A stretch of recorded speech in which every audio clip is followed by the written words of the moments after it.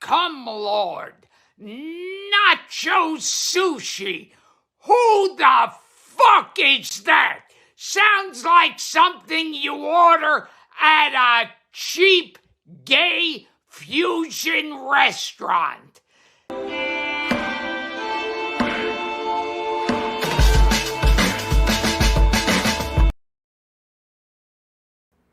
All right, undo all my mute buttons. What's up, you heathens and demons, you sinners and saints? Beautiful, blasphemous bastards. Welcome back to the Raging Atheist. Prime time. I hardly ever do it this time of the day anymore. But this is gonna be a fun little episode. At some point, I will open it up. I'm gonna go over some things and give I guess a presentation, something that I wrote out that I've been kind of putting together for the past few days. And once again, something happened last night that kind of pushed it along. Christians are itching at the bit to come and chop off my head philosophically. It's what it's all about now. So we're going to kind of get into that, and I'm going to lay out why I think that the God of Abraham is without a doubt immoral, and then I'm going to open it up, and I'm going to have a somewhat open discussion about it. Now, like if you want to come in and have a conversation, a conversation in good faith, well, then we won't have any issues. But if you want to come in and try to take it to a philosophical place that I'm not willing to go, I'll just throw you out. If you come in attacking me, well, then I'll just cuss you out and throw you out. That's what I do best. So at some point, I will be opening it up. At some point, I will throw the link in the side chat. I can have up to 9 people. And, yeah, we'll converse for a while. We'll have a discussion. But as I said, ever since, the whole Khalil Allah thing, and I got irate and I said some shit. I'm sure that Smokey Saint has been showing that nonstop on his channel. He was in the side chat that night. A lot of Smokey's people have made comments. One of the people that made comments came into Jay Passick's channel last night. And I was just kind of there after work shooting the shit. It's late. So after work, I double up shit on my pain. The pain in my leg is really bad. So after work, I take medication. And even without that, just on a normal day, like the accumulation of medication through the day, by the end of the night, I'm pretty whacked out. I've really been trying to just find like low-key conversations with friends or people of like mind that isn't going to be really too combative. And so, and I got that on Jay Passick's channel, and I made a mistake going on to Praise's channel. It was a huge mistake. But there is some drama on Praise's channel that, I've been a part of.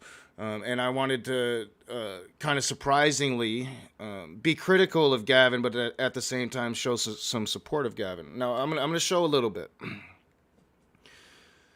But we'll start with what happened last night on Jay Passick's channel. So let me get it over here. We'll watch a little bit of this. This was fucking weird and funny and hilarious. Yeah. If you're not subscribed to Jay Passick, go subscribe to Jay Passick. Now, when I am showing this, and I'm not going to be doing this the whole stream, I will open it up, and then I will really be able to see chat again. But when I have it on the screen, I'm not going to be able to see chat. So we'll get right into it. Yeah, how old are you? Can you hear me? Yeah, we can hear you. Yes, we hear you. Oh, okay. So I'm 26. Ooh, man, I need to see some ID on that shit. All right, so meet Derek Lee. Derek Lee's been coming in the comments ever since the whole thing with, or not ever since, a few days after the thing with Khalil and, me, like, fuck philosophy. What has philosophy ever done for the hood? I got irate. But he's been coming into the comments and leaving, like, super weird comments that is impossible to understand. And, he found me on Jay Passick's channel, started talking shit. So I started reading his comments on Jay Passick's channel. And I'm just like, do y'all understand this shit? Nobody could understand it. It was really super weird. And then so he decided to come in and challenge your boy. Didn't work out too well for him. So basically, what I want to say is that if you don't know anything like a topic, then you shouldn't be talking about it. What topic Like, are you referring to? Which topic? Which topic? no, I'm just saying like is I see people say, "Oh, I know about philosophy," but then they don't talk about it. You know? Yeah, I don't say I Well, know about philosophy. yeah, Yeah, nor do I. you're making an argument that no one's made. Right. No, I think I think this amazing atheist thinks he I don't think you think too much, bro. And I'm not the amazing atheist. That would be TJ Kirk. I'm the raging atheist. We have some pretty different politics, the two of us, and we look completely different. And, you know, the name's not even really that similar. The amazing, the raging. Yeah, I mean, it's in beat with each other for sure, but, you know, the amazing is the amazing, and the raging, well, as Matt Powell will tell you, that's just, you know, me and my out of control emotions. I'm the raging atheist. Please don't disrespect okay. me. Well, it doesn't matter. Please don't disrespect me. Okay, so Wait, basically, Knock, did you put on weight? so basically, Yeah, no. Just Did checking. you put a banana up your butt? I left a comment talking about. Yeah, it was No, undecipherable. wait. Let me explain. Basically, what I'm saying is that there are atheists that know more than you, yet you want to say, "Oh, like, uh, Dude, it's like you make it sound like you know, like more." No, hold on. You're still sticking to something. You seem to be missing something here. Knock has actually said that he's had people offer to teach him some stuff about philosophy. He's tried. He doesn't really care that much about philosophy. I don't blame him. It does get really fucking dry. But he's not coming, his videos aren't really coming from a place of philosophical background, more along the lines of political and theological commentary on particular issues. And often more than not, just like pure raw emotion. You know, I'm like this emotional roller coaster, and anybody that's known me personally will tell you that, and they'll tell you that that's if they no longer associate with me personally, they'll tell you that's probably the reason, because I am an emotional roller coaster. It's just the way I've always been. Native Americans told me it was bear spirit. You know, I have the bear raging in me. Now, I don't believe in none of that nonsense, but I do. I've always been just a highly emotional person. You know, my emotions get affected a lot of times, and sometimes a lot of times I allow myself to react emotionally. Hence the Khalil Allah conversation. I reacted emotionally, and I didn't show myself well. And I think that that's part of the human experience. I really do. I don't try to sit here and put a bow tie on some perfect image. I'm just me. I'm just a human being, and I'm going to make mistake after mistake after mistake after mistake. But I always try to learn from them. I always try to learn, and I always try to improve. That's me. That's who I am. Mm-hmm. So I don't know what exactly your complaint is, other than one that you seem to be fabricating in your own mind, and it's not really doing you any good. So I want to add. So I mean, that's essentially, you know, what's been happening this week. Like anytime I go into a room, there's always somebody, and always a Christian, just like itching at the bit. Like, I'm going to really be able to get Rage now. You know, Rage has spent the last 3.5, 4 years catching Christians, and I've caught quite a few of them. That feels good. I didn't like getting caught, and I got caught. And now all these Christians want to do the same. Even though I have always, I should have gotten caught a lot earlier, because I've always said I don't know dick about fucking philosophy. Never really cared to. Now, I have spent some time studying and getting to know political philosophy, but that's a different thing. That's like, you know, that's politics. But I've never hidden the fact that, you know, I'm not some philosophical dude. I ride my emotions, and I talk about, you know, usually whatever I have an emotional reaction to. And usually whatever I have an emotional reaction to will lead me to my causes. to whatever I'm, advocating for. I've told the story several times on this channel now. I used to be an extreme homophobe. What led me to being an ally of the LGBTQ plus and seeing them as human beings is seeing the tragedy that happened to Matthew Shepard. My emotions were able to take over there, and I was able to change myself just based on the emotions I was feeling over that incident. And, a conversation with a coworker that I worked with at the time as well. The two things kind of came together, and I was able to emotionally change myself into a better human being. That's how I've always been. It's kind of, it's why I'm not super huge, but it's why the people that follow me are somewhat loyal to me, because they know I'm completely honest and I just represent myself. That's just what I am. So we're gonna move on to kind of a little bit of what happened on Praise's stream last night. I'm only gonna really look at just a little bit. I'm not interested in the Christian's hard on for me because that was apparent. Not letting. All right, so this first part is, so I was on Jay Passag's channel and they were talking about, Praise had a stream and I guess shit hit the fan between Praise and Gavin, and Praise took the stream down, and then Praise had another stream, and it was pretty much inviting everybody in to come in and kind of voice their gripes about Gavin's moderation. So to me, the focus of the stream was Gavin and talking about Gavin, and I've suffered at the hands of Gavin on Praise's channel, muting me, messing with my microphone, putting me backstage. But I also wanted to go there and just show a little support, because I pretty much understood that, Gavin was going to be taking some shit if this was really going down like it was being advertised. And I wanted to make sure Gavin knew that I actually appreciated him. Like, he makes me laugh. He engages. Like, when he's not on, I appreciate our encounters when he's not on Praise's channel and he has all that power. And essentially, I did end up saying that to Gavin. But it seems like wherever I go now, it's like, and it's my own fault because of the nature of what I say in my videos and all of that. I really hit some spots, and Christians especially. So now everywhere that I go, the Christians are just like itching.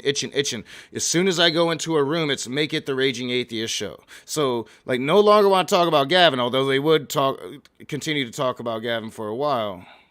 But as soon as I show up, it's immediately go at rage. Let's take a dig at rage. And then, this guy, Redefined Living, Sam, whoever the fuck that is, his whole intention, I want to take it off of Gavin, put it on the atheist. And that's what he did the whole time. And then the moment he had a chance, he tried to pounce on the whole philosophy thing, which was probably my fault. I brought up something. You talk about the morality of the God of Abraham, and Christians want to instantly go to philosophy, and there's a reason for that. It's because it's the only way they can really justify it. And they definitely don't want you given some specific instances. Last night, I never got past the swords through the baby's brains part. There was so much more to say. And I never really got to say much of anything. So we'll just watch it. This is right when I come into the room. And you can kind of see, just the love this man must have for me. Just waiting for me to come into the room, wants to throw out that dig. Can't contain the love. Not letting people talk at some point is not cool. But I mean, on the other hand, it's a double-edged sword, right? Because some people need a mute button for sure. So that's my. Yep. And I would agree. I would agree with that, Sam. But here's the thing. I'm a content creator. Yeah, it might actually help if I put it on the screen for you guys. Huh? That might help. And the thing that I do, I want to have the option to have theists on, to have a decent conversation.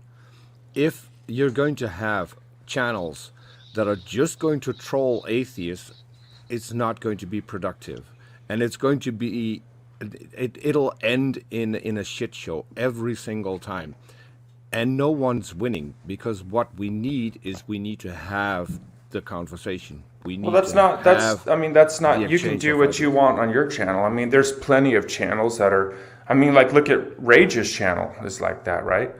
I mean, I'm sure he wouldn't lie about loving nothing more than to troll Christians. So it is what it is. It's I Praise's think I get channel. He can trolled by do what he wants. Christians. I don't think I don't actively go about trolling Christians. I'm hardly ever in Christian side chats trolling them. I respond to their No, videos. you don't. Yeah, that's true, Rage. Yeah, what's up, Rage? Good to see you, man. Just saying, for each his own. Hey, what's up, man? All right, so I mean, and even like Praise agreed with that. Like, I'm hardly ever in a Christian side chat. There has been times when I've went on Praise's channel and I end up trolling because Gavin is a fucking dick.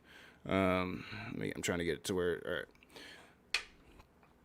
And then it does go on for a little bit. The whole Gavin not wearing pants thing comes up. Randolph Richardson actually comes in and just reiterates to Gavin, yeah, this is something that's kind of a serious issue. There is you should be professional in these things, as professional as possible. And definitely not wearing pants isn't professional, especially if you're going to stand up and reveal that you're not wearing pants. Definitely not professional.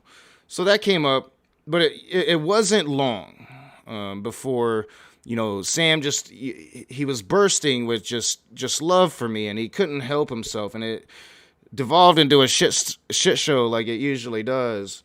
And he wanted to catch me on. He wanted to have a philosophical conversation, and it's because I brought up having a debate with Praise, because Kent Hovind's not going to debate me outside of evolution. So when Kent Hovind doesn't do it, I wanted to offer Praise the chance, since I had seen in my side chat that he would like to debate the topic. That when Kent Hovind doesn't do it, Praise, I would definitely take that debate with him. Not trying to bring it up, not trying to talk about it. I don't have any of my notes. I'm not really prepared to have that conversation. We're having a conversation about Gavin and his moderation. And I was actually just fairly supportive of Gavin, trying to be as fair as possible in the situation. So let's check it out. This will be the last little clip we watch, and then I'll get into my whole little written spiel about the morality of the God of Abraham. But like real quick, I'm not sure. I was saying she can't come in, Praise. So when Kent Hovind says he won't debate me outside of evolution, you're going to debate me on that topic, right, Praise? On evolution? No, on is it moral to worship the God of Abraham? Oh man, I would love to debate you on that, man. Because Kent Hovind, he'll never have that debate with me. So, no, I will though. I would love to. I saw that in my side chat, and I was like, yeah, I'm going to take this opportunity, and we'll when he doesn't do it, we'll set it up. Heck yeah, man! I would appreciate that. I would enjoy that debate. So I would let's too. talk about that. So before you would even be able to have that debate, you would have to first demonstrate how anything can be immoral, because morality actually proves God. Morality actually proves God. No, it don't. Wait, what the fuck? No, it don't. What the fuck you talking about, Willis? What the fuck you talking about, Willis? No, it don't. So, it instantly got, and I think I even got back to the place like, fuck philosophy again. I don't care about philosophy. I'm not trying to have a philosophical conversation. I was simply trying to throw Praise a bone.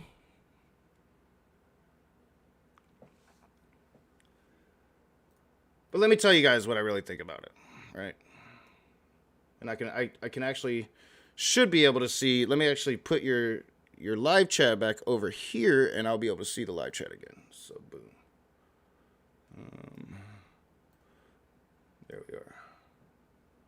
What's up, guys? I see Oz is here. What's up, Oz? Lucifer Almighty, Spooky Bed Hair, Comrade Jerry, Scott Duke, Ox, Iron Chair Tier. Did I say that already? Lee Spanner. Yeah, guys, welcome. This is gonna be fun. And I'm gonna open it up, and you guys come and tell me what you think. As long as it's productive. I'm not, you come in trying to attack me. I'm just I'm gonna go the fuck off. I ain't gonna have it today. I'm trying to improve my mental health. So let me put my screen yards back up. And that's not going to work over there. So we're going to put that over there so everything looks like it should. All right, we're back to normal. This is how it should be. All right, so the definition of morality. Principles concerning the distinction between right and wrong or good and bad behavior. A particular system of values and principles of conduct, especially one held by a specified person or society. I like that definition the best. And the extent to which an action is right or wrong. The definition of evil is profoundly immoral and wicked. So, I never really understand people that say they don't believe in evil, because to me, evil is just an adjective. It's a word to describe a thing.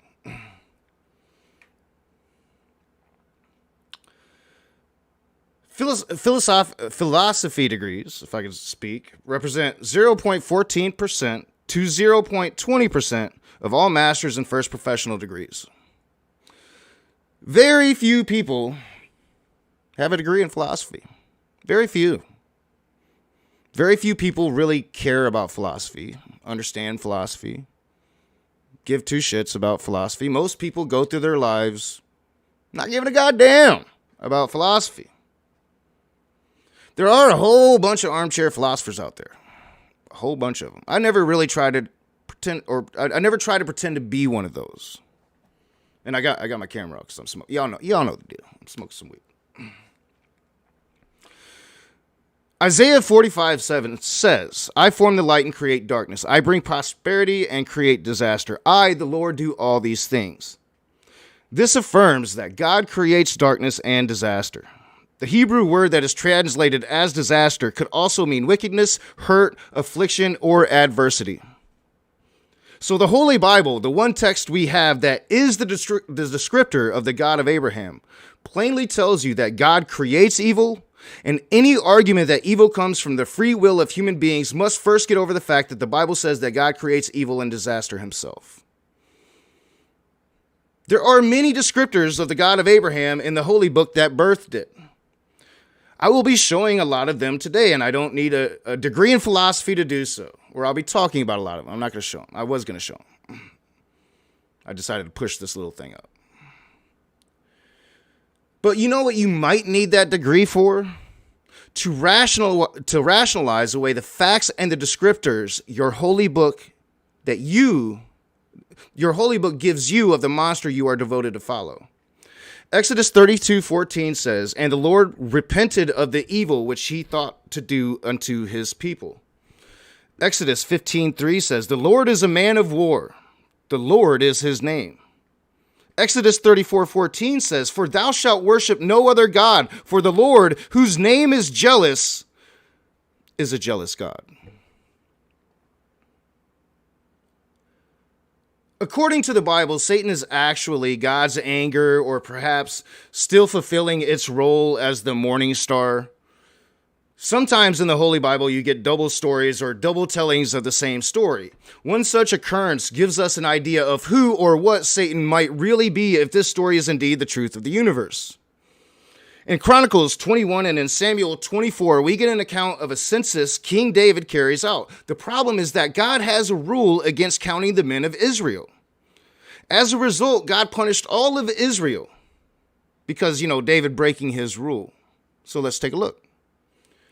Chronicles 21:2 says, so David said to Joab and the commanders of the troops, go and count the Israelites from Beersheba to Dan. Then report back to me so that I may know how many there are. 2 Samuel 24:2 says, so the king said to Joab and the army commanders with him, go throughout the tribes of Israel from Dan to Beersheba and enroll the fighting men so that I may know how many there are. The most interesting thing about these verses is the verses that come before them. These tell you why David went ahead and did the census. 1 Chronicles 21:1 says, Satan rose up against Israel and incited David to take a census of Israel. 2 Samuel 24:1 says, the anger of the Lord burned against Israel, and he incited David against them, saying, go and take a census of Israel and Judah. Two stories about the same event, but with two causes. Or are they different? All throughout the Old Testament, we get descriptors of Satan still being at least under the will of God, if not an aspect of God itself. 1 Timothy 1:20 says, of whom is Hymenaeus, terrible pronunciation, and Alexander, whom I have delivered unto Satan, that they may learn not to blaspheme. In this verse, God uses Satan as an instrument of instruction on why one shouldn't blaspheme. And most Christians would have you believe that Satan is the great enemy of God and of themselves. Yet the Bible just doesn't really seem to say that.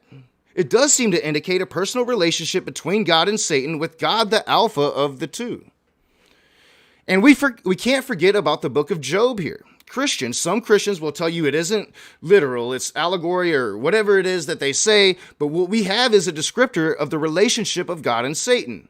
In the book of Job, Satan approaches God like the old pals they are and wants to test Job, God's most loyal servant. The idea being Satan would destroy Job's life, then Job would no longer be faithful to God. God is eager for a little sport and takes Satan up on his challenge. But Satan needs permission to be able to influence Job's life. And more than that, he needs the power from God to do so. Job 1:12 says, and the Lord said unto Satan, behold, all that he hath is in thy power. Only upon himself put not forth thine hand.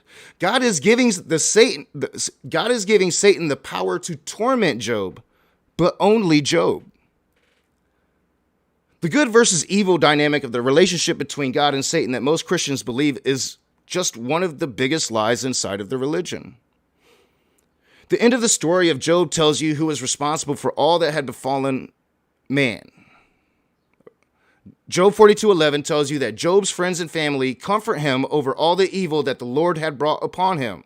Not Satan, that the Lord had brought upon him. Just the mere fact that we are intended to fear God speaks to a level of immorality inherent to the being. The Old Testament describes God as angry, resentful, and jealous, a God of wrath, of fire, and brimstone. Many verses in the Bible instruct you to fear God, and it is a primary instruction. It is necessary.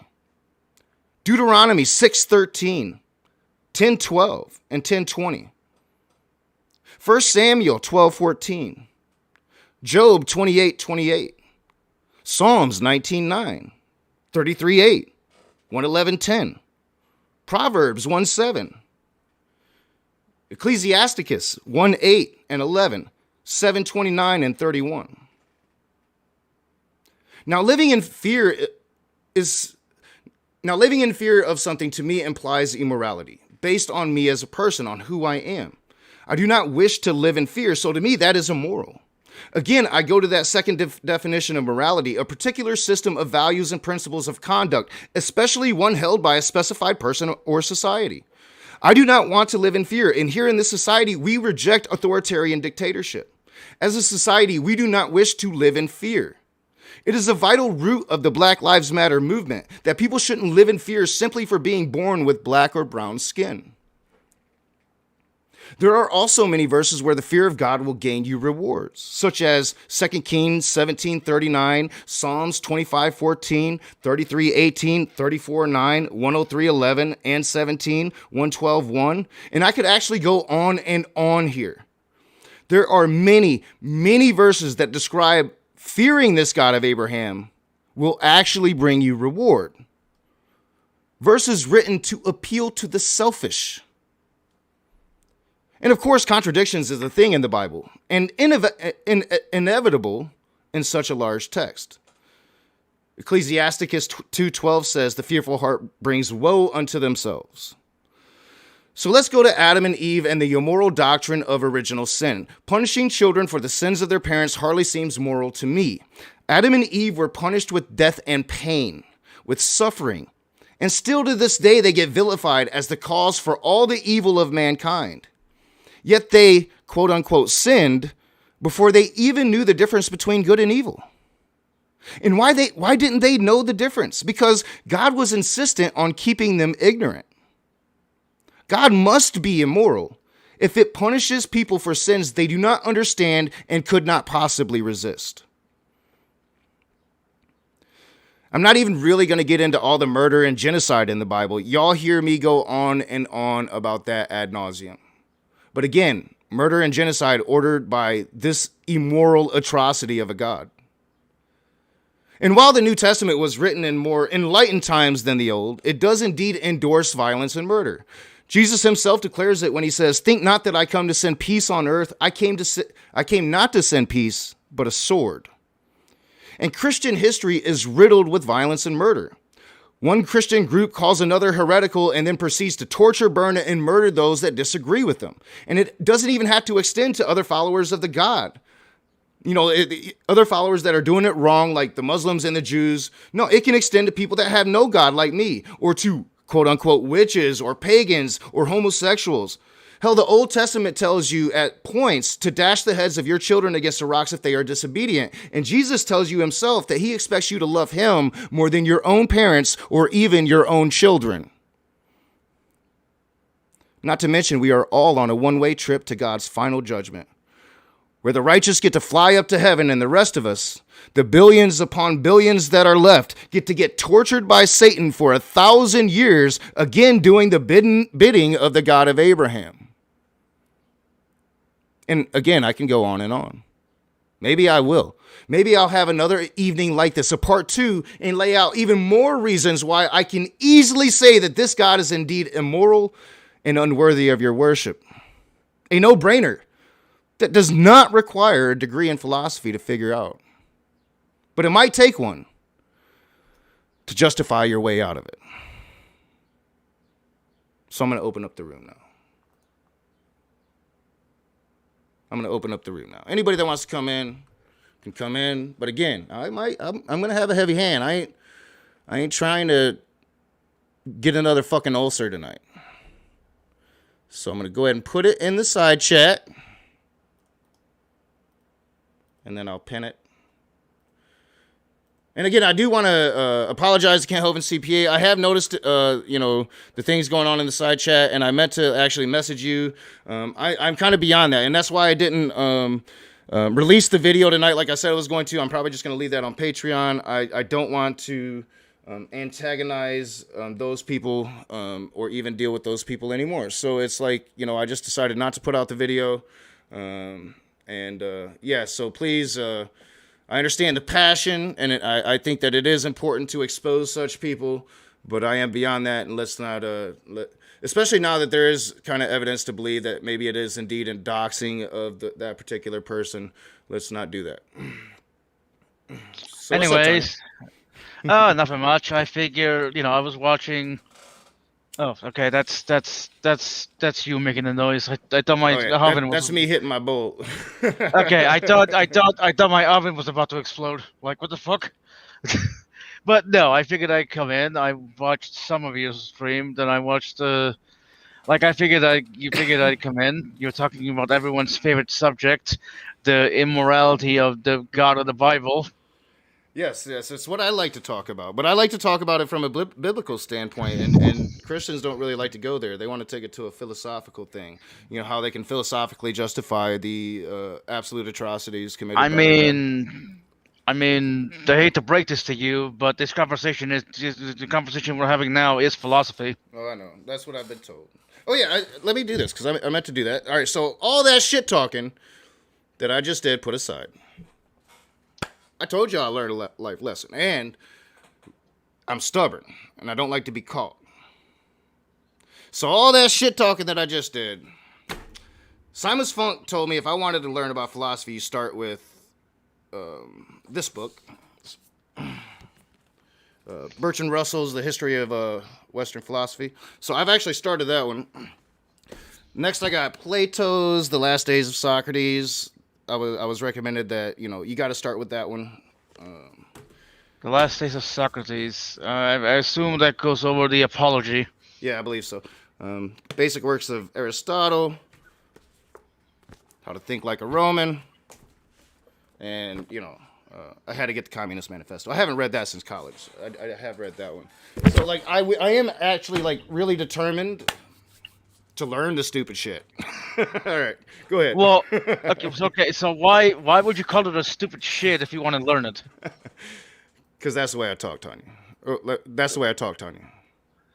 No, I don't know. It's just weird. I know a lot of people don't really have the best love for philosophy, that's because it always gets misused by the Kent Hovins of the world and the I should have mentioned his name, but other people of the world. You know what I mean? Like that's what I've noticed, right? A lot of people just have this disdain for philosophy because they see it as pseudo intellectual. People being intellectual. Holding it over other people when they do philosophy every day themselves. Like whenever you ask a question, hey, what? Well, no, actually, no, not the question what time it is, but well, I suppose that could be a philosophical question. Hey, what time is it? It's 4:15. I suppose that could be a philosophical question. You know, I've never, I talk shit when I get angry, but like I don't really think, philosophy's stupid or anything. It's just not, it's not something I've ever gotten into. It's not something that I see as important. Like, as I said, and as I laid out, I don't think that you need that. Like, I think if you're going to come to a determination on a God, right? Like, you have descriptors of that God and you go to those descriptors and you determine whatever you're But going to determine about that God. And when it comes to like knowing morality, we all have a sense of right and wrong, and it doesn't require a degree in philosophy to figure that well, out. no. I see. Yeah, but see, this is where I think you're kind of going wrong per se because you're saying you don't need philosophy in an academic sense when No, in fact I'm we not. all do philosophy anyway. I'm not. You know what I I'm mean? not saying you don't need philosophy in an academic sense. I'm saying my reality isn't. Um, it isn't required within my reality. That's what I'm saying. I'm saying some people get off on philosophy, like you clearly do, right? Like you enjoy it. I'm assuming. I don't. Well, Uh, you assume correct. You assume correct. I will I just say don't enjoy it. I will straight up say that. You assume correct. That's kind of what I'm saying. So, but I understand that it is something that I need to add to my toolkit, and I understand that I don't like getting caught, right? I mean, who does? Yes. Nobody likes getting caught in traps. So, talking to Simus Funk, and he laid it out, and I do dig and I do get off on history, right? So, he was like, well, start with the history of philosophy. Start there, and that'll give you an idea of, point you in the direction that you should go. And then I talked to a few other people, and they said, if you're going to start with Plato, then, it needs to be the last days of Socrates But and blah, blah, blah, blah, blah. But, I read Plato back when I was in college a little bit. I got in, back then, I was trying to be a hippie, and I was yeah, probably a this lot more isn't. philosophical. Yeah, this isn't a discussion about the usefulness of philosophy or what philosophy is. That could be its own stream. I I don't know. Like, fuck you, God. You're a monster. All right, who gives a shit about it? Moving on. And no, I'm fucking. I don't believe the Bible literally, but most Christians do. Yeah, I know, and Well, I'm it's talking to the side very. chat. Yeah, it's very odd how people like Jill, just use the Bible for literally every decision. Oh well, the Bible tells us like, do you not have any free will of your own? Like, just you know what I mean? It reminds me of this one video from Fairmine Trees where it was called the what was it, I think the instruction manual, where he told the story where everybody read from an instruction manual that what I mean, if they had a question about life, they will look at it, and it's supposed to have answers to all problems of life. But like the protagonist, or the guy is like, well, okay, this doesn't really do anything for me if I remember the video correctly. And also I also showed how one person's instruction manual is different from the other. So okay, which instruction manual do you find? Do you follow? Yeah. Like, do you follow yours, or do you follow the guy? Like, you know what I mean? It was such. Well, It see, was. my It problem was is such I a always poignant follow mine. metaphor. That's my problem. And then I end up sitting here, like I won't even look at the damn directions, and I would try to put the damn shelf together, and about an hour and a half later, after I'm cursing and I've done banged my thumb a few times with a hammer and I put the wrong shelf in the wrong place, then I'll pull out those damn directions and start from scratch. That's me, Tanya. Well, I mean, you do you, boo. You do whatever you do. I love that. That's awesome. Well, hey, you know what? Like I said, Oh, you do you're not right? blocked, Danny. I just haven't responded yet. I will check out that book. Rage. John blocked you back in the day, but I unblocked you that day. Yeah, it's Danny. I don't know. I haven't talked to John in a while. I hope he's doing all right. Yeah, I talked to him not too long ago, and it's he's having family issues for real, and he's going through a very difficult time in his life. Yeah. His mom's basically dying. She has Alzheimer's, and she's in that end stage, and he's going through that process. Oof. So I told him, take as much time as you need, and he's always welcome back if he ever wants to come back. Yep. So, but yeah, there is a lot of misconceptions, and it's basically because my issue is I get fucking irate. And then I go and just start cussing because I am kind of from the hood, and we kind of do that shit. Oh, you can't get into StreamYard. I don't understand why that is happening, Danny. Like, okay, you know what? No, actually, no. You know what? I'm not gonna pick on Danny today. I'm gonna be nice. Yeah, I'm not. I'm not sure. I'll have to actually look into that. I'll have to actually look into that. And I see Khalil is in the side chat. What's up, EA Show? So yeah, like I get irate and I start cursing and I get pissy, and I say shit that I don't really mean. So that's something that I've always kind of dealt with myself as well. So basically, when you were shit talking philosophy, that's you just raging. Yeah.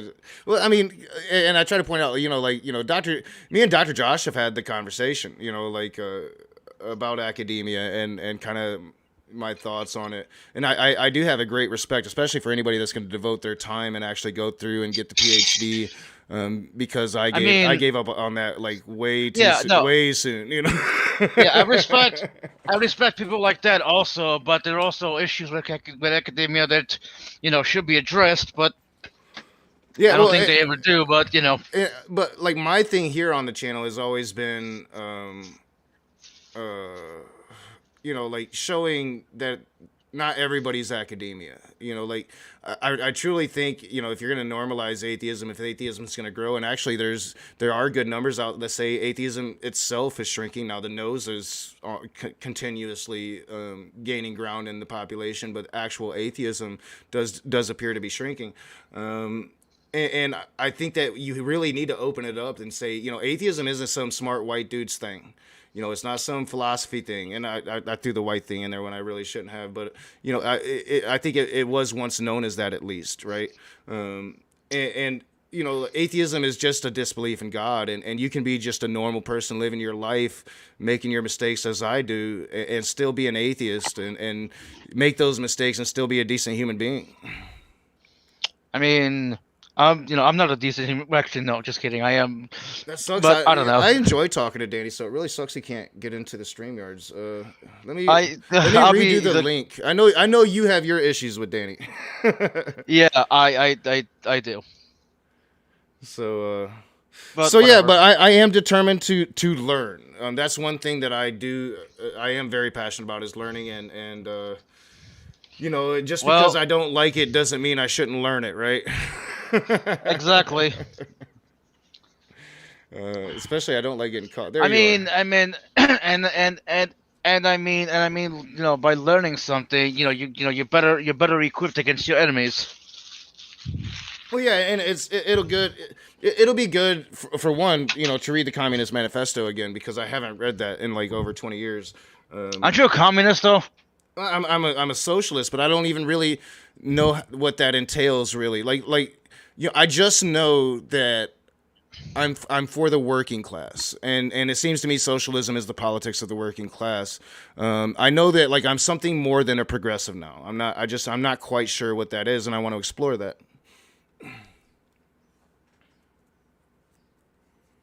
Yeah, is your kind of disdain when, let's say you presented all those verses in the Bible, and then they come up with this like kind of distant argument, as you would say, philosophical argument, and it feels very detached from like where you're coming from. Mhm. Like when you point out the verses, is that what you're kind of speaking to?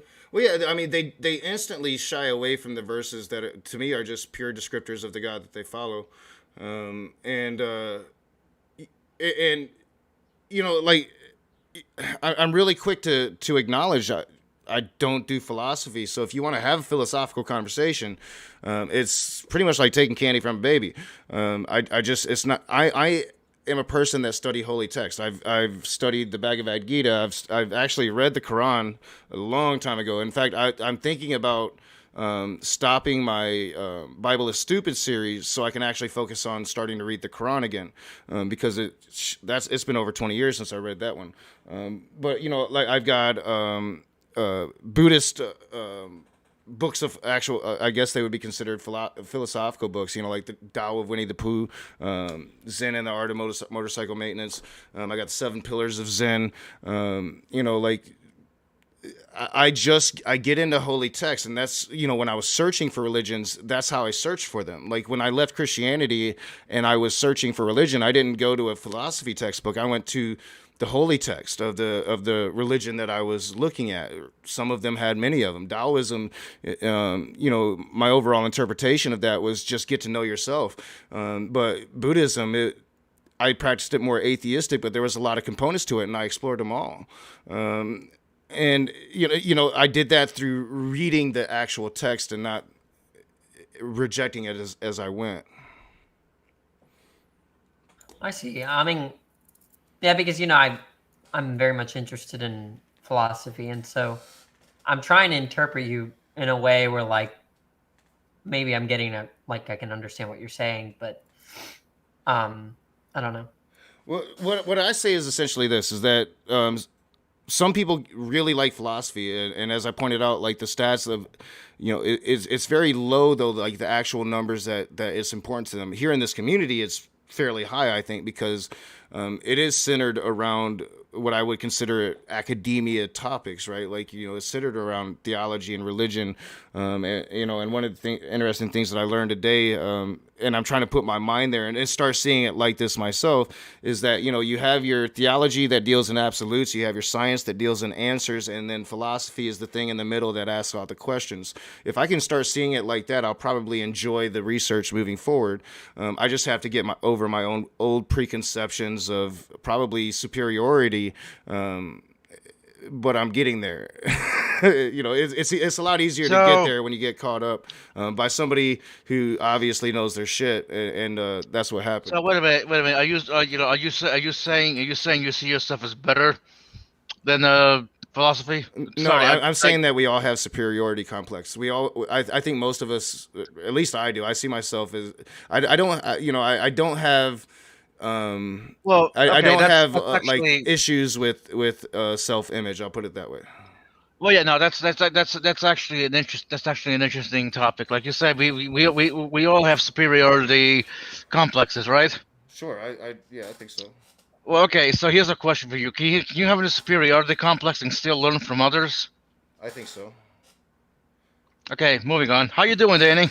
Well, I mean, I say I think so because, despite my superiority complex, I am able to see myself in the moment, right? Like, so it took me a while, but eventually I was able to calm down and be like, you're an ass, so let's moderate my tone. And then I was, as I showed you the books earlier, able to learn from that experience. Just because I got aggravated, got mad, and it's taken me a little while to get over it, doesn't mean I'm not willing to learn from that experience and make myself a better person.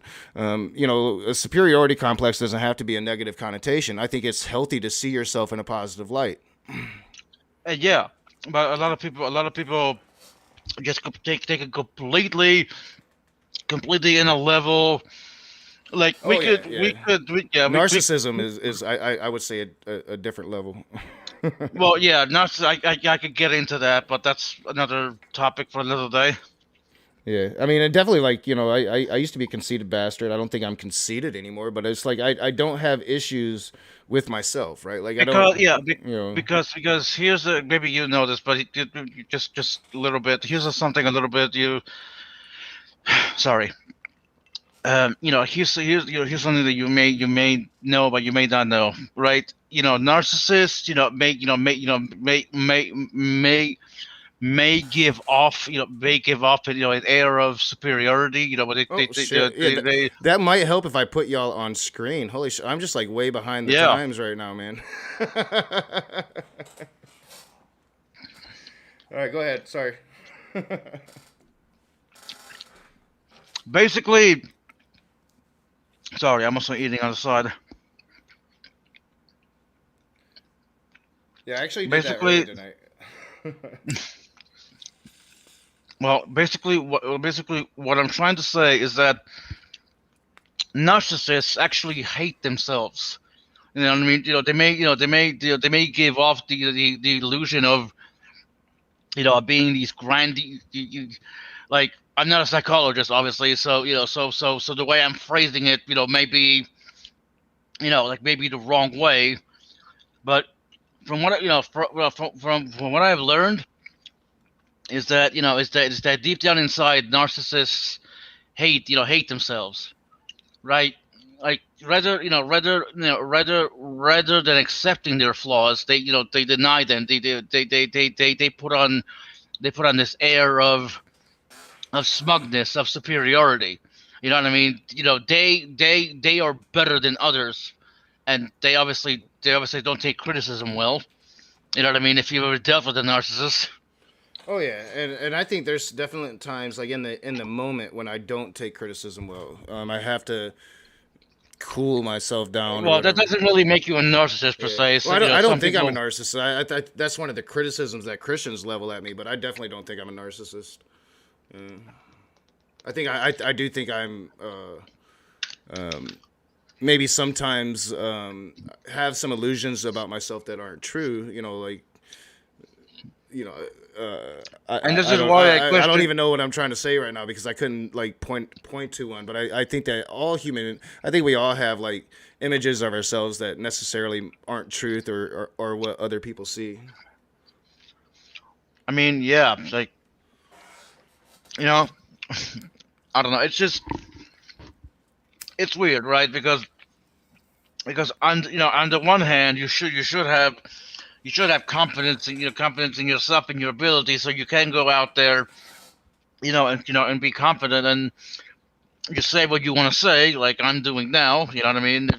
There used to be a time where I wouldn't be caught dead in this live stream. Now look at me. Even though I'm stuttering, I'm actually talking, which, woo, progress. Oh yeah, and you talk a lot more than, like, when you first started coming on my streams. Like, you're a lot more active in the conversations now. Yeah, well, trying. But but there are times where I go on streams and I try to get a word in edgewise. People interrupt me. I'm like, yeah, okay, you know what? I'm just gonna mute. And then and then you have assholes, who say, "Today, Junior," like, hey, asshole, I have a speech impediment. Give me a fucking break. Yeah, that always kind of aggravates me. Yeah, I understand. Like, I cut people off. I oftentimes get impassioned, especially when the topic of conversation is in my wheelhouse. But I never really, like, mean to. And I think that you should try to be conscious of it. And yeah, I think too many people aren't.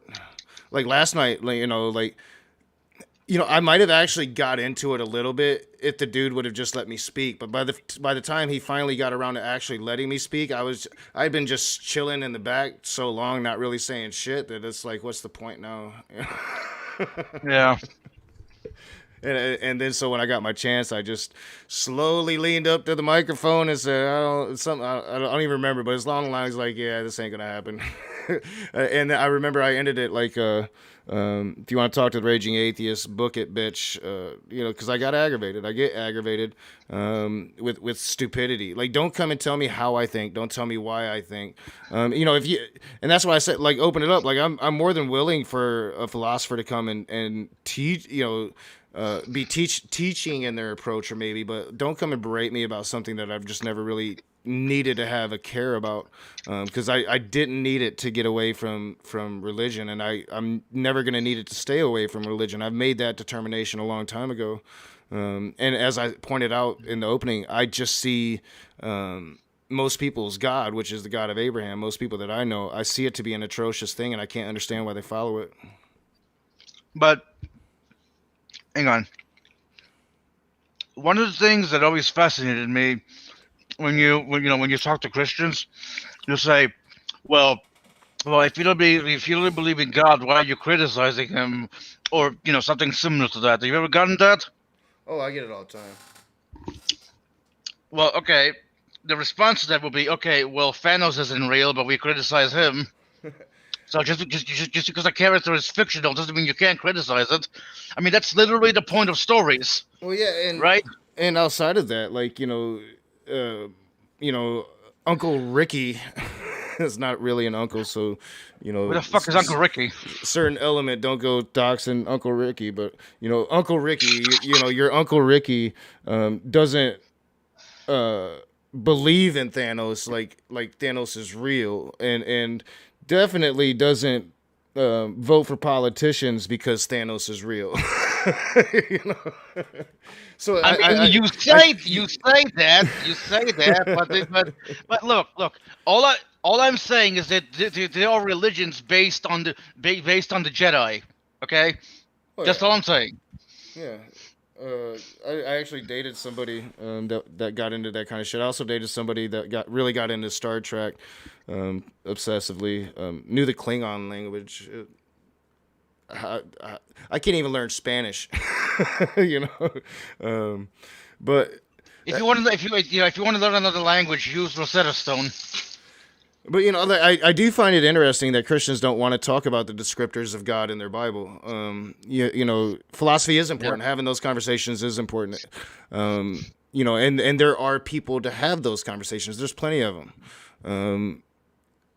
But there also needs to be people, I think, talking about the actual Bible. I think most atheists do come to their atheism based on what the literature says, and based on a level of disbelief in what the literature says. I mean, I was always an atheist, so I know. So I never had that.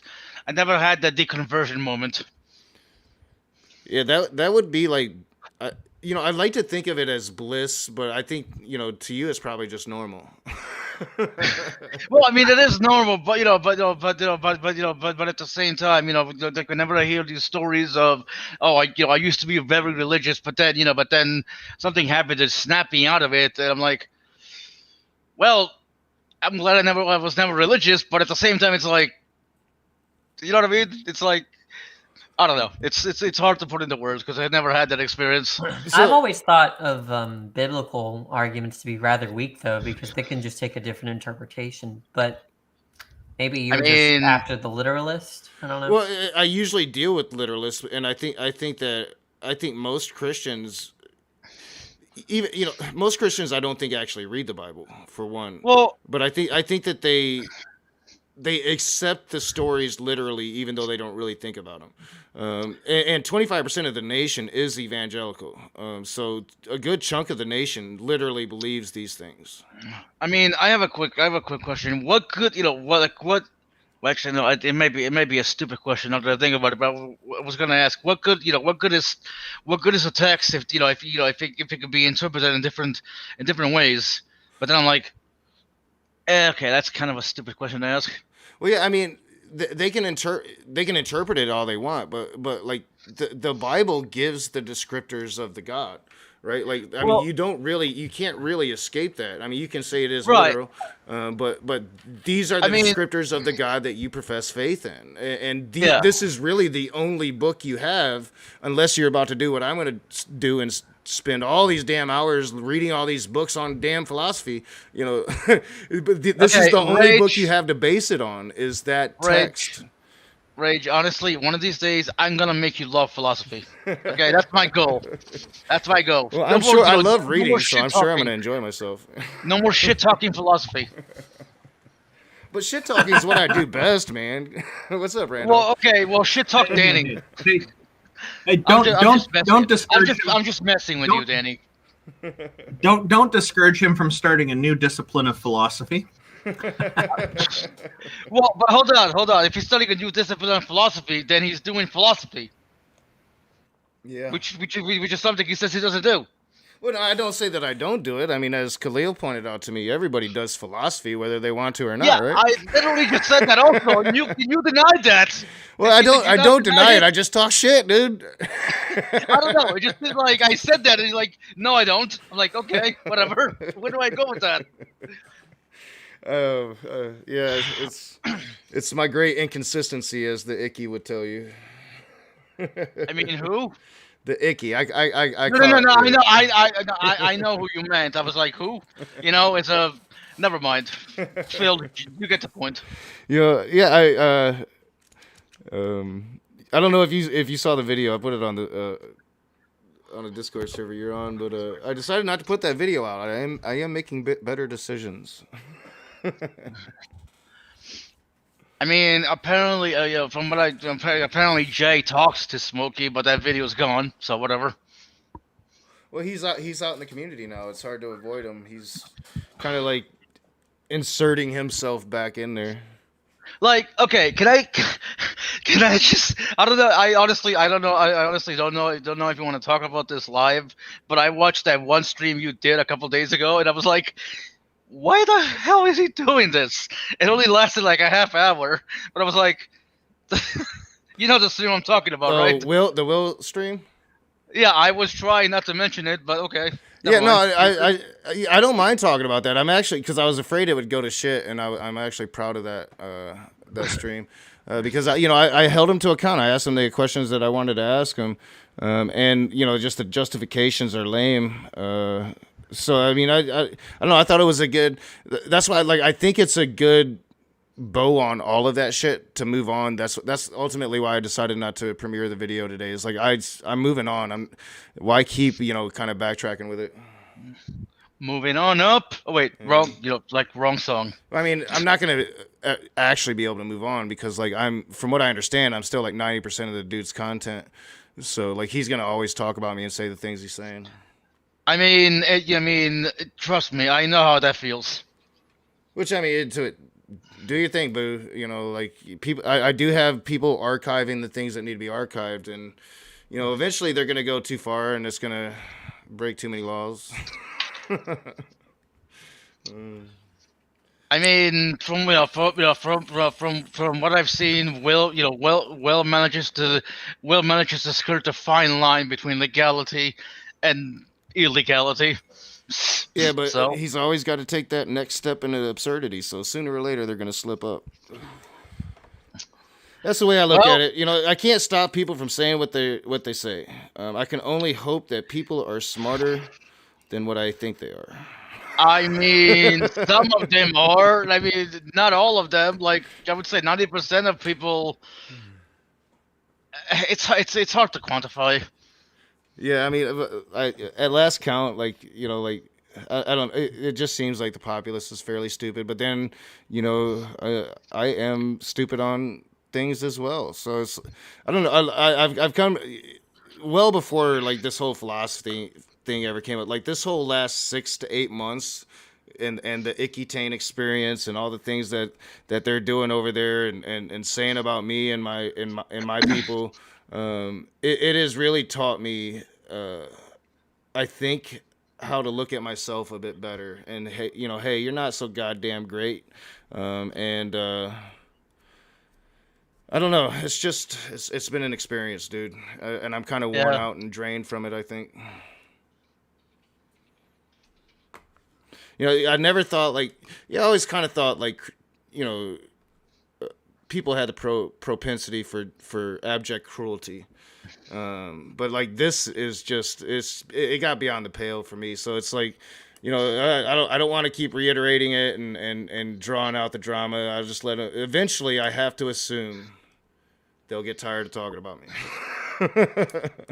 I mean, you would think that, but so, some people always talk about you, whether Yeah. you want to them or not. Well, I find it all the Whatever. time, and I usually get off on it. I really do. Like, If you- especially if it's challenging my, like the things that I put out. Like at the beginning of this video, I would love for a Christian to challenge that and actually talk about the things I said.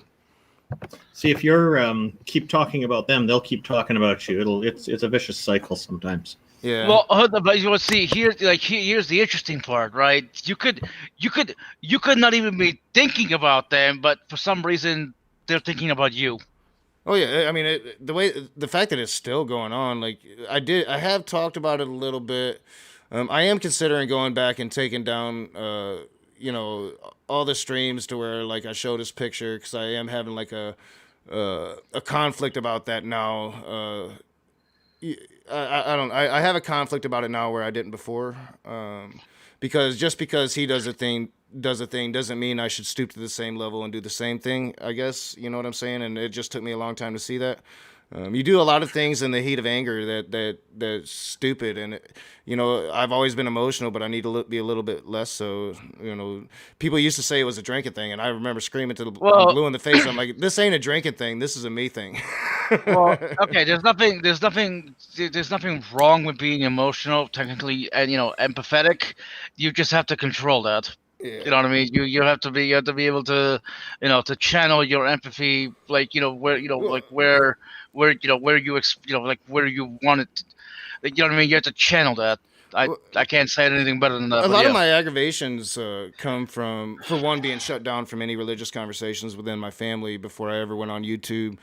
Just trying to ask questions of family members and being shut down, being judged. But I mean, my family's treated me like shit my entire life, so I understand that. It's really not new for me. I've always kind of been the black sheep. Anyways, but like, well, technically, I'm the white sheep because I'm albino.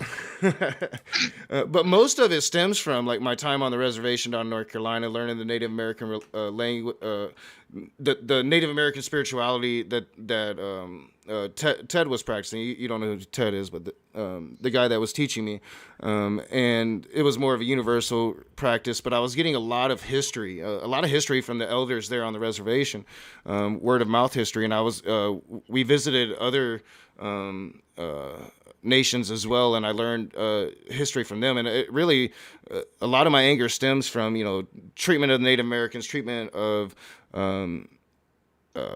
how they are still treated, and the fact that I missed out like 20 years of my life of knowing my true heritage and where I come from and knowing my true people and being a part of that, and also the fact that I don't have quite enough blood, and my atheism has really driven a wedge between what relationships I did have with old Native American friends.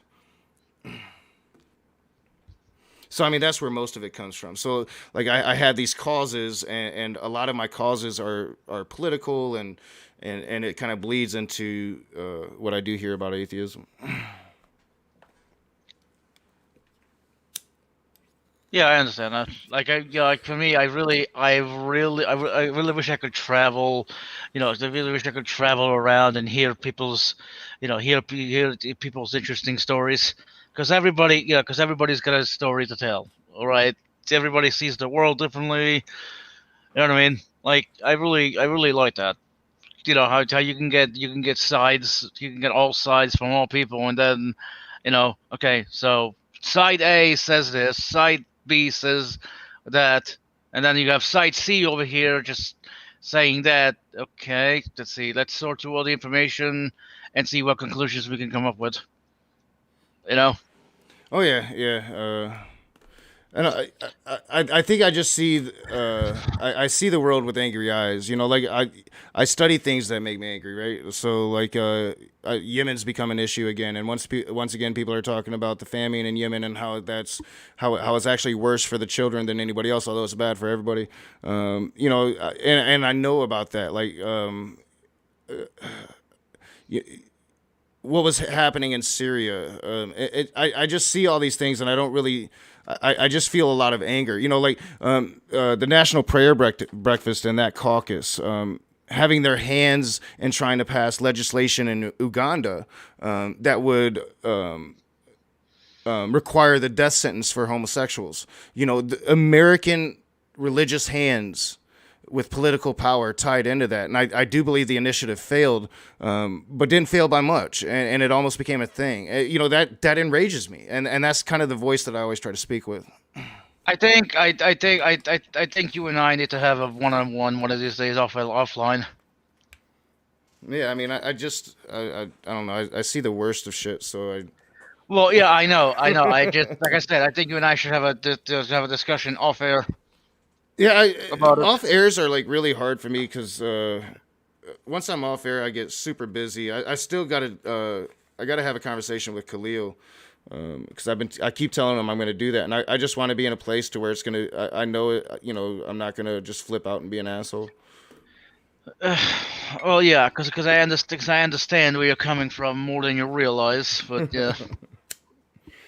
Oh man, I'm smoking way too much weed. I need to stop, man. Holy shit.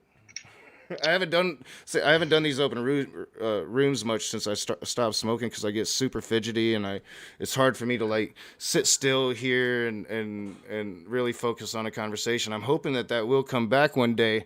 The longer I do this thing.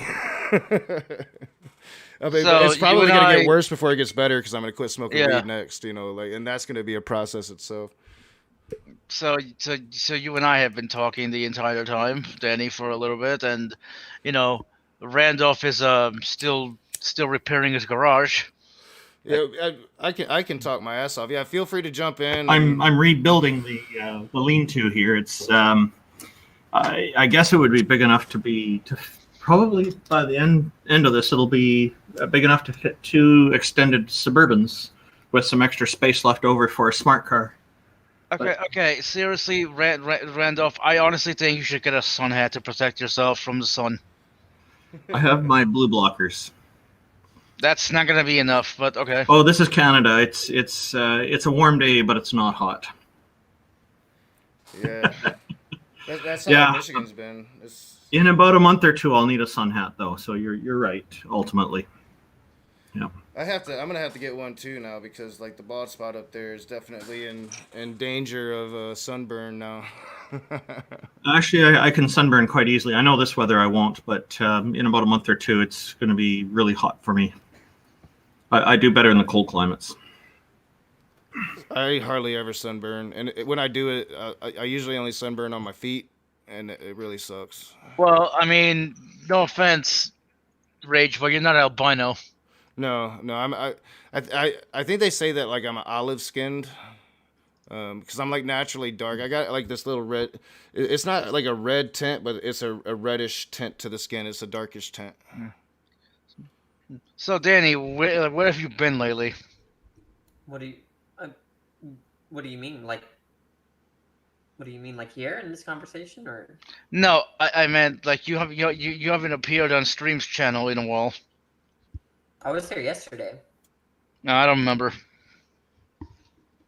Yeah, I will. EA show. I'm thinking like. I was really sick. Sorry. I had coronavirus. Wait, what did you say? I had coronavirus, so I took a break also from Monday, Tuesday, and Wednesday. Oh, you got infected? Yeah. Well, that sucks. Hopefully you'll recover. Most people do. Yeah, I heard about your situation. I'm sorry about that. It's starting to get better. Like I have good lung days and I have bad lung days, but the bad lung days they seem to be a lot less now. I mean, smoking weed doesn't help. No, that's why I gotta quit, dude. It actually literally hurts to smoke now, but like since I quit smoking cigarettes, I smoke way more weed. It's free. It's like like it was free and easy to get like before we legalized recreationally when it was just medical, but now it's like, dude, I haven't paid for it since we legalized it for recreational. It's like a never-ending stream of weed. Rage, we should have, I mean, maybe not now, but like we should talk about philosophy sometime. Maybe Well, yeah. like I can introduce it to you in a way. Go ahead. Well, I can introduce it to you in a way where like it's palatable. Well, yeah, because I teach philosophy. I'm definitely I'll definitely reach out to you as one of the people, especially when I have questions about what I'm reading. And I'm sure. I That looked at I the can books that still, you were reading, though. Looked at the books that you're reading now. The if you like the history, the Russell book, the History of Western Philosophy, that's a good book for like if you're like into the history and stuff. But all the other books is just too much. It's like there are a bunch of primary sources set in. I mean, you have what Plato and a bunch of other ancients. Well, Probably I got Plato and Aristotle. Marcus Aurelius, I've actually read before. I've read Aristotle before, and I've read Plato before. I can understand yeah, but reading it's philosophy. not friendly stuff, though. You Oh, see, yeah. like it's just gonna turn you off more to the whole discipline. Well, I'm gonna go get more books. So, like they, Simus recommended the history, so I'm gonna be invested in that until that's done, and then I'll probably reread it, and then I'm gonna read the Plato one. But then I'm gonna go. There's a few other books that I've been told about that I want to get, and you mentioned one that I'm definitely Think by Simon Blackburn. Yeah, I would recommend that to anyone that want. Yeah, but are you a reader then? Like you like to read? Oh yeah, dude, I've read thousands upon thousands of books. Oh, nice. But That's most impressive. of that's fiction though. Like I really enjoy fictional books. I like I'm a storyteller myself. My ultimate dream was to be the greatest fictional writer of all time. I wrote some books, but never became that.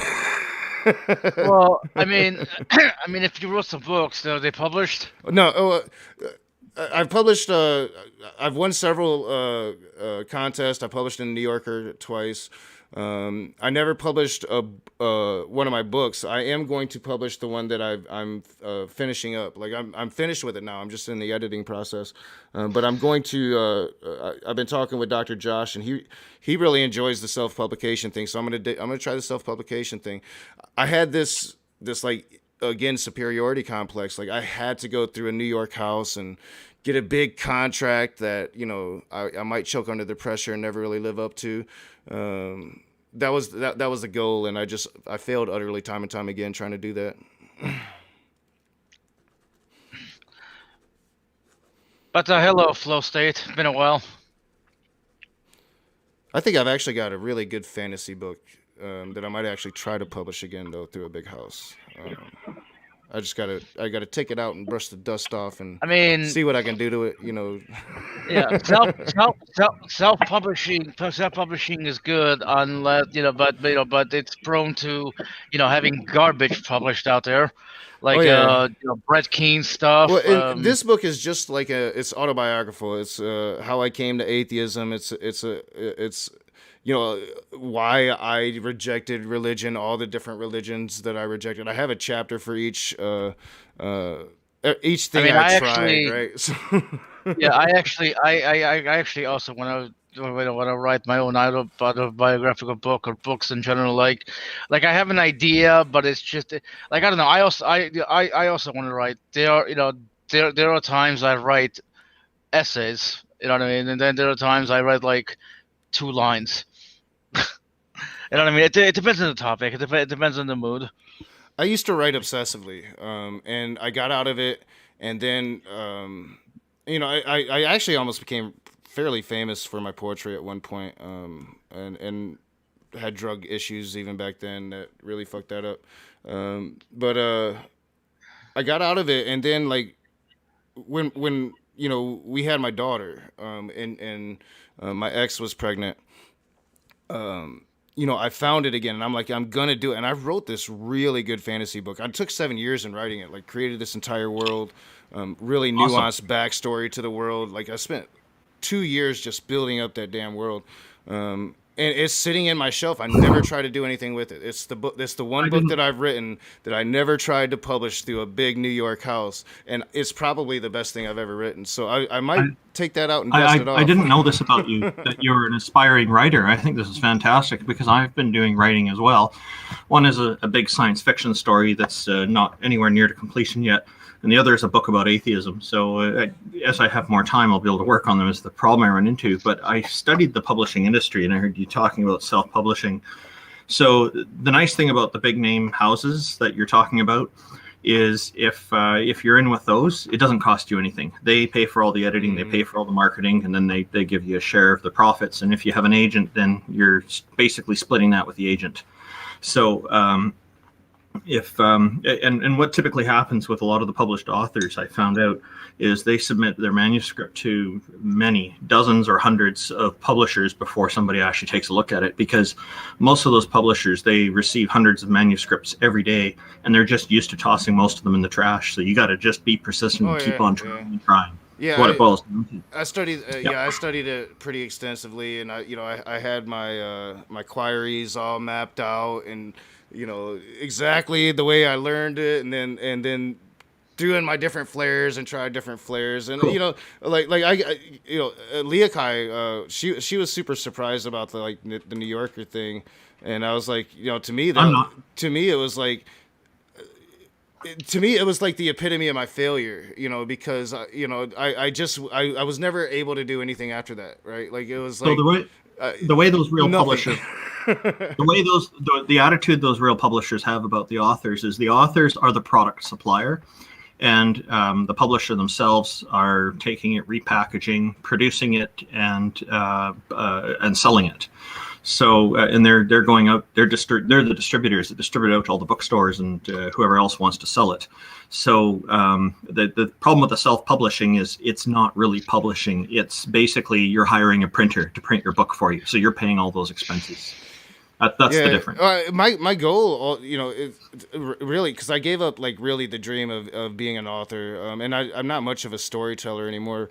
But I do want to incorporate. You can always bring that back. Yeah, You can always bring that back, man. With the right amount of plot, you can do it. Yeah, probably. It's been so long since I've really tried fictional stuff. Writing the little autobiography was kind of fun, and it was kind of got me back into writing. But I do want to incorporate it more into the channel and what I do here, and be more thought out and more written, and a better presentation with certain things. And I've talked to you about a project that I've considered doing on the side, that would be completely just this fictional kind of ongoing writing process thing that I think would be interesting and fun to do. So I do think about project you have in mind. Yeah. I think that you should definitely pursue it. If this is your interest, then do it. Because if you're interested, it's easier to do it well. That's a huge advantage if it's your interest. And the thing about writing is you can continue it at any time. So it doesn't matter how much time has passed. So I encourage you to do it. Yeah, I appreciate it, man. I have been considering it. I had a good long discussion with MathPig the other day, because I'm demonetized. I fought with YouTube so long about my demonetization. I have just come to the conclusion that I will never be able to monetize this channel again, no matter what I try to do. Yeah, I had a big long talk with MathPig about starting a new channel and doing you have to just bite the bullet and do a different thing, and maybe come at it in a different approach, but still be me, the raging atheist. I don't know, but there is definite certain decisions that I need to make when it comes to this channel alone. And that other thing is, when I actually think about doing it, and I already set it up and kind of have the idea of what I'm going to do. Every time I think about it, I get super excited. So I am starting to lean towards at least devoting some aspect of time to that. So whenever you're excited about, that's the time to start writing down your ideas. It doesn't matter what order. You can sort them out later. Just get those ideas onto paper so you don't have to worry about remembering them. Oh yeah. It's I'm sure it's or typed in or whatever. Or recorded on even with the fictional shit. I'm pretty sure that I could start imagining the worlds again if I truly tried, because they used to just come to me. They'd pop into my head and I'd just pretty much write out what I saw. It'll come back. Yeah, you were in practice back then. It won't take long because it interests you. I'm sure it'll come back fast. It's you just need to whenever you feel inspired, just do it, man. That's it. Yeah. We'll see. I definitely, the autobiography, writing about my atheism, and it really helped me, really just to kind of figure it out as I went, thinking about the past and the decisions that I was making back then and how I was looking at things. I see logical plausibles in the side chat, and yes, I realize Amazon has a thing. Like I said, I can't have this superiority complex to where I must do it my way. Hello, John. I'm OCD, yo. Hello to I mean, Danny. I would say what? And hello to Flow State and Danny and Tanya. I don't think I got a chance to say hello to any of you yet. All right. Hello. What the hell was I gonna say? So yeah, feel encouraged, man. That's it. Be encouraged and just do it. Like whenever you feel like it, that's the best time to. Yeah, even if you're only writing down one sentence or even half a sentence. Like I have so many ideas. Like I want to write. I don't know. I have so many ideas for books. Maybe autobiographical. Maybe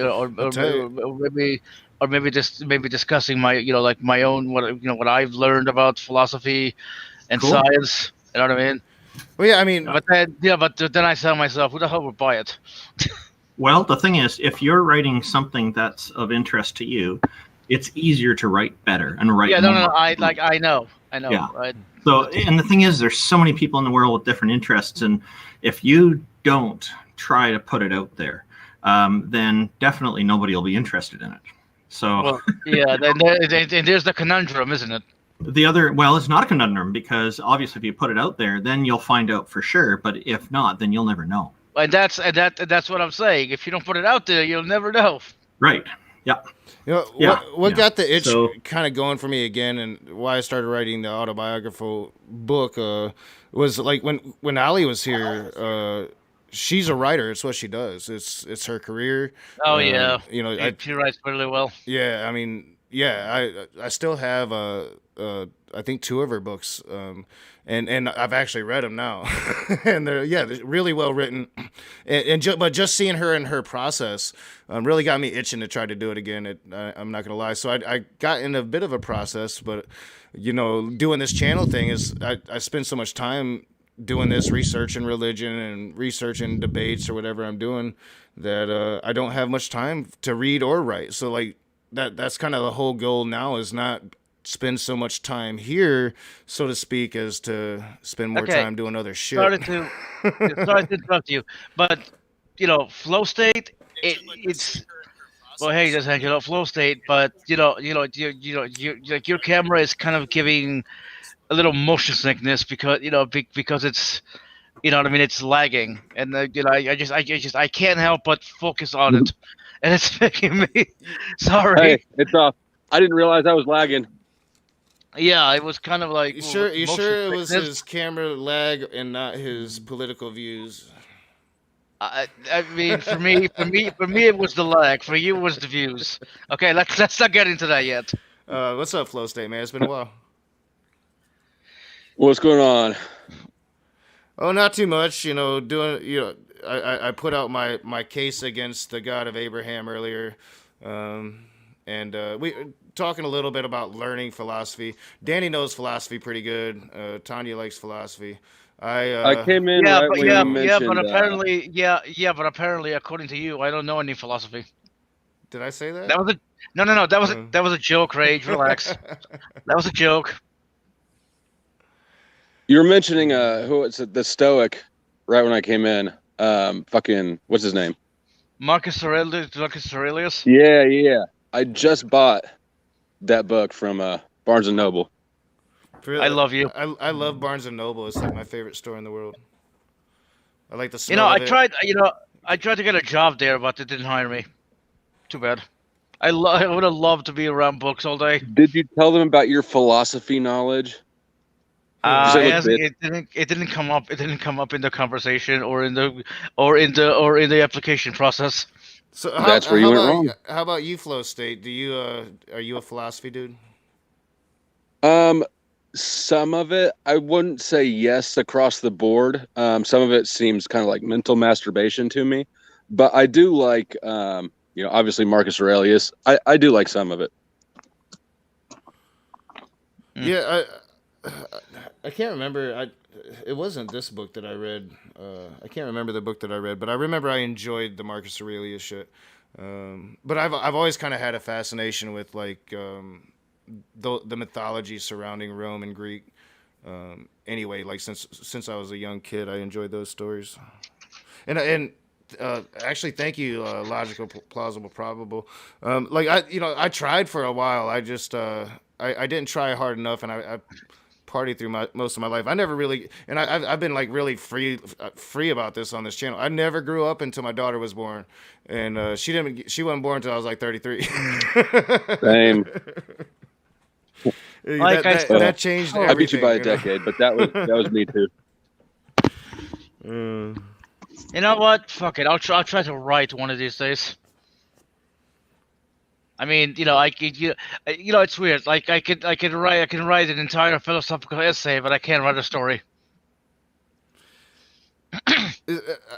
Essays were always fairly easy for me as well.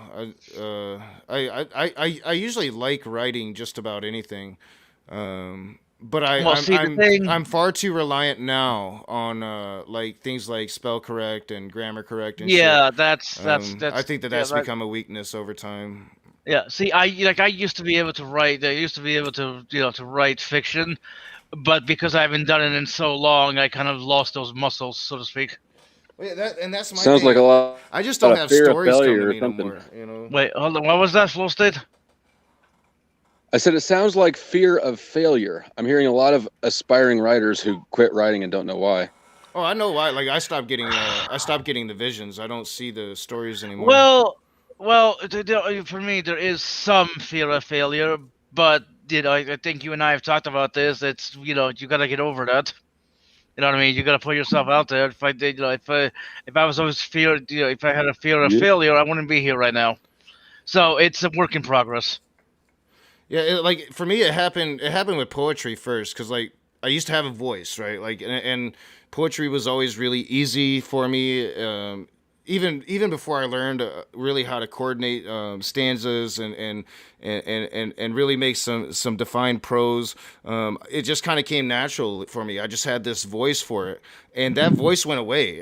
And then like I would try to force it, and everything was like kind of the same.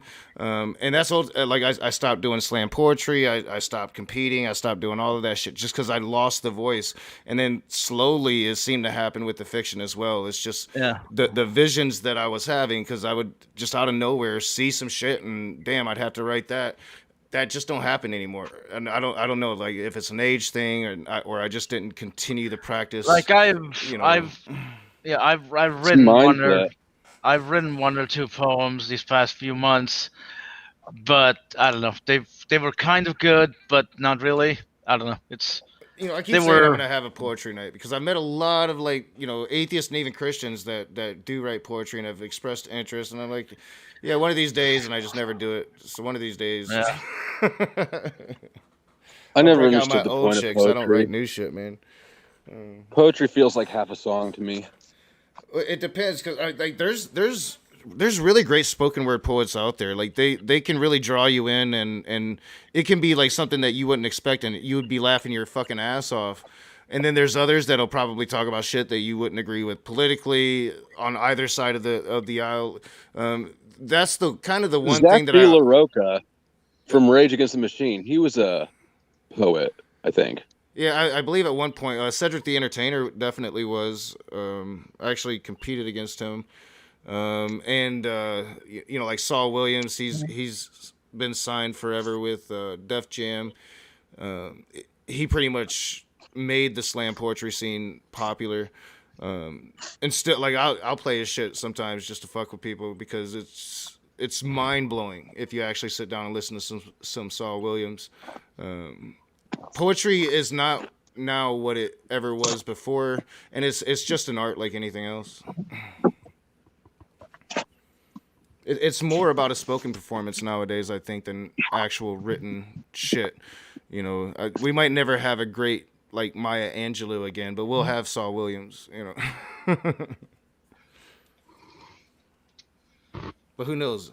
What's her name that did the thing at the inauguration? If you check out her work, she could be the next Maya. She's pretty good.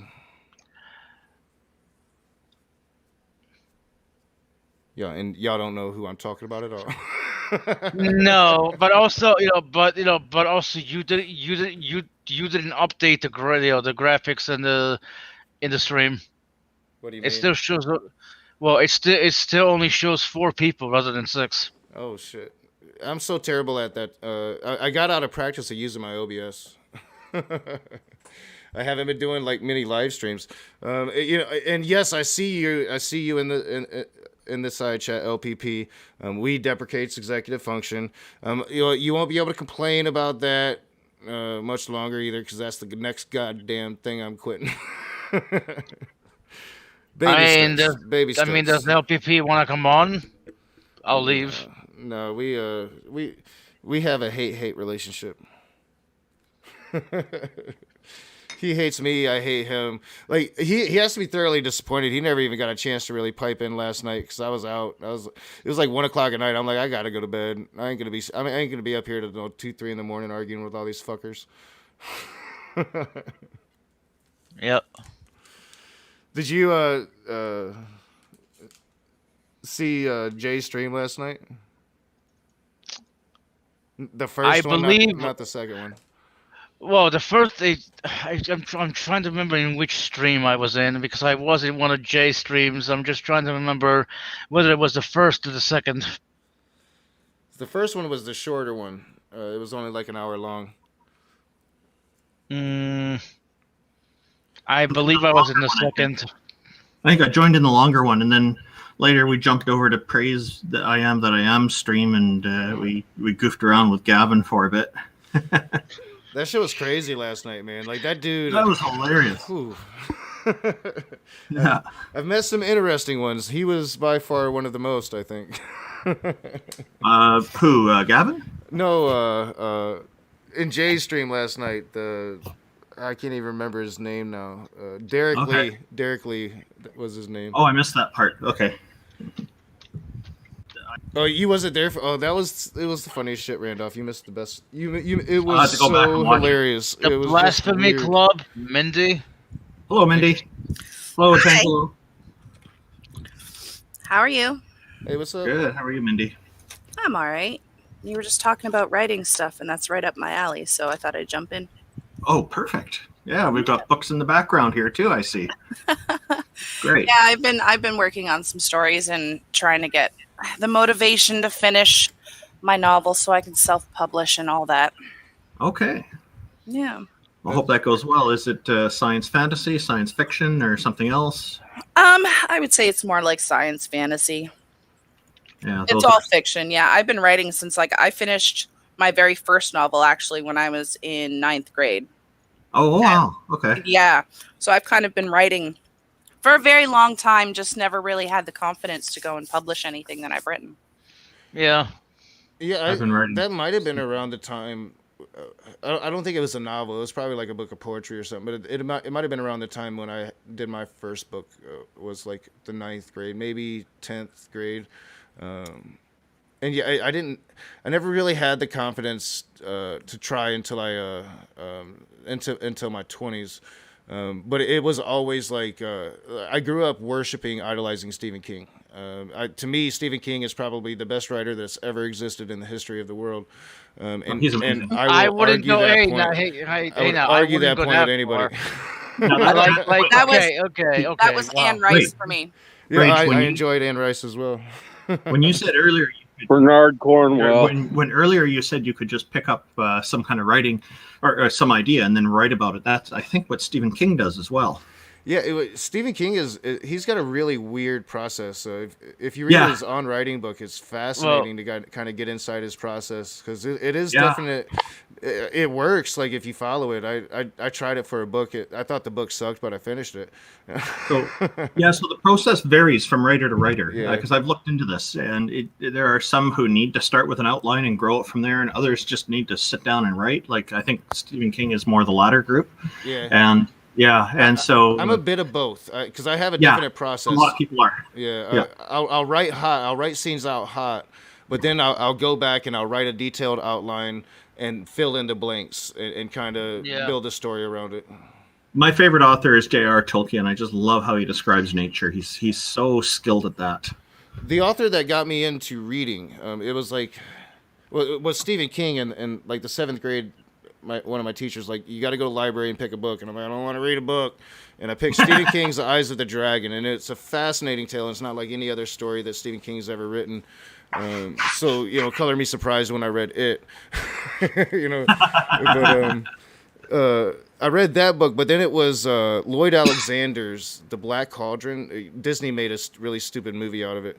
And I've been fascinated with reading ever since. I can read fiction. I can absorb fiction. I can force myself to read other stuff, and that's what I'm gonna have to do with this. Philosophy stuff. Who did we lose? I can't remember.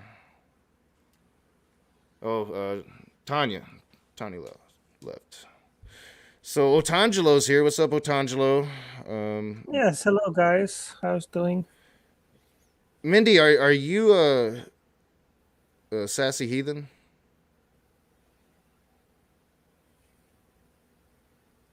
Maybe she's away now. I see Mindy, and I think Sam. No, I muted myself accidentally. Yeah, I am sassy heathen. I just started. I just kind of like rebranding my atheist content, basically. I thought I recognized the voice. Yeah, I'm like every chat that I'm going into now with this account. I'm like, hey, it's sassy heathen, so that you know that I'm not just some random internet troll. But yeah, I'm just trying to rebrand my atheist stuff. Oh, that's awesome. Yeah, I'm I'll always have this. That was the thing. Like when me Math Pig was talking. Even if I start a new channel and it's different than what I do here, I'm always gonna have this channel to come back to and kind of rage. But I definitely think that just the battle with YouTube over monetization. It's not worth the time at this point. So it's time to start over. I do think I'm just not sure when I'm going to do it yet. Well, what happened with me is I went over to Twitch and I started streaming different content on Twitch. And within a month, I was monetized on Twitch. Yeah, that's what a lot of people have said. And I'm thinking about something like that. Yeah. Well, I mean, we'll see. It's pretty much going to depend on what the foot doctor says as how much time I'm going to have. So I'm kind of in limbo right now on really starting anything. But that should be coming soon. So, yay. It's hard when you get all these ideas and things that you want to do and you just don't have enough time to do them all. Yeah, and that's always been the problem. And, I had this... Because my daughter's very solitary, and she's kind of like me. She likes to I'm a lone type of person, and so is she. But like I'm determined that I'm gonna spend more time with her. So, I'm working out a new schedule and trying to get used to forming a habit that this is more of a hobby type thing and just something I do to kind of release the shit, but definitely spend more time with her and read and write. I definitely want to get back into writing my shit and that was always the dream for me. That was always my goal, was to do that. And it's good to make your kids the priority, because if you don't, you'll never be able to recover that lost time. Well, yeah, yeah, and I got woke up with the whole it was bad enough when COVID was doing the number on me and I was having my issues, but when we thought it could have been cancer and they were talking lung surgery and, John Peterson will tell you, I made that video for my daughter if I didn't come out of lung surgery, you know what I'm saying? That video. So, because if it was going to happen really quickly and when you see your mortality, things kind of become more important again. And you realize that you just don't have a lot of time to do shit, so you better get it done, So that's the goal, is to get it done. Yep. And it's just to find the time to get it all done. Yeah. Unfortunately, we only have 24 hours in a day. Yep. I see Speed is backstage. What's up, Speed? Oh, he's muted. Hey, hi. What's up, man? I saw my two favorite people in here, Otangelo and Danny, and I thought I'd come check it out. Yeah, it kind of went from the original conversation, so it's kind of gotten a little quiet. But we can talk about whatever y'all want. Those are your two favorite? Gee, thanks. I love them. I love them. You're my favorite, Randolph. Yeah, you were my favorite, Randolph. Actually, I was lying about the other two. I'm only pulling your leg. I just wanted to make people laugh. What? You were like Speed? I was so happy now. I was so enlightened. I'm I gotta sorry. say, though, I really like the Blasphemy Club's logo, and Otangelo, the eyes on that famous philosopher you got going there. That's hilarious. Yep. It's like the googly eyes on Jesus. See, I'm used to Otangelo's pictures, so it's. I always think he's a troll at first. I'm like, oh no, it's Otangelo. I thought that was a real photograph of that's Descartes, right? Is it? It's a painting of him, and they just changed. Did they make his eyes like that? They just changed his eyes to look like he's surprised. Hmm. So I thought it was what is his name, Enrico Montoya from The Princess Bride.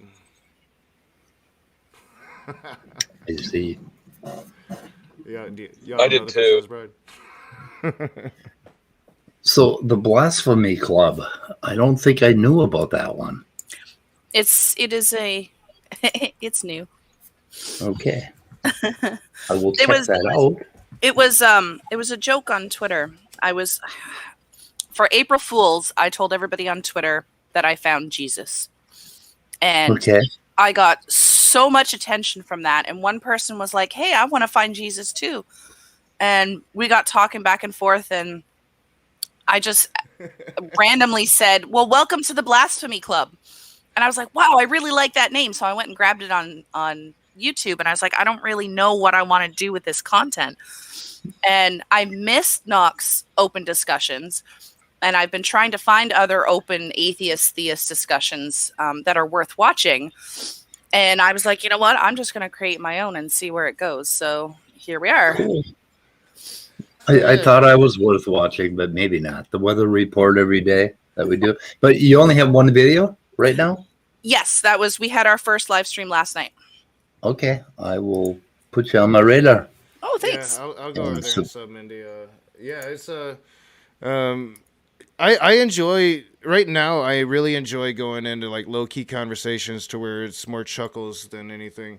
But I think it's because I'm just so worn out from the past like 6 months or so, and I've developed this like really like negative view of Christians. So I think I really need to detach myself and try to form a better one. But I think it's fucking hilarious that people kind of got sucked into that. I missed the Twitter thing, but I heard about it, and you know, I've been detached from Twitter for quite a while now. Every once in a while, I'll hop on there, but it's rare, so I totally missed it. But I've heard about it, and it's especially on April 1st. You just like you would assume like, you know, it's April Fool's, man. Oh yeah. But Twitter turns into a shit show so fast. Like, I know. Wow. Critical Cripple tried to sell me on Twitter the other night, and I'm just like, it's like the cesspool of humanity. You go there and you kind of leave feeling a little dirty every time you do. It's the strip club of social media. Yeah, man, it's weird. So my sobriety birthday is on April Fool's Day, which is always fun. I always have fun with that with my friends and relatives. So mine is December 31st. So like I party like it wasn't nothing last New Year's Eve, but I felt it for about a week. It was pretty easy to quit that first week. I'm not gonna lie. Yeah. So last night on David Neff's stream, Snowflake or Sunflake or Sunflower, that's his name. I always get his name wrong. He came on to tell us to give his opinion about alcoholism and drug abuse, and I got a little riled up. I'm still riled up. That kid gets under my damn skin. I ain't gonna lie. Oh my God! What a holy shit! He was trying to. Well, he's never lived life, Speed. He's never lived life, and he'll sit in judgment and like you've never even experienced these things. You don't know what they are. You don't know what the fuck you're talking about. Like, where are you even coming from? You know? he was trying to tell us how miserable Aaron Ra is, and it's like, do you know him? You know, are you like friends with him? And it's like, oh my god! And then he went from that to the alcohol thing, and I just freaked out on him. I don't know. Hello, Lisa. Oh, so who is this? Sunflower you're talking about? Yeah, Sunflower. Oh, yeah. He told me that Canada's a piece of crap garbage country one time. And so I interrupted the whole stream and said, hey, you better back that up. What did you say? And he just dodged and then he left. Then later I confronted him on it and he forgot all about it, he says.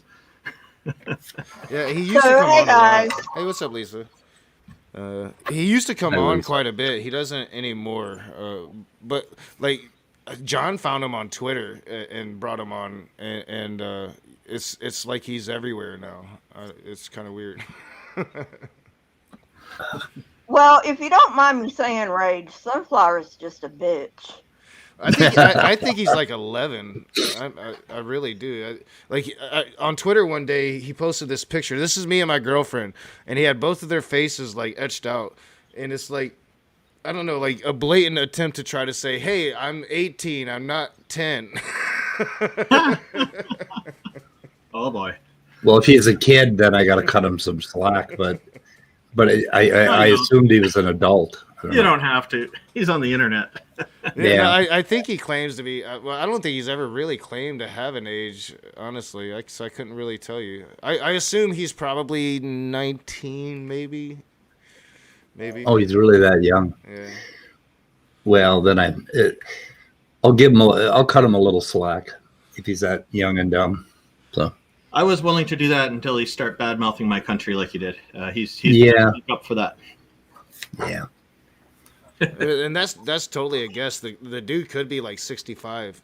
You know? Could be. Just with a young sounding voice. Yeah, nobody's seen his picture. I would have been here sooner, but I had a live stream of my own. Oh, how'd your stream go? Oh, pretty good. I'm just making fun of the Bible. Oh, excellent. Yeah. I'm thinking of writing a feminized version of the Bible. Ooh. You know, Mindy, Vice Rhino did an April Fool's video about taking his channel down because he converted Christianity. Did you see that? No, I don't think so. You know, I really have to catch up on my atheist content on YouTube because I've really been slacking. Oh, it was so funny because I was like, are you fucking serious? And then I was like, oh shit, it's April Fool's. I got so many messages like, really? I'm like, dude, look at the date. Oh, it's April 1st. I'm like, oh my goodness. Yeah, really. Mm-hmm. So anyway, it was fun. It was funny. But anyway, but yeah, tomorrow I've got Atheist Church, which I just talk about whatever. I do have a given topic for Atheist Church. Oh, what's that? It changes weekly. Okay. I think tomorrow, I'm not sure. I think tomorrow is why can't Christians agree on the quote unquote truth? I mean, because if it's true for one person, it's true for everyone, right? At least that's how it should be, right? I mean, if the Bible is true, it should be true for everyone, right? Yeah. That's what they're saying. But they have all this shit going on about, you know, well, how many times should you have the Lord's Supper, or, you know, what version of the Bible should we use, or, you know, shit like that. And you're like, you can't even get your own shit together, and you expect us to believe it? Yeah. No. That's a good point. I mean, I was a Christian, a very devout Christian, and I was just like, you know what, I'm gonna read the Bible, because if it really is the truth, then it has nothing to fear. Shit, that was the wrong thing to do if I wanted to keep my faith. I think that happens for. As I said, I don't think most Christians actually read the Bible, but they just take it as fact, and they maybe a good chunk of them, like the Christians in the side chat would say that the real Christians go to church every Sunday, but I'm not even sure if most Christians in America go to church regularly. Like most Christians that I know around here in Battle Creek, outside of my family, there's family members that take it seriously. Usually the older generation, but the younger generation, they hardly ever go to church. It's not really important to them. But they still believe. The Bible doesn't say that. The Bible doesn't say that you have to go every Sunday to church to be a Christian. Nowhere you will find that in the Bible.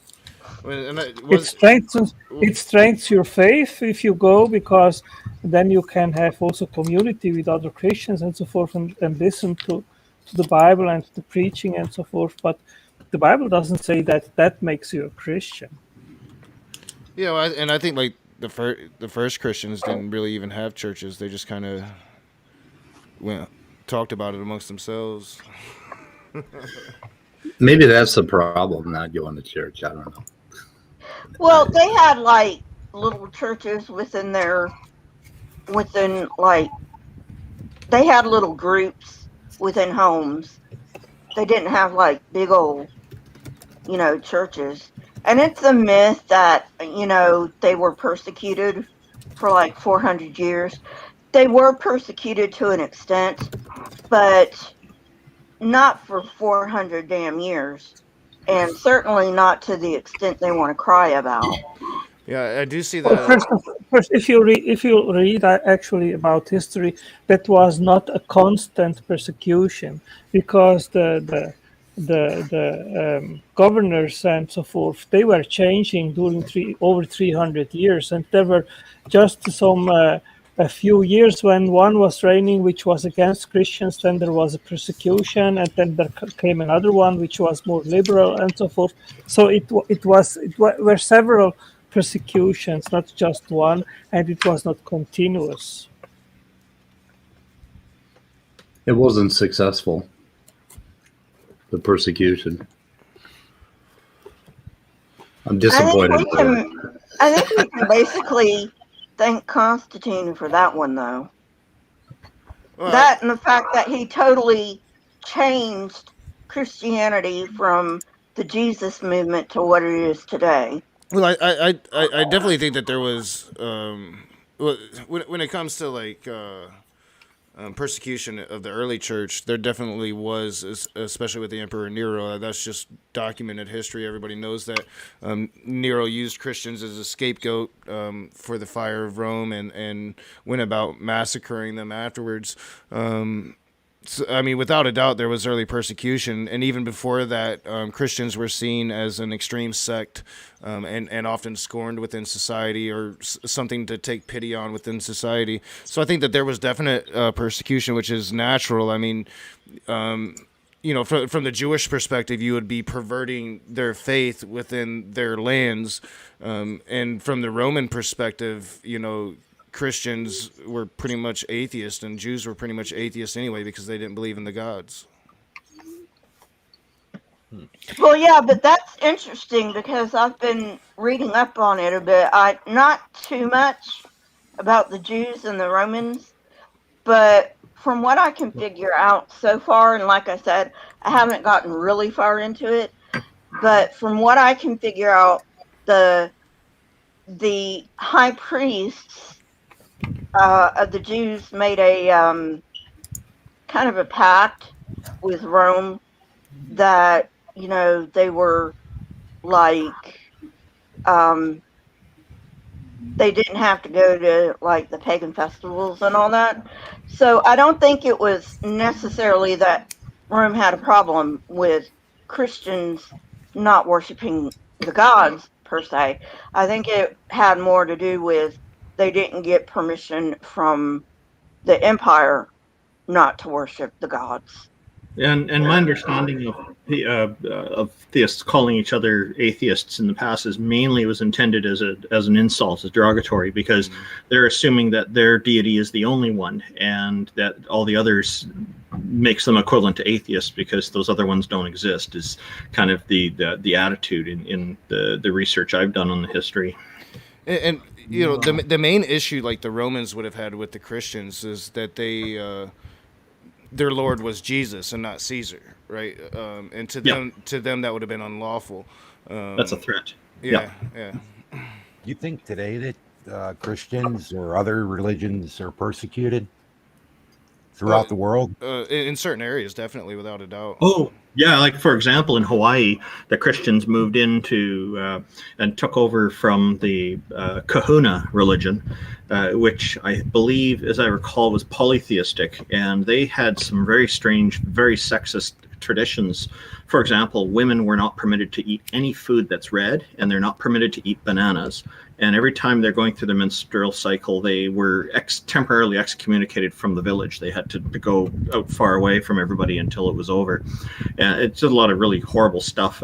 Not that Christianity is any better, but the Christians came along and brutally replaced it all. Mm-hmm. And another problem that, like, sorry to sidetrack, definitely in the modern world, but another problem of Rome, what the Romans would have had is, you know, the Christians stirred up the Jewish people, and the Romans already had issues with the Jews through several riots, and the Holy Lands was a hot spot, and so like the last thing the Romans wanted was the Christians stirring up the Jews, so that also led to persecutions as well. But yeah, like I said, I think it's kind of natural in that. In that time period, in that area, that was going to happen. As to the modern day, like I know for a fact that in some Islamic countries, Christians are being persecuted. I think in China right now, Christians are being persecuted. And in Uganda, I believe I've seen some Christian persecution, maybe as a direct result of those laws I was talking about earlier. In China, actually, there has never been more persecution of Christians than today. Never. I think that's a lot of complex there. So the persecution that the Christians are complaining about is similar to the Muslims. Is that in China, the law is if you're going to run a religion, that China has the final say at all times on who are the leaders of your religion, and they can replace them at any time. The Catholic Church hated that originally, but they eventually capitulated and went along with it because the Catholic Church thought better to have something there rather than nothing. Yeah, I mean, Christianity is not outlawed in China, which I was surprised to find out. Yeah, basically, you can't have any political involvement at all. That's the law. Well, the United States churches aren't supposed to have any involvement at all either. And but see how that's turned out for us. But China actually enforces it. But China actually enforces it. Okay, I opened here a site which is Open Doors, and they say it may be surprising, but Christian persecution around the world is one of the biggest human rights issues of this era. Huh? Scientists can look it up. Scientists persecute Christians by teaching evolution. Right? Oh yes. I don't see that as persecution. So, we can't have creation in school because it's a religion, but evolution is a religion too. And why am I paying to have your kids be taught evolution? Well, that's because evolution isn't a religion, you idiots. Do you think that Christians are persecuted in America, Otangelo? Well, I'm not informed to give an answer to that. Maybe somewhere, some places, I don't know for sure. Well, maybe explain. I see you put something in the side chat, but instead of all of us having to go and do all the research, why don't you just explain to us, like maybe what you're talking about? How are Christians the most persecuted demographic in the world? Okay, in just last year, there have been over 340 million Christians living in places where they experience high levels of persecution and discrimination. 4,706 Christians killed for their faith.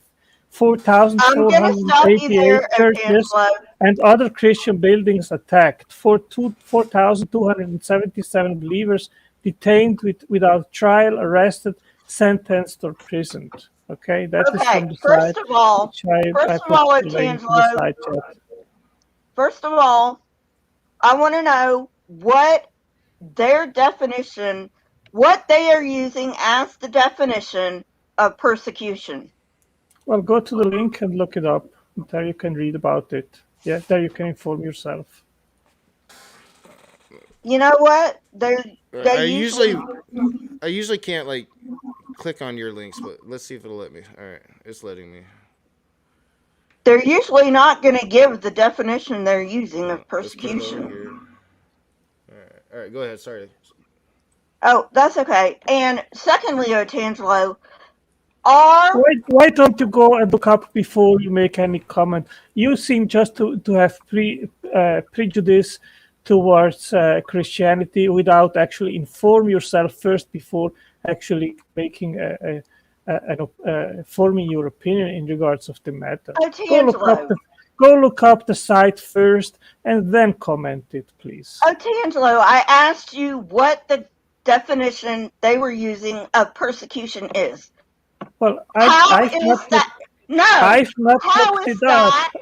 I just researched the site right now. I know Open Doors for a lot of time, but I've not opened it for several years. So if you want to have your question answered, don't ask me. Go straight to the site, read a little bit about it, and then you can inform yourself. Well, I'm not sure how accurate this site is, but I'll tell you, I'll actually look into it, see how accurate this information is. I mean, in my opinion, any persecution or discrimination of anyone for a belief system is outrageous, and human rights should be fought for, even if you disagree with those people. Human rights should be the ultimate issue that everybody should be able to agree upon. But even at this number, I have a hard time finding, an overall number of 340 million Christians living in places where they experience high levels of persecution and discrimination as even coming close to maybe the largest demographic of persecution within the world. I mean, I think that I might be able to fairly easily, with a little bit of work, Otangelo, find something. I'm not quite sure what it is, but I'm fairly sure that you could probably figure it out if you tried. That would very easily defeat this when it comes to discrimination. Like, I'm with you when it comes to fighting against discrimination of groups. You should be able to fight them in the battle of knowledge, so to speak. But don't say a thing is like the biggest if it's not. Well, I just wrote from the site. If you disagree, Rage, go look it up, read about it, and then make up your opinion. I think at this point you are just making a prejudgment without actually having informed yourself. Well, I'm saying, of course, you're kind of throwing all of this on us without. Of course we don't have time to really know how accurate this information is, but I'm just saying that I could probably think of a group or two that might be a bit discriminated, in bigger numbers systematically. I don't know. I just might be able to do that. Okay, Otangelo. What I asked you is what the definition of persecution is that they are using. I don't need to go read the fucking article. You should know that. Second of all, how do you know it is just Christians and not other religious groups? Did I say it's not other religious groups? No. No, you said they were the most persecuted. Well, the site is saying it, and if they are saying it, if they should back it up. I am just wait. from them. Wait. Because if the internet says it, true, it must be true. Is that how that works? Well, I've just quoted from this site because the team has been fits your narrative. That's why. So are we just talking religions here, or just demographics, like just people's being persecuted? People's being persecuted is a problem. So we'll go religions. All right. I'm Looks gonna like try on the fly to see if I can find some numbers here. hundreds of thousands of Buddhists have been killed in various events in history. But I think was it Myanmar or something like that, where they're killing Buddhists or something. But yeah, it happens. Political bullshit. I don't know. I've never seen a persecuted Christian. There's Christians that are persecuted on YouTube. But you tell me, Otangelo, how I am not being informed when I am asking you personally, because you're supposed to have read the site, okay? No, What I just explained you that they I are just using. listen, Shut up! Lisa. Shut I up! just told you All right, that let's I be nice. didn't read the site. Okay, I didn't read the site. I just looked it up because the team came up. I had this information already. Can I finish, please? So you I didn't had fact check this. yourself. I had this information previously that the persecution today is more than in the first 3 centuries of the Roman Empire. So I just looked up Open Doors because I know that this is the biggest organization focusing on that problem. And of course, they have the numbers. So if you want to have detailed information, I don't have it. Look up the site. If you disagree with the authors, not with me. I just brought it up because the team was brought up here in the stream right now. I mean, all I know is that problem. You don't read sites. You just put up. Yeah, I'll look into and you this. expect us. I'll look into this because it was fairly easy for me to pull up something. Now this is Wikipedia. This is just would just be the start of like really trying to go in depth of this. But just these statistics here are showing me like Jews, of course, Hindus, Muslims, other religions, folk religions, and then Christians, and then Buddhist and unaffiliated. But the unaffiliated is really unrepresented just in these statistics. I'm sure I'll keep digging. I'm sure that there's some Pew statistics out there on this. I mean, they usually do look at things like this, and I'm not saying that it's not important. Like I said, if any demographic is being persecuted, if their individual freedoms are being tampered on, I think that that's something that all people should fight for and fight against. So it's not to take away from it. I'm just saying, what like, I think you do is damage to the cause by like making a claim that just probably isn't true. It is amazing, Rage, how you are judgmental in a general sense and claiming about things that should not be. But have you ever thought about the fact that based on atheism, you have no grounding for morality at all? All you can do is expressing a personal opinion, nothing else. Give it a break. The argument for morality has been put to rest you do have to give him credit for bringing it back around to the topic of the video. Yeah. What's the definition of morality, Otangelo? It is rules ought to be, is what should be. That is morality. No, I mean, do you know the definition? What is good behavior? What is a bad behavior? What is things that we should not do? And things that we should do. And morality can only be ought to be, things that come from above. If they are not prescribed, then you can't have morality. All you can have is personal opinion. And personal opinion is not grounded in anything. It is just an opinion. So if you think that killing Nazis is wrong, and if Nazis think that killing Jews is okay, it is just based on your worldview, a matter of opinion. You cannot really blame I love them. it when the Christians tell us what we think. Yep. It's not what you think. I think you are borrowing from the Christian worldview where you are not entitled to do it. And this is what atheists do all the time. And that's just your We're not opinion. entitled? Moral. Otangelo, is genocide moral? Based on your worldview, you cannot classify it. Okay, I can read from here. Can atheists be good? And the answer from both sides is always yes. But after a long consideration, I'm here to emphatically disagree, and here's why.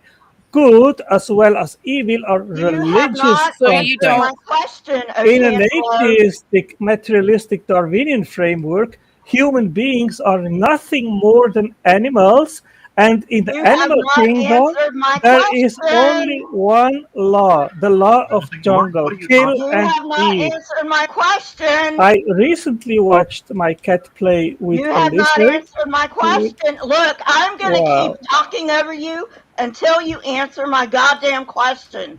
And I'll Is just interject. genocide moral? And I would just like to interject one point. Otangelo, I have already explained to you in the past how atheists can and do determine what's moral. John Rawls' veil of ignorance is one useful tool in this. Empathy is another part of it. Neither of these are founded in Christianity. And Okay, I'm just quoting here from Google, the first link that comes up, concerned with the principles of right and wrong behavior and the goodness or badness of human character. Now, the thing is, based on what standard do atheists say what is right and wrong? Well-being. Otangelo, you And still how have is not the answered my and question. where I Is just did genocide moral? I just answered your question. I No, just you didn't. quoted from what I read what moral means, No, quoting you from didn't. by It is yes Googling. or no question. Is genocide moral? In my worldview, no. Then you serve an immoral God. You just said that. You On serve your an world, immoral God.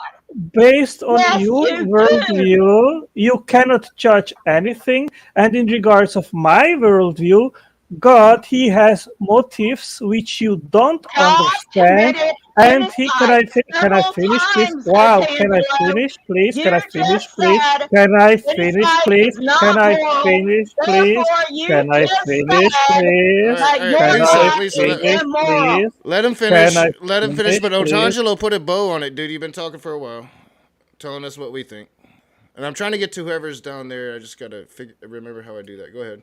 My understanding is that God is the judge of right and wrong, and he, as being God, he can judge people and he can take their lives. And he is above us, he is not like us. So he has the right to do that.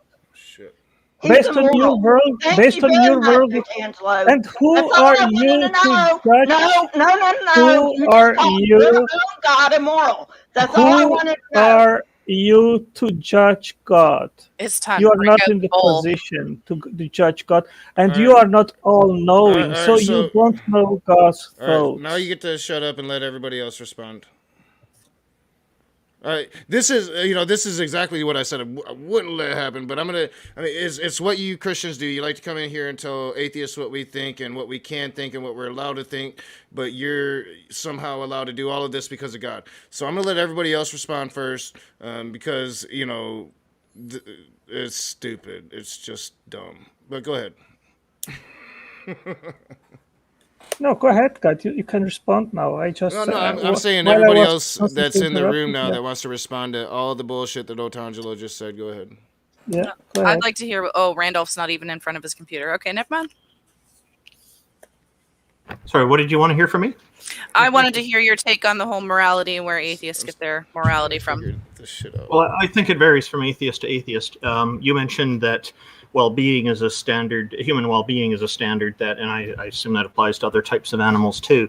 For me, I find John Rawls, R-A-W-L-S, I find his veil of ignorance idea to be particularly helpful in making moral determinations.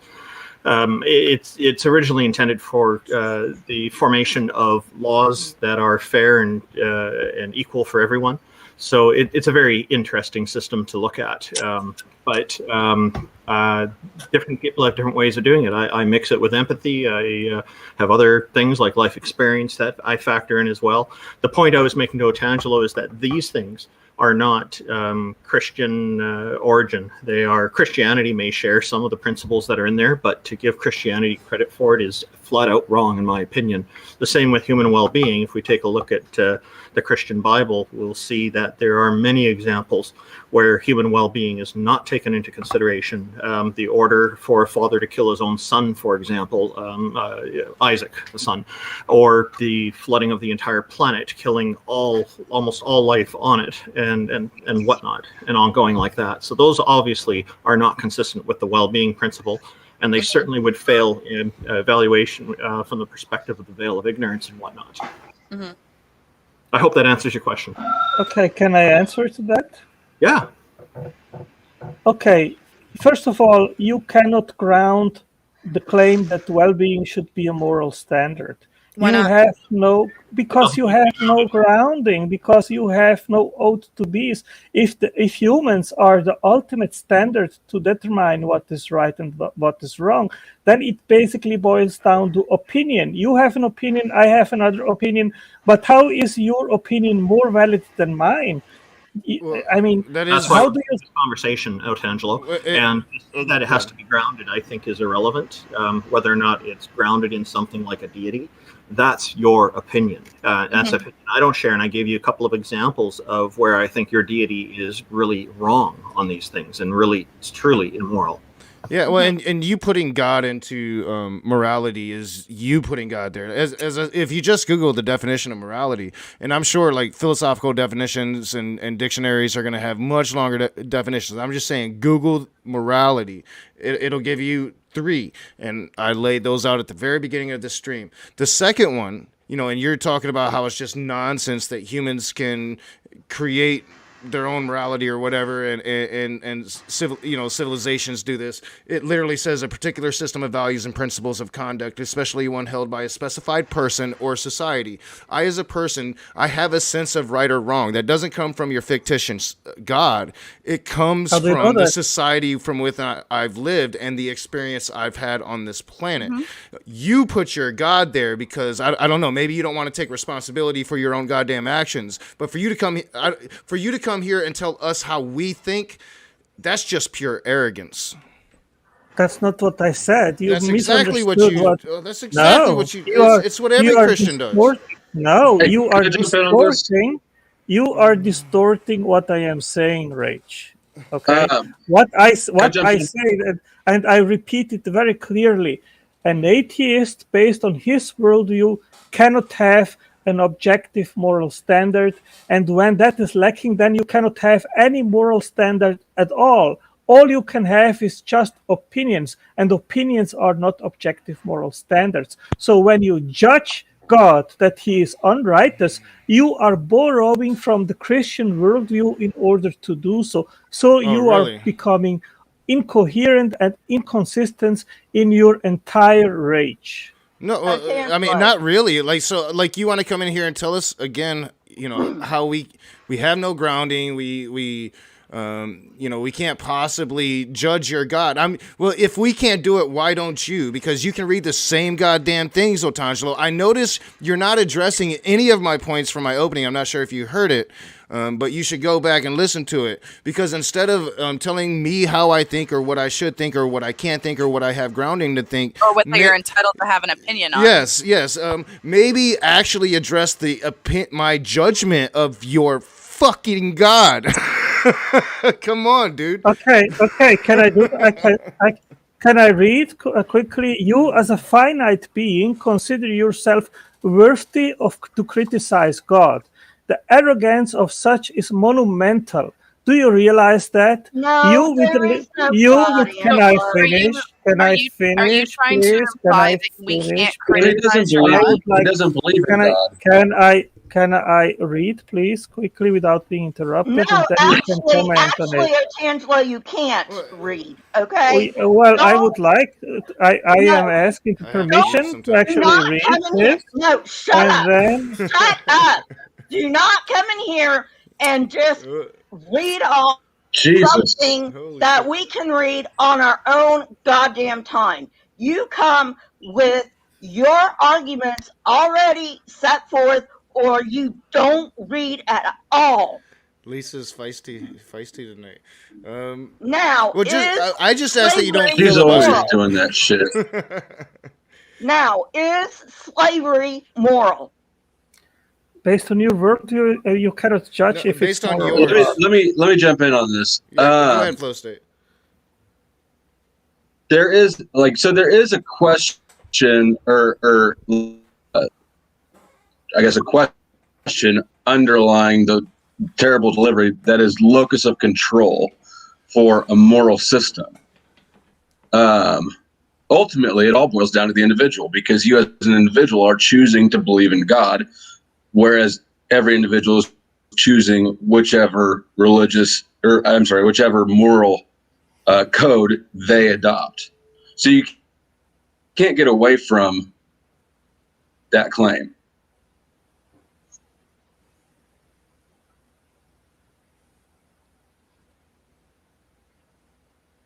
Did I glitch out?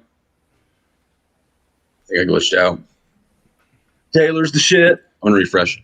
Damn it, I'm like AFK and everybody went completely silent. Somebody talk while I'm gone. I'll be right back.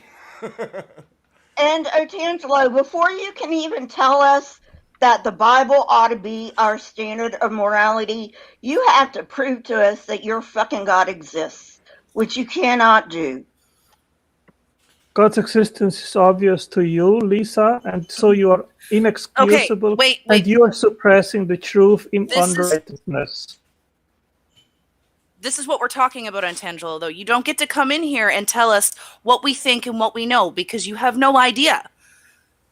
You have no idea unless what we tell you. So you don't get to assume what we think or what we know. That's not how that works. As an apologist, I defend the Bible, which I believe in, and the Bible is very clear on that. Go and read Romans 1:18. No, because your Bible is useless to me because you have not proven your God. Well, what I am representing is what I believe. Bible is if bullshit. you like it or not, that's your problem. But I will keep defending what I believe.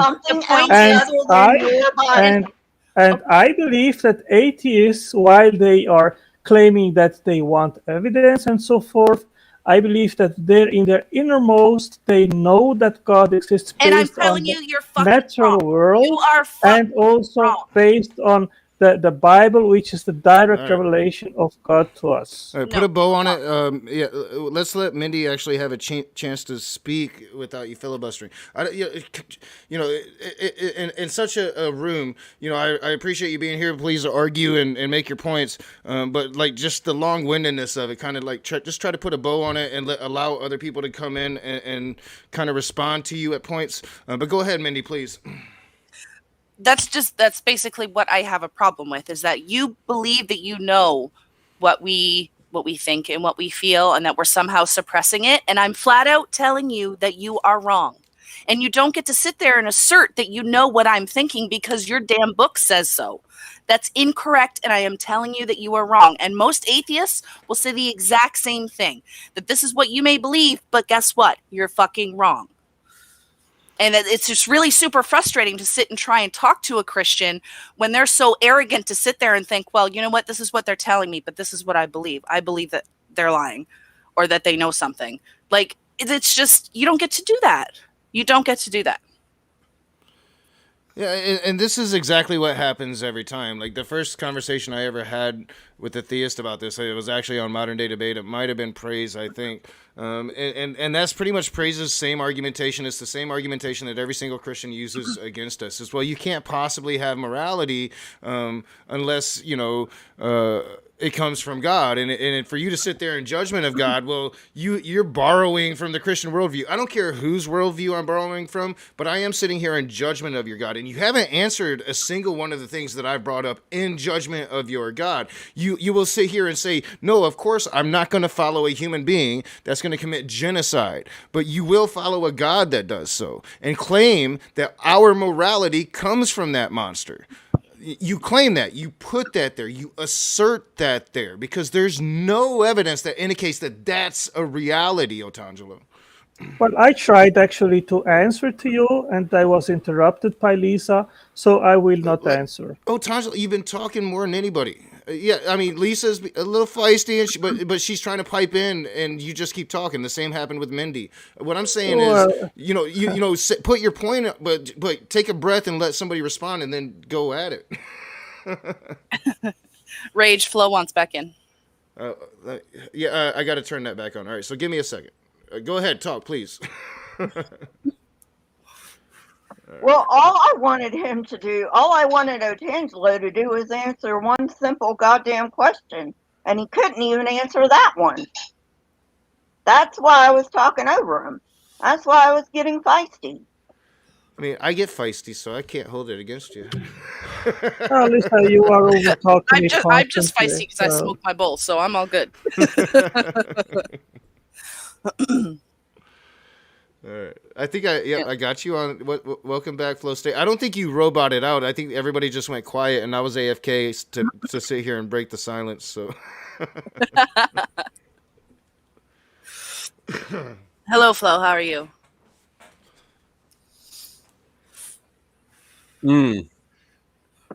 I stunned you guys name, with man. my eloquence, huh? I love the name. Yeah, that is good. Thank you. That's where my morality comes from. Yeah, I mean, so Otangelo, do you think that you would have the same? Would you be the same person? Would you have the same morality? Would you look at the world in the same way if you were born in, say, Afghanistan? I have friends which were born in India in Hindu families, and they became Christians, and they are fine Christians. That doesn't answer. That didn't answer my question. Well, probably if I would be a Muslim or so, then I would hold different beliefs, of course. But Yeah, you probably look at the world slightly differently, and maybe you would be here and not just yelling at the atheist about how we can't have morality, but maybe you'd be yelling at the Christian. Bruce is a Christian, so maybe he wouldn't have morality either because it doesn't come through Allah or whatever. Can you see how like maybe different civilizations and different societies might have a slightly different morality to them, and can you not see how maybe those civilizations bred that morality through generation after generation after generation? Well, if they have a Muslim morality from a book which they believe is a real God, then that explains where they have their morality from. I have my morality from the Bible. I think that God gave us moral duties, things that we should or should not do. So I am justified to hold to that because I believe in God which gives us these laws. While I think that the naturalistic worldview has no grounding for saying what we is know good. you think that, but so what I'm saying though is so your morality comes from the Bible. You just said that, right? Yeah. So what do you think about the problem of Adam and Eve being punished for a quote unquote sin that they committed before they even knew the difference between good and evil? Is that moral? Or am I not allowed to sit? Am I not allowed to sit here and look at that and say, this is a descriptor of the God that you? I mean, I would guess your intention here would be to convert me eventually, convince me of the word and convert me to this God, right? So. If I'm going to sit here and determine, is this a God that I should worship? Should I not sit here in judgment of this descriptor of what type of God this is and how he doles out punishment? Well, who are you, Rage, to think that you are in a position and entitled? I'm the one that's trying God. I'm the one that's trying to decide if I'm going to choose this God. That's who I am, Otangelo. Who are you to think that you can speak for your God? Well, the thing is that you think that you are in a position above God, and I think this is incredibly arrogant. But Tangelo, your God is too arrogant for my liking. Well, that's your problem, I'd like to add Randall. something real quick, if I could. That's your problem, Randall. Go ahead, Bruce. Go ahead. Well, I was going to say, the reason I came in with the Church of COVID, actually, one of my good buddies, Joe, Jesus is Lord, gave me that name. So I don't actually claim to be a Christian, although I do look at it. And I think I've gotten that wrong before. I apologize. That's okay, no biggie. No, I just don't like to mislead people because then people get all worked up. Yeah. That's amazing, but I like the faith. I used to be a Christian, if that's possible. That's debatable too. I'm demon possessed now, so it's no biggie. I get told the same thing, man. Well, there was some comment the other day that it was pretty much that, like, you just possessed by devils. I'm like, Well, people have it's said YouTube, it. Some people have said it to me enough times that I went, and I'm now an official member of the Temple of Satan. I've thought about it. Yep. Are you really? You're kidding, right? No. Am I kidding? No. Oh no, I've totally thought about it myself. No. I do like some of their political actions and what they stand for. Yep. I like a lot of things that Jesus stands for, and I do see things in the Bible that I like, but I don't know. I just sit back and try to be patient. I gotta stop I'm an smoking weed. ordained minister in I the smoke myself into oblivion now. I gotta quit this shit. Join the club. I had to do the same thing last night. The point is, you can't say that the Christian God is moral because the Christian God does immoral shit. That's the point. You have no point, Lisa. Well, no, Rach, I will that's put actually here a in really the good chat. point. That's like my entire I will point. Go ahead. I'll put aside in the side chat here. What good has the Christian faith brought to us?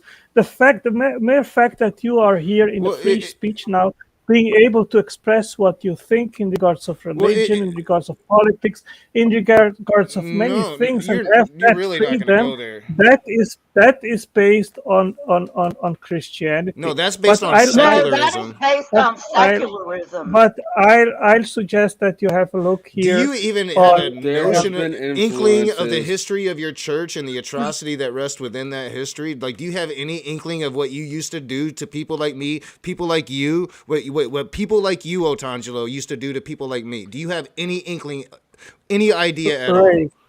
Rach, what is the golden rule?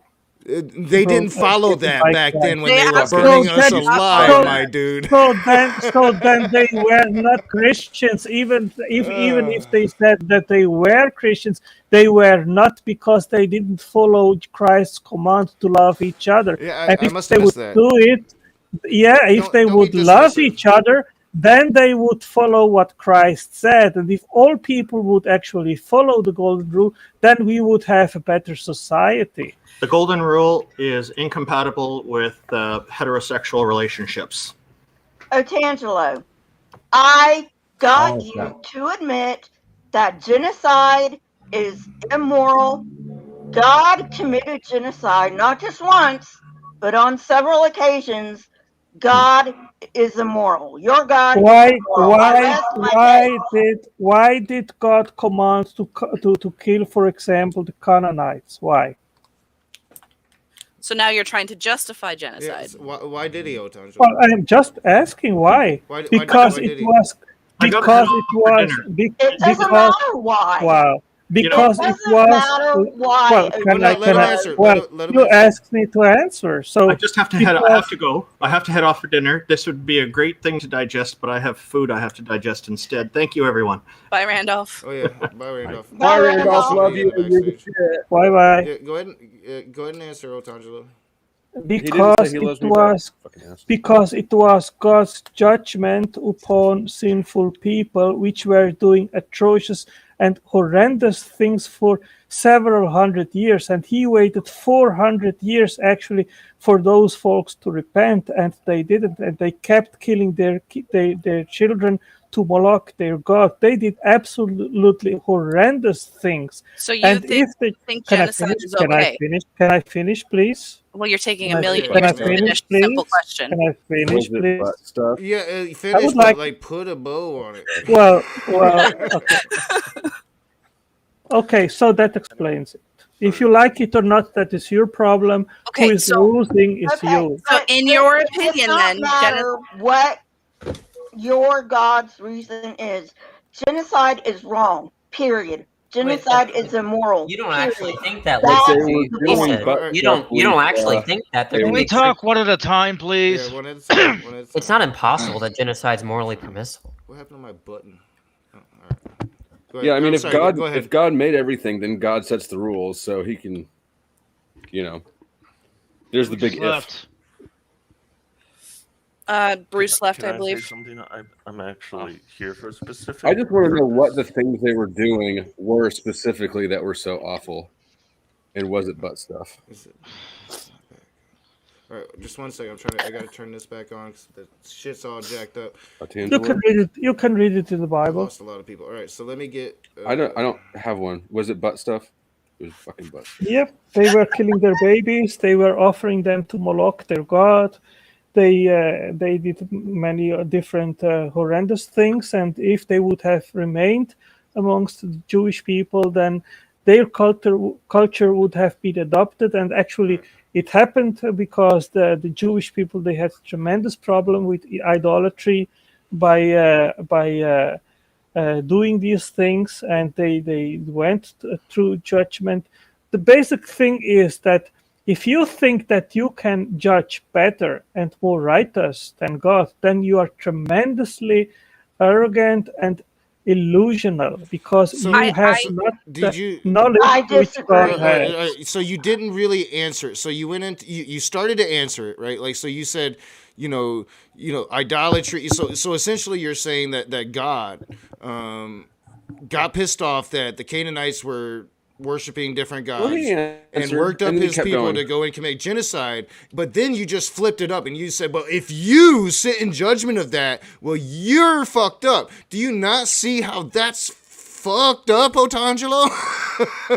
No, because you think that you can judge God and think that you have a better understanding about what is righteous and what is not righteous, and that is just arrogant. I will actually admit to that. I'm going to actually admit to that right now. I do think that I am smarter and more intelligent than God because I exist. And you have yet to demonstrate how yours does. You just kind of push it into this morality conversation, and insist that it exists, and insist that if it does exist, well, then it has every single right to slaughter a people in whatever reprehensible way that is. And if you think that he had a right to do so then, you think he has a right to do so now. Which means if God were to come to you and be like, yep, start killing those gay people, just like Matt Powell said, well, who are we to question God? Otangelo, am I correct? What is the Bible What race saying are we in killing regards next, of, Angelo? what is the Bible saying in regards of the golden rule, that we should love each other? And even if I disagree with homosexual practice, that doesn't mean that I can persecute and kill homosexuals. Well, no, I just said though, but if God came and told you, like if God came and said, hey, why aren't you killing all the gay people? I command you to, because you just said it's cool for him to do it to the Canaanites. You'd be cool for him to do it to gay people. But right? Rage, every moral framework is going to be susceptible to that issue. Everyone, because it could just be that you wake up tomorrow, have the desires to kill gay people, and that would be morally permissible.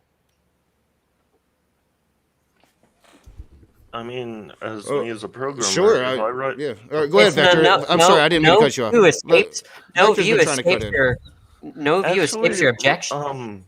Actually, Ronnie, I came here for you. Honestly. Here we go. All right, what do you got for me? So, I'm a Seventh-day Adventist Christian. Okay. And some Adventists decided to create a list of videos called Humans of Adventism. So I was going through that. They were talking about experiences of Adventists. After one of the videos ended, I wanted to see who the uploader was. So I went to his profile page, and the video that showed up was a conversation with you. It was Justin was his name, Justin and he Coe? was talking with you. Yes, Mhm. and it was cordial. It was calm. I didn't see any fighting there, and I just wanted to say that people need to have more conversations like that. Oh, I agree. You are on the wrong channel for that, Vector.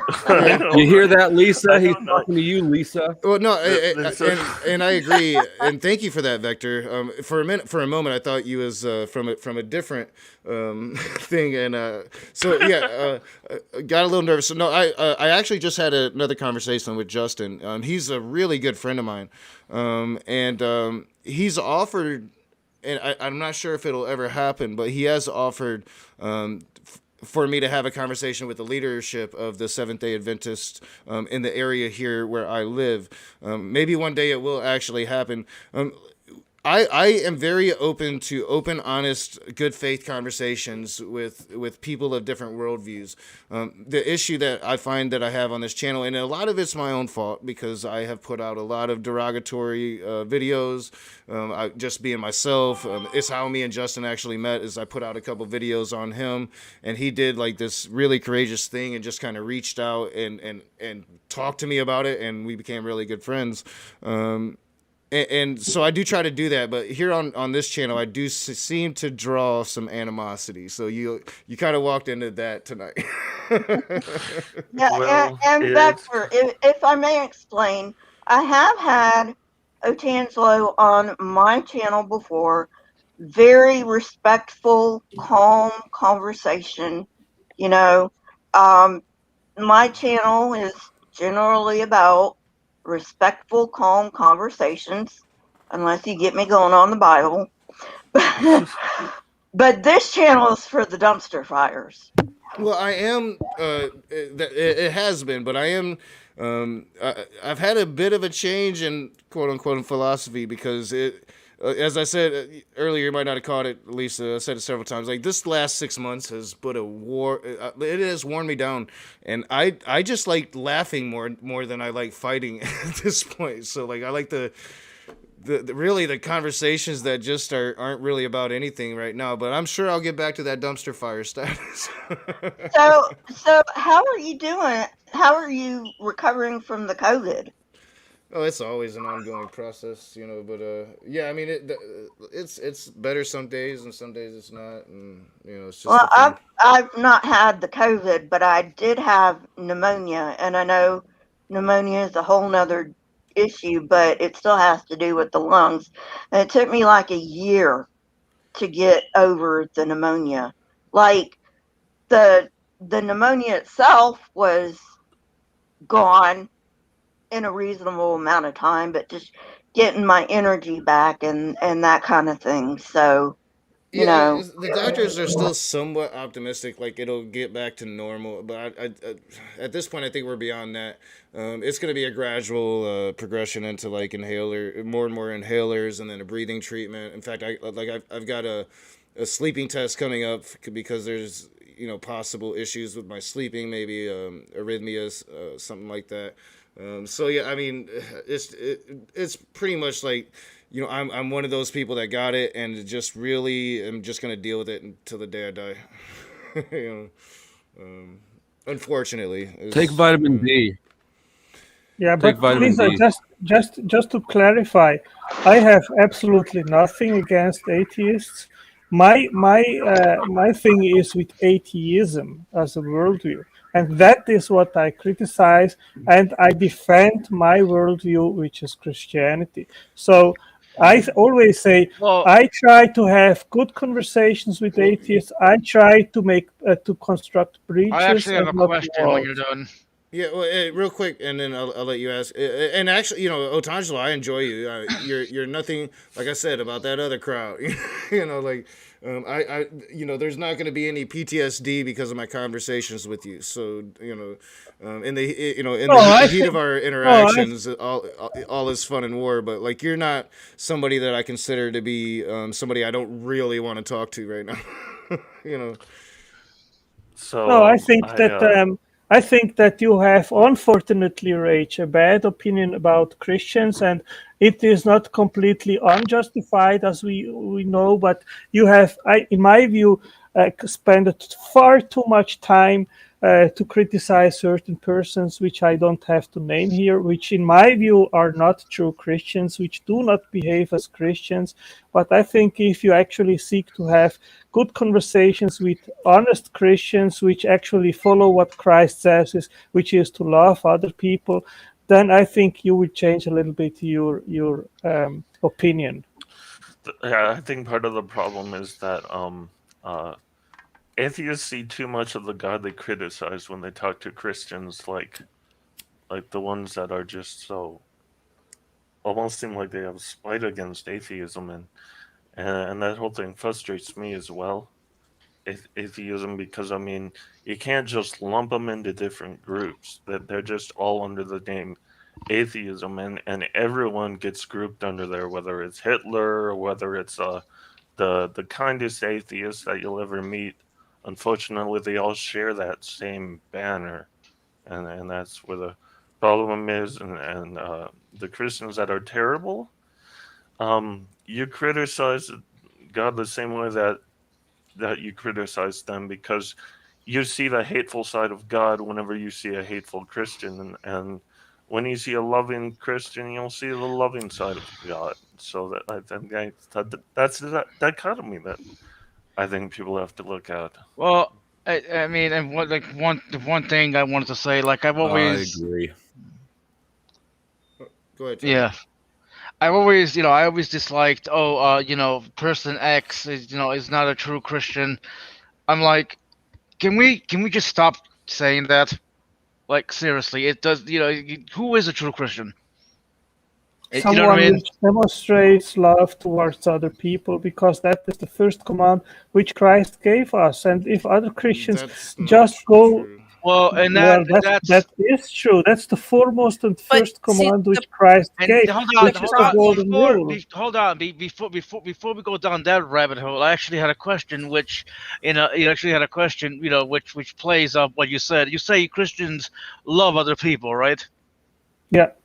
Okay, so do you agree? Do you agree that love could be misplaced? Well, we see many which don't actually understand what that means in a practical way, in a practical manner, and actually do not display the love which Christ said that we should have towards Right. other people. Well. My point. My point is that. Hang on.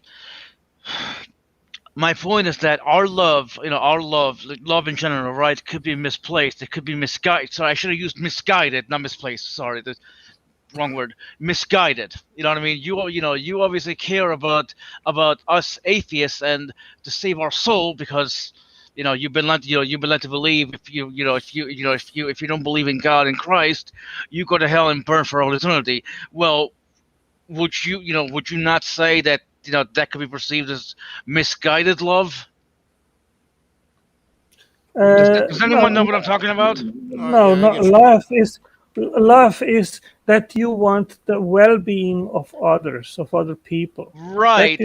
That is Right. basically the grounding of love. You want the best for other people, and of Right, course, but it I can- don't want that anyone goes to hell, and I believe that God doesn't want either that people go to hell, and that's why Christ came and he paid for our sins in order that we could be forgiven and have eternal life. Tangelo, I get that, but do you understand why I asked that question, or does anyone else understand why? Go ahead, Reg. I'm not following. Could you? Why did? Lay it out. Okay. What I was asking is that it is obvious that a lot of Christians, they care about the atheists, because they've been led to believe that that if you don't have God or Christ in your life, you go to hell. Now the question I was asking, Otangelo, is that could that love not be misguided? But misguided in what sense? What? Like they're wrong in that belief, or like the atheists aren't deserving of love. No, they're wrong. Like they're wrong. You know what? Let me actually give you an example. All right, like I forget the cake where this was, but there was a 6-year-old walking home one day, right? Now, he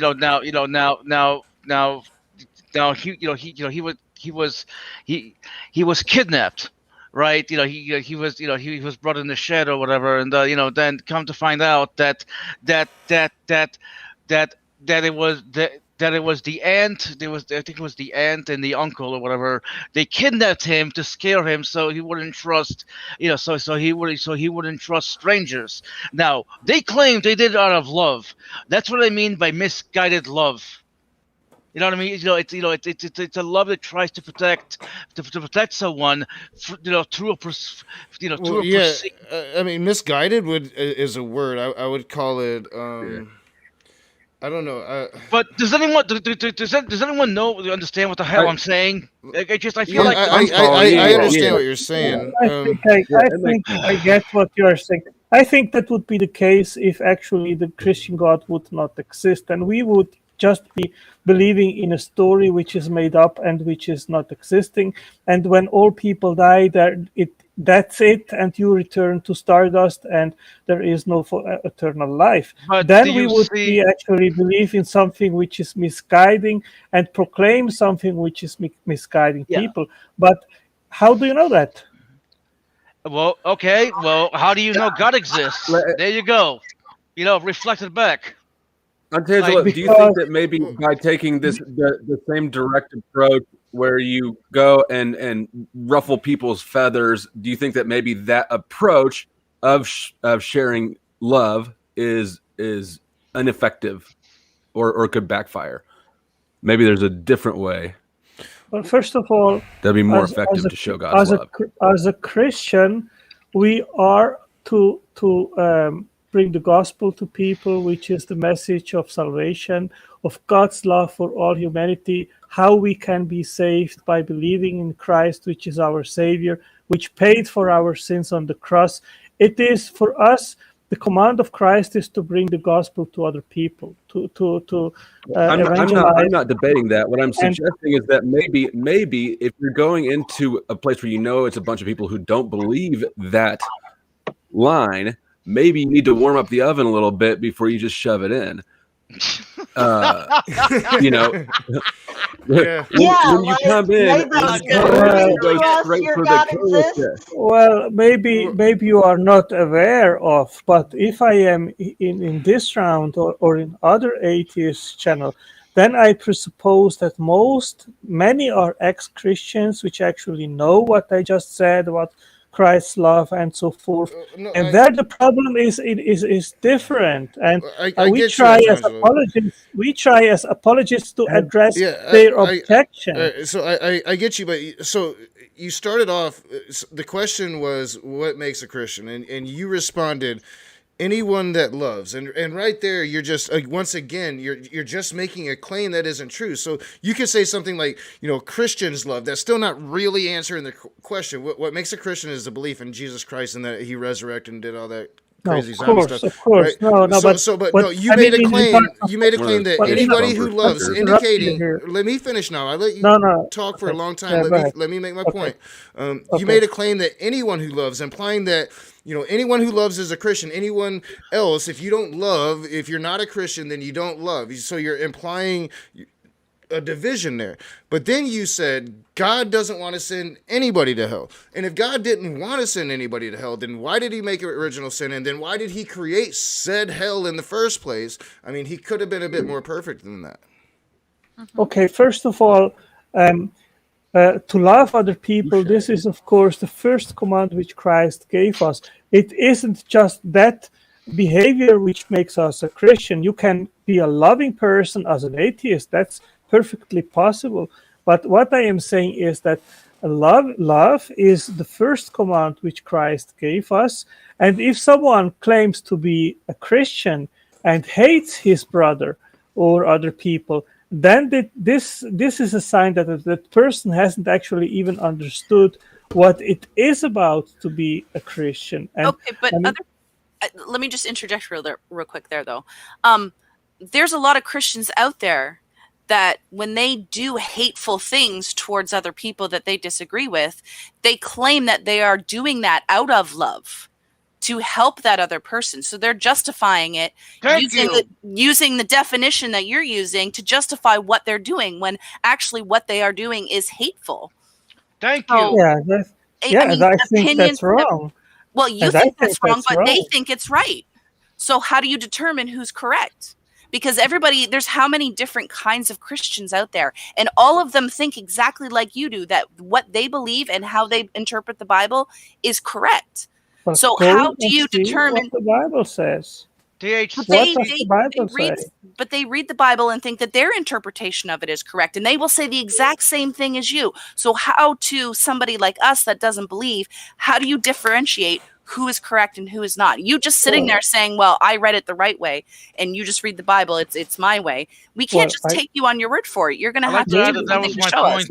Mindy, I disagree that the Bible instructs us to hate other people. I mean, go and look No, it but up they're and not- show that's- me that's not the where point, the Bible says so. Okay, Well, the but that's Bible not- is my You're missing authority. Tangelo, you're missing the point. Okay. Yeah, that wasn't her point. They are not hating these people. In their minds, the way they interpreted it, they are doing us a favor. Even though what they're doing is hateful, they think that they are doing it out of love. Well, I love this person. I want them to be better. Yeah, that was my I'm gonna point. So, I mean, to them, that's loving other people. And you're saying that they need to love other people. Well, according to them, they are. So that would make them a Christian. Well, take it up with them, because I think the Bible doesn't say that we should behave in that manner. And if they misinterpret the Bible, who is to blame? The people which are misunderstanding. But how do you know what that the your Bible- interpretation is correct? It's because it's not in the Bible. I don't read anywhere that we should hate other people. Oh, They're really? not, So but they're wait, not hold on. hating them according to them. So though. wait, hold on. That's- Aren't there some passages that say that says you should hate unbelievers or something? Show me where. Throw rocks at him, I think. Yeah, well, I don't know. I'm not a Bible expert yet. Show me where. I don't know any passage that says Throw the so. rock right at their head. The Bible says that we should even love our enemies. So that's why God had them. He had the Hebrews kill the Canaanites. Well, we should love I our am enemies. We I should am love our talking enemies. about- We should I kill am- them. I am talking about the Should you New love an Testament. abomination? If something is an abomination, should you love it? Well, I am talking about what the New Testament says, and Christ said, mean, I if thought someone is Christ your didn't- enemy, I thought you Christ should didn't even charge- you should even love your enemies. And if someone beats you on the right side, you should give your left side.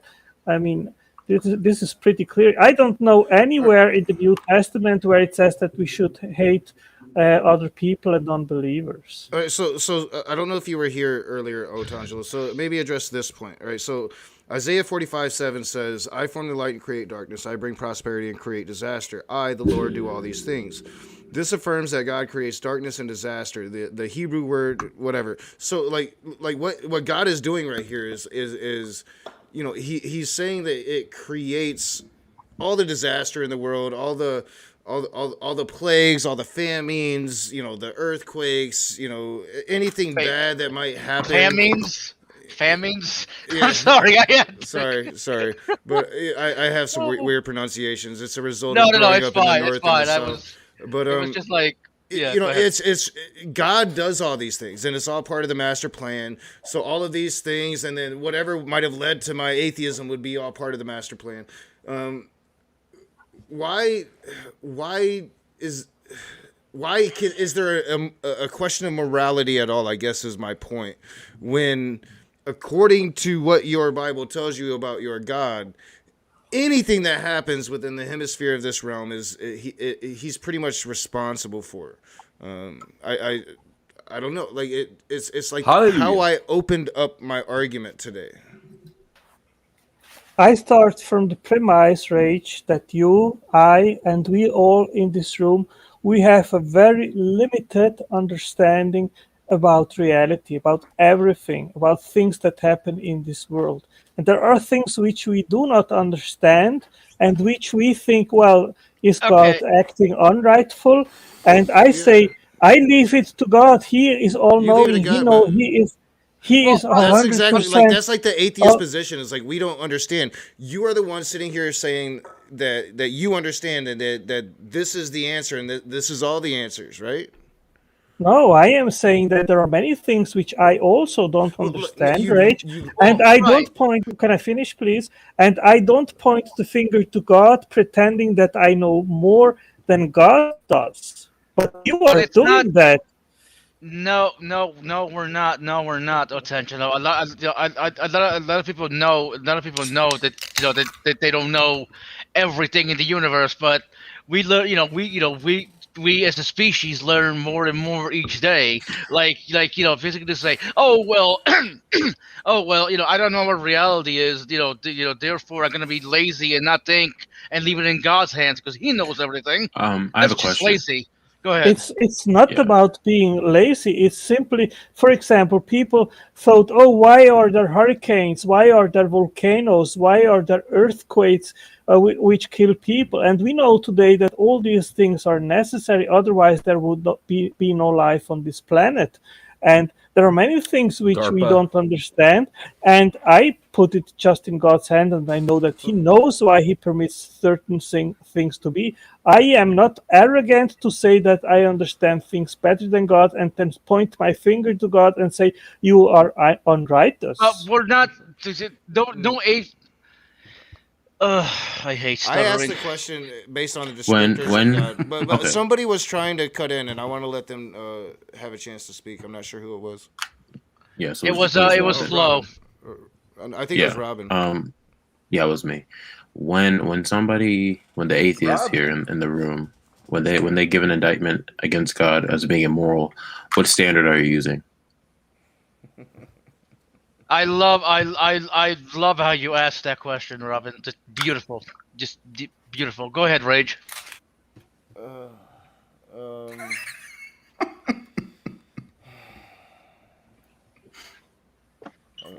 The most amount of good with the least amount of harm.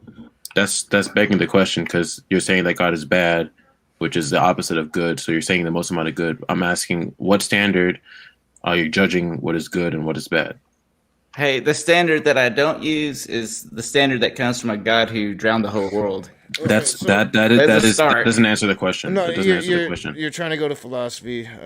Maybe you weren't here earlier.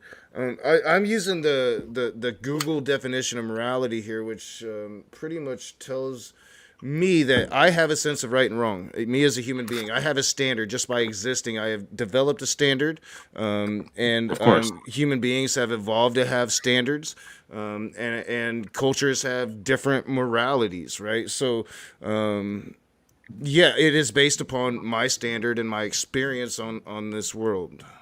Okay, is your standard true? Meaning that when you give a moral edict saying that something is bad or something is good, is that a true proposition? Okay, may I interrupt for just one moment? Robin, how do you define morality? A standard by which goodness and what is good and what is not good is. Well, what is good to you?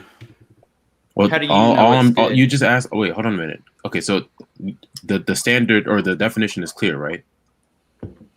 The definition is a standard. Wait, hold on a minute. The definition. Do you understand the definition I gave you before you asked me what is good? Because that's a side thing. You asked me to give a definition. Does that involve Actually, God? no, it's not. It goes to the core of the issue. No. Okay, hold on a minute. Yes, When you it does. ask me, okay, when somebody asks me what is a morality and how I define it, I'm saying that morality is the standard by which good and not good actions are determined or judged. Okay, so Yeah, I think we'd all agree with that. okay, so now, what was the next question you asked me? Like I can't even remember. How do you Did you ask me define, what is like, as good? far as like when you say something is good or not good, what standards are you using? Like, how do you define good versus not good? Goodness is that which conforms to God's nature. So God's it's begging mind. the question. No, it's not begging the question. You're Yeah, presupposing actually, God. it is, Robin. No, that's not begging the Okay. question. No. You're not doing this. I have a question for you. Yeah, go ahead. Is slavery moral? That doesn't make it. You mean is it morally good? Is that what you're asking me? I'm asking you if it's moral. That doesn't make any sense. Are you saying is it morally good? You can say it's immoral, Robin. It's okay. I'm asking a clarifying question because everything in the Christian worldview has a moral aspect to it. So saying something is moral and saying something is morally good, those are two different things. So I'm asking for a clarifying question. Are you asking me, is slavery morally good? Yeah, I would ask that. Is slavery morally good? Yeah, is slavery morally good? Not the. If you're asking like the context of like the slavery that happened in the 1800s, Does it make a people- difference? Yes, because slavery can be defined in different contexts in different ways. You do know that the Jews had chattel slavery, do you not? You said cattle slavery? Chattel. I know. The same slavery that the U.S. had in the 1800s, the Jews had that same slavery. Yeah, and that was a judgment against the people that were unrighteous. The wars, the conquests that happened in the Old Testament were a judgment against God, against the people, were a judgment from God against the people that were acting wickedly. Yeah, exactly. That's not the same. That's not the same thing. Whoa. Okay, stop there. Okay. So why then would a chattel slave not only be a slave for life, but their son and their daughter be a slave for life, and their son and their daughter and their son and their daughter forever and ever and ever? Can you pull up the Bible verse you're referring to? Yeah, hang on. Yeah, because there are different types of slavery, and there are different contexts of slavery. Are there good kinds of slavery? So are there some forms of slavery which are more moral than others? Well, there's different. So hold on a minute. For example, I'll just use an analogy. Right? There are different types of killing. There's a killing that would be morally justified, and there's killing that would be morally unjustified. So some slavery can be moral. You're saying in the same way, there's. And by the way, slavery again means different things. Okay, in certain contexts, slavery is just merely the servitude, indentured servitude likened to that. I can give you a fairly common definition of slavery that I think won't be too But then you'd be equivocating. Hush. How would I be equivocating? I just told you. I just told you. We are talking about chattel slavery. The same slavery that existed in. Yeah, I'm still waiting for you to give me a source for exactly what you're talking about, so I can respond more precisely. And you haven't provided it yet. So now that you're looking, okay. So while you're looking for that, I'm going to respond to someone else who asked me a more general question about general slavery. I'm giving more context. And once you find the verse, you can go ahead and do it for me. But being rude, okay, is not really conducive to a productive conversation. Okay. There are different types of slavery. There are different. It meant different things in biblical times, and so there's a different context that you'd have to look at it. Which is why I'm asking, okay, for a specific context in which he's referring to slavery, so I can respond to it more precisely. Do you think context is a view in which we should determine actions to be morally permissible or not? Yeah. So in the same way that killing is not inherently. It depends on the situation we're talking. So murder, right? In the Bible, murder is wrong, which would be an unjustified killing. That's what murder is defined as. So it's not saying that killing is wrong. It's saying that murder is wrong. So Robin, how do you think we're defining slavery? Do you I don't know how you're defining slavery. That's why I asked for clarification. And I can give a definition of slavery, which is which is the owning of another person against their own will. Okay, that's what I'm saying. There's a different context in which slavery. So is that moral or immoral or not moral? All right. As I've said now almost 3 times, I'm sure I've said it now 3 times. There's a different context in which slavery is justified. You say the same thing, but you never answer the question. Right. Well, hold on a minute. I'm asking. Okay, so there's again. I'm going to bring up the killing analogy, right? Killing is taking someone else's life. Okay, and in general circumstances, they don't want that to occur. Right, but there are situations where killing someone's life, even if it's against their will, is morally justified. In other situations, it's not. So what I'm asking for is a specific situation. Pause. Hold on for a second. So no, I'm not going to pause. I'm going to finish my sentence. There are specific situations, okay, where it is going to be justified for there to be slavery when it's or killing or conquest, any of those things, right, that are in the Bible. A specific situation where that may be justified. And so what I'm asking for is a specific situation, not just a broad blanket sweep. So I'm not going to respond to that. Okay, the issue is what I just saw you do is equivalent between moral ontology and moral epistemology. Me saying that certain times of killing a person are right, was justified or not, has nothing to do with the act of killing a person itself is right or wrong. Right?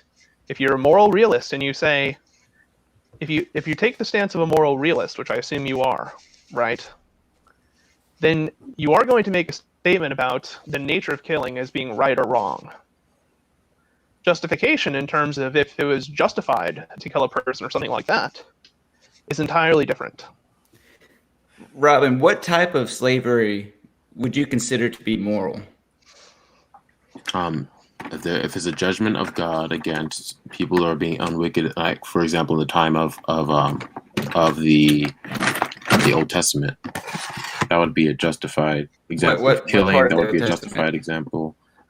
Well, Okay, that's what I'm asking. I'm asking her to bring up an example, a specific example that I can respond to. But you just brought it up Different yourself. things. That's why I was asking. Well, just Right, we were talking about in the context of the Old Testament. So let that's me why I'm just asking for a specific quick. example. Let me just quickly interrupt. Wait, Reg, I'm Anton, leaving the stream. Yeah, I'm leaving the stream. Thank you for having me at your channel, Rage. Thanks, And Otangelo. Thanks for being here, Otangelo. yeah, see you. Bye bye. Leviticus 25:43 to 45. Okay, let's take a look at it together. Can you say it again? Leviticus 25:43 to 45. Do not rule over them ruthlessly, but fear your God. He's talking here about the fellow Israelites. Verse 44. Your male and female slaves are to come from the nations around you. From them you may buy slaves. You may also buy some of the temporary residents living among you and members of their clan, and they will become your property. And then I think verse 46 is the one that says you can pass them to your children. Yeah, 46. Yes, that's 46. Okay. Tell me how that is in any way moral. How it is moral? Do you understand what it means for something to be moral? Please explain. What it means for something to be morally good, okay, is that it is in accordance with the nature and the mind of God. So we have to believe in God. And we got to the natural presuppose question. Then the natural question then is how does it Okay, come so to know? slavery is good Lisa, because God allows slavery. Lisa, you're interrupting. Sorry. Then the question then becomes, how is it that you come to know perfectly the nature and mind of God?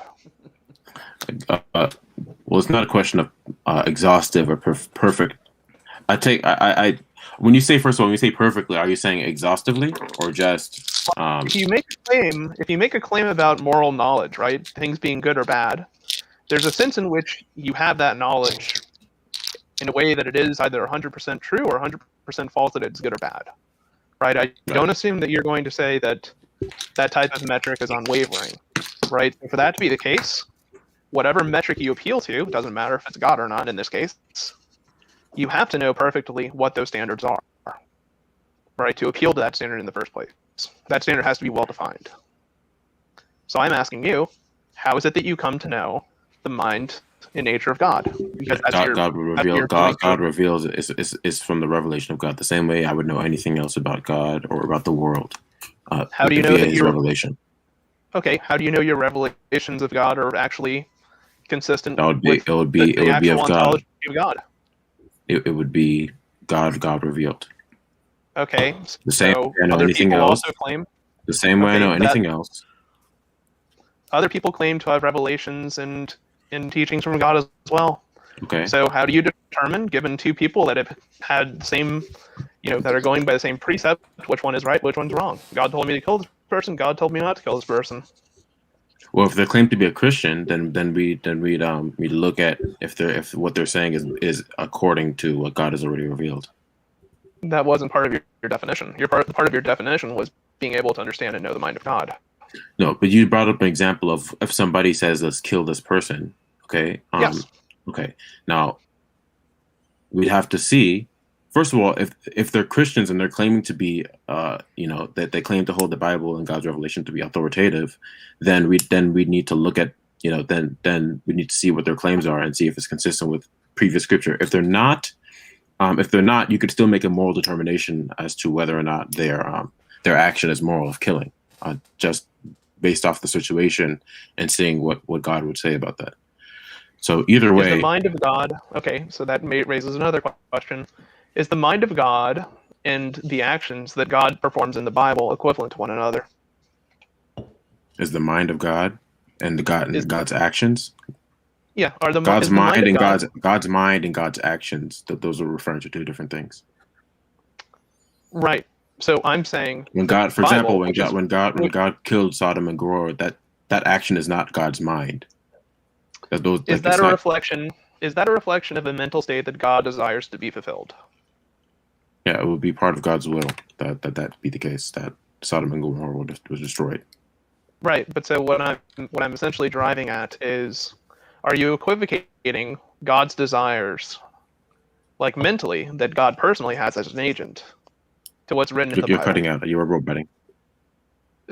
What I'm asking is, are you equivocating God's desires as a moral agent, right, to the actions that he performs in the Bibles?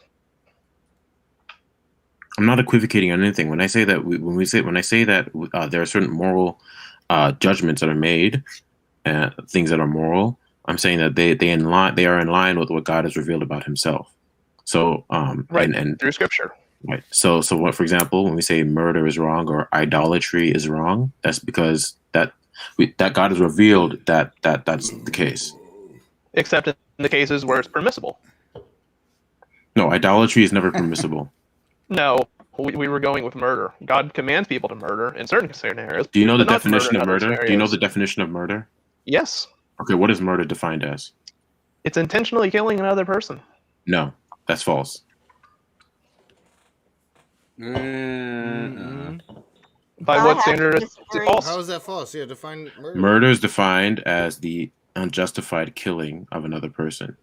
So It's also the intentional killing of another person. Okay, no, hold on a minute. What you just defined was killing, not murder. Murder and killing are two different things. Killing can be both intentional. Okay, killing can be both. I can intentionally kill a person via planning to kill a person. Are you listening to what I said? Yes, I am, and I'm pointing out what you said as a non sequitur.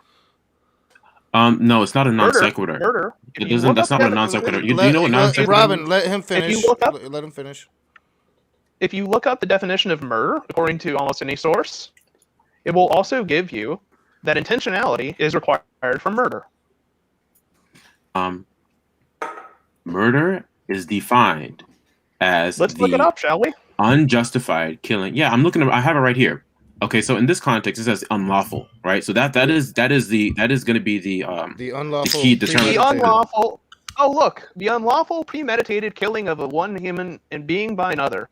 Right. Now, premeditated means that someone had to think about or intend for that state. But what you defined was an incomplete. What you defined was an incomplete definition of murder. It wasn't actually. Did I claim that my excuse me? Did I claim that my definition of what murder was incomplete, or was complete rather? Well, I asked you to define it. I would expect that if we're gonna. I defined. Right, but I defined you gave. Okay, so if we're gonna play the game, then the conversation's over. If you're gonna define terms partially, and then when I give correction, and then you want to play the game, then the conversation's over. Excuse me, Robin. What I did was I pointed out that part of what murder is an intentional state. You didn't even say that. You didn't even say that. You didn't say part of what murder is. I did. I asked you to define it, and then you didn't say anything about part of. If you Robin, if you're going to play this, okay. You could have easily had corrected and filled in the other part of my definition. I did. But what you did immediately was deny that what I said was part of the definition of murder. No, I said no. That's not the definition. The definition of murder is the unlawful premeditated killing. So if somebody said, for example, okay, so I'm gonna read this definition right here. Okay, I'm gonna read it verbatim. The unlawful premeditated killing of one human being by another. If I asked you to define murder and you said human being by another, that's not a definition of murder. Okay. What I said. The definition of murder was the is intentional. unlawful, premeditated killing of one human being by another. The fact that you have elements of the definition does not mean that that's a definition. And when I asked you to provide a definition, I think Robin. what you say, let him respond. chill out. Let him respond. Let him respond. I find this funny because I get criticized by Christians for Googling definitions and using like the definition. Oh, you have to use the definition, and now you're sitting here criticizing Immutable. So, but at least let Immutable respond to you. I know you was hoping to do this to me and trap me up and shit. Thank you, Immutable, for being here. Please respond. Robin, what I said is murder is the intentional killing of another person. That's not what it is. Excuse me, I wasn't done. If you do not think that something which is intended is not also premeditated, then there's a difference in what we are referring to when we call premeditated and not premeditated. Yeah. Okay. You're talking past me right now. What I asked you to do is give me a definition. So now I'm in the middle of speaking. Robin. Okay? Now I'm in the middle of speaking. Okay, this is I'm going to give you like one more chance, and then I'm going to just cut it off with you because I've talked to you already before, and it really was not a good experience. Okay, because you're not really you're not really interested in having productive discussion. Okay, I am. When I'm also willing. When we're talking about so that's the second time. Robin, the third I'm time, also interested. Okay, conversation's over with you. Robin, Okay. I'm not also going to interested. answer any more of your I'm questions also, if that's what you're going to do. Robin, bye-bye. I'm also interested in when I'm talking that you allow me to finish talking. Go on. Yeah, I already told you I'm finished talking with you. So I'm gonna listen. If somebody else has a question, then I can answer the question. But I'm not. Robin, you still haven't answered my own question, which is because you decided that you wanted to behave yourself in a way that is unproductive. Robin, you chose to equivocate. I mean, I'm kind of on Robin's side here. You chose to equivocate on intentionality and being premeditated. I mean, he's right. Immutable's moving the goalpost around a little bit. No, I wasn't. Yes, you were. You're providing an incomplete definition when I asked you to define a term for me. And this is the last thing I'm going to say to you because I really don't want to continue to have a discussion with you. When I asked you to provide a definition, you provided a very incomplete definition. When the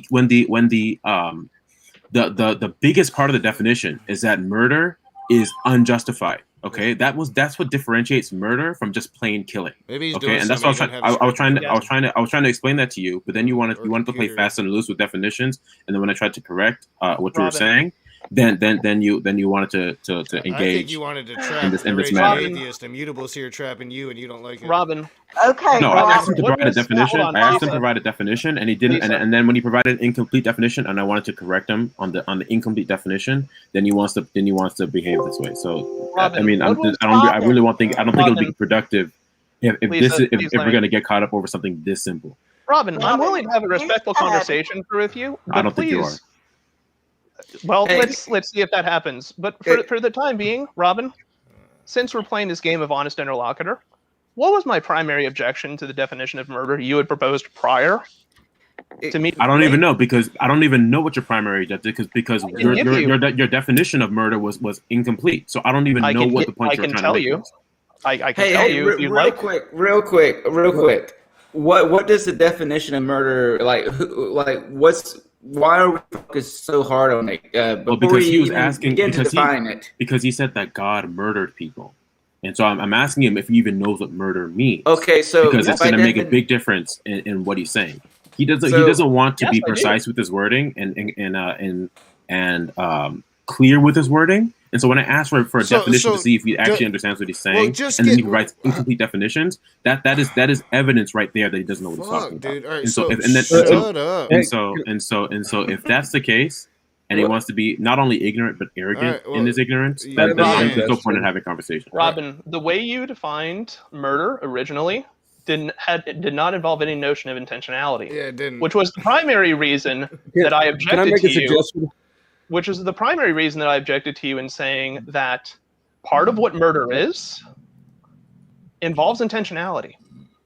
Which is why I went to the dictionary and said, murder is the intentional killing of another person.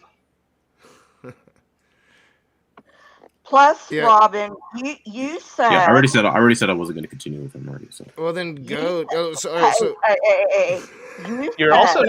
also not countering any point that I've made. no, and this is funny because like I wasn't. I'm actually glad I let it continue because I said, and I even put it in the description of the goddamn video. Like if somebody like you came in, I would like immediately just kick you, but I'm glad I didn't because Immutable comes in and he's well versed in these conversations, right? So when I say I'm not really into philosophy, what I mean is you guys can have your philosophical conversations. There's people to have those with, and Immutable is one of those. And you came in here hoping to trap your boy, and this is beautiful to me. I've enjoyed every single moment of it. Now you're really really, really, really butthurt because you don't want to move on and just get beyond the fact that both of your definitions were incomplete. I'll just address you. Okay, the question I came in here. First of all, no, I didn't come in here. I've been respectful this whole time. Okay, I haven't overtalked anyone. Okay, I came in here. I was listening to your conversation with Otangelo. Okay, then I decided I had a question because something that you were saying, it was relevant to something you were saying at the time, and so I asked you. And this question, by the way, has not been answered either. Okay, the question I asked is, what standard are you using? Then somebody asked me to define morality, and then I said some standard, but that question really was not answered clearly. Okay, I haven't really heard a clear answer. If it was answered, I would like to hear a restatement of the answer. But as far as I know, I really haven't heard an answer to the question that I came in here asking. The first question I came in here asking, which was, what standard are you using to make judgments about God's moral character? The question has not been answered.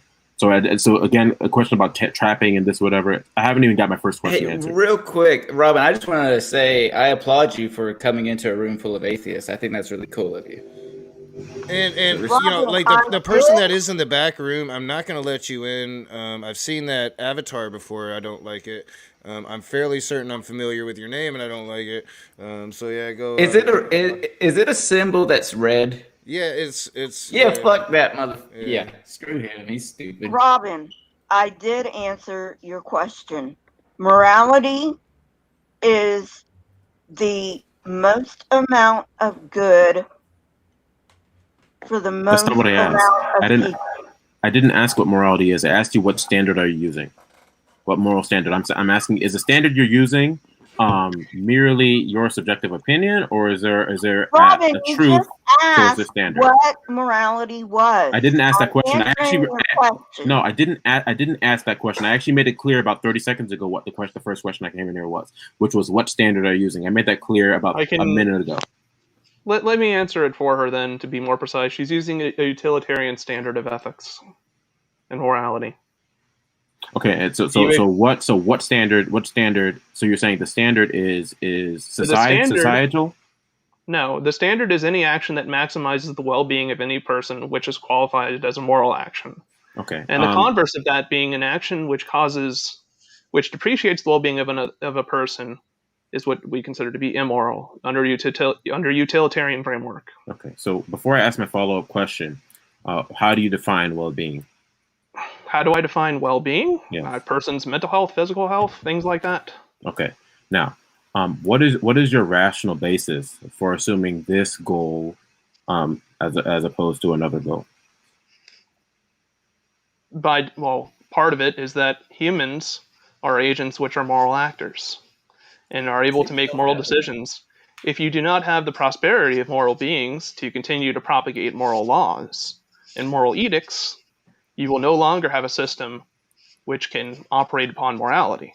Okay, when you say that people are moral agents and they act morally, all you're saying is that people act according to certain standards. That doesn't really tell me anything. That's non-informative. What I'm asking you is, how do you rationally justify that this standard, this goal, ought to be assumed by everyone? How do I assume? Because if you don't assume it, then one possible result from that is that moral agents no longer will exist.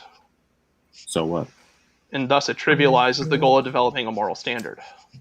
Right, but okay. Let me see if I can rephrase the question. The goal in this moral framework, okay, is that we maximize or optimize whatever. I mean, essentially make to the highest make to the high. I'm simply asking questions. Okay, I'm not being aggressive or hostile with you. I'm simply asking questions. The goal here is to maximize well-being, and you define well-being as mental physical health of people, of moral agents. Okay. Yeah. Now I'm asking you, on what rational basis are you saying that this goal ought to be assumed by anyone, let alone the whole society?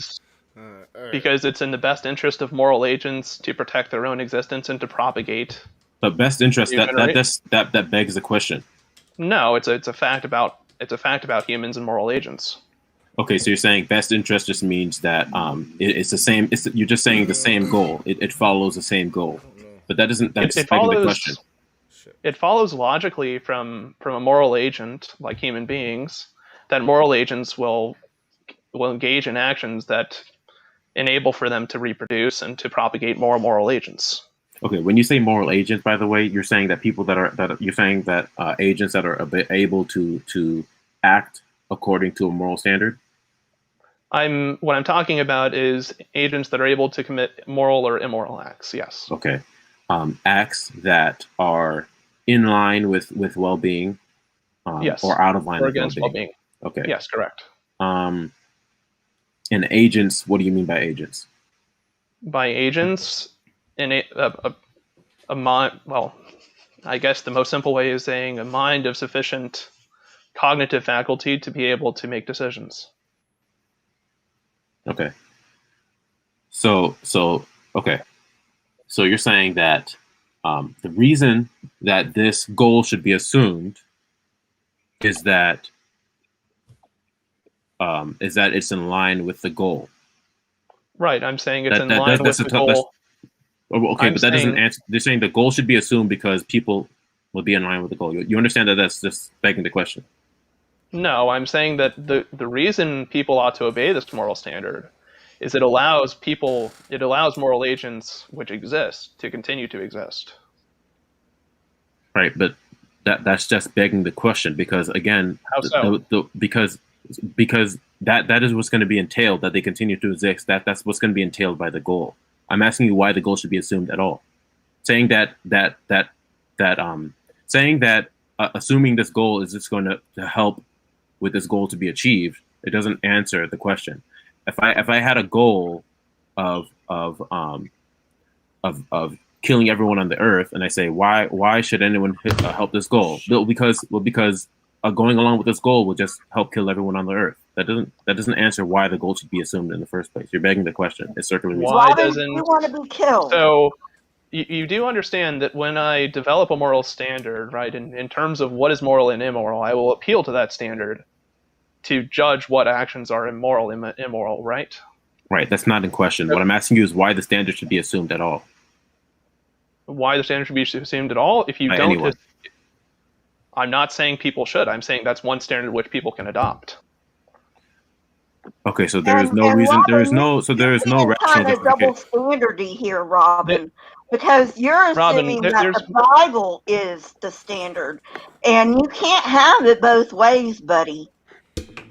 Have what Robin, both ways? Okay, hold on. Let me just respond to this. Okay, I've detected an air, okay, of aggressiveness, of hostility. Ever since I got in here, I have not treated you that way, and I would ask if you could, please cool it a little bit. Okay. Now I can answer your question. Right now, what I'm addressing is his moral standard. We can get to my moral standard in a second, but and we were talking about that. But I wanted to get back to the first question that was unanswered, which is what their moral standard was. If you want to talk about my moral standard, we can do that. And I know we were doing that earlier, but I wanted to make sure that my first question was answered because that's what I came in here for. So when I ask you for a rational right. Let me answer reason your why question. that. Okay.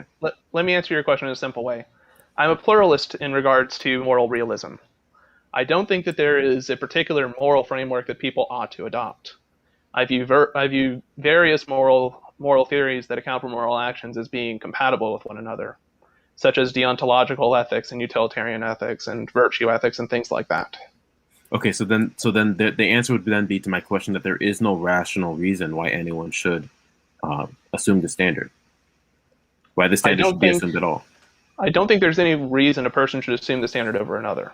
Sure. Okay. Well, that's all I came here to ask. Okay, so then, in that case, the standard that you're using and you're applying to indict the Christian God, there's nothing I'm not using necessarily it to indict true. the Christian God. Oh, sorry, I'm not. Okay, I know you came in here later, but I know somebody else was saying something before I asked the question. I think it might have been the Raging Atheist. He was using a standard, or maybe it was him and other people. They're using a standard. Okay. I know you don't speak for everyone, but if I'm going to take this and I'm applying it to everyone, that's fine. I just want to make sure that there's not confusion in that point. Okay. Yeah, of course. But if everyone agrees with what Immutable is saying, and if if what they view morality to be is in line with what Immutable is saying, then the standards that they're using to indict the Christian God aren't true. Like, for example, it is nothing more than their opinion. Nothing more than saying vanilla ice cream is the best ice cream flavor. That is not a true statement. So saying that God is wrong for doing whatever XYZ action, that wouldn't be a true statement. That would just be an opinion of yours. And if I ask, and then when I ask, why should I take your opinion on moral action?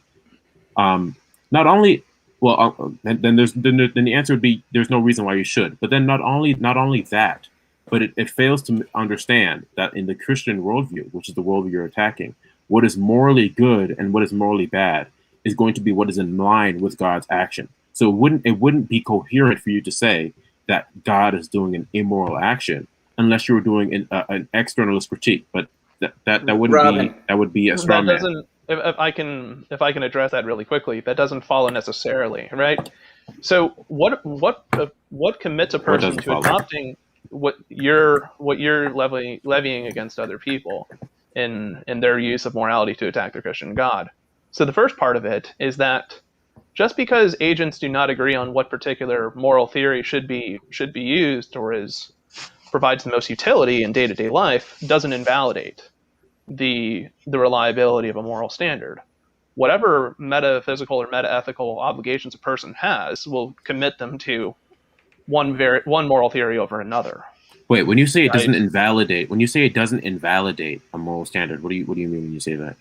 The lack of agents to agree upon what type of moral standard to use when evaluating morals doesn't take away from the fact that certain statements made within the context of moral theories can be true or false. Of course, that's not in dispute. Of course, that someone can be consistent with their moral outlook or with their moral framework. Of course, but that's not. But what I'm asking is, if your moral framework is like a house of cards, you can build a house on a base that is unstable. But if the base is unstable and the house of cards is built off of that unstable base, then one thing can tip it over, Robin, and the whole house falls over. So what I'm asking for is what is the basis? What is the basis for your moral framework? And then you say the goal, and then I'm asking what is the rational basis for that goal? And you say you don't have one. That's all I'm asking. That's all I came here for, really.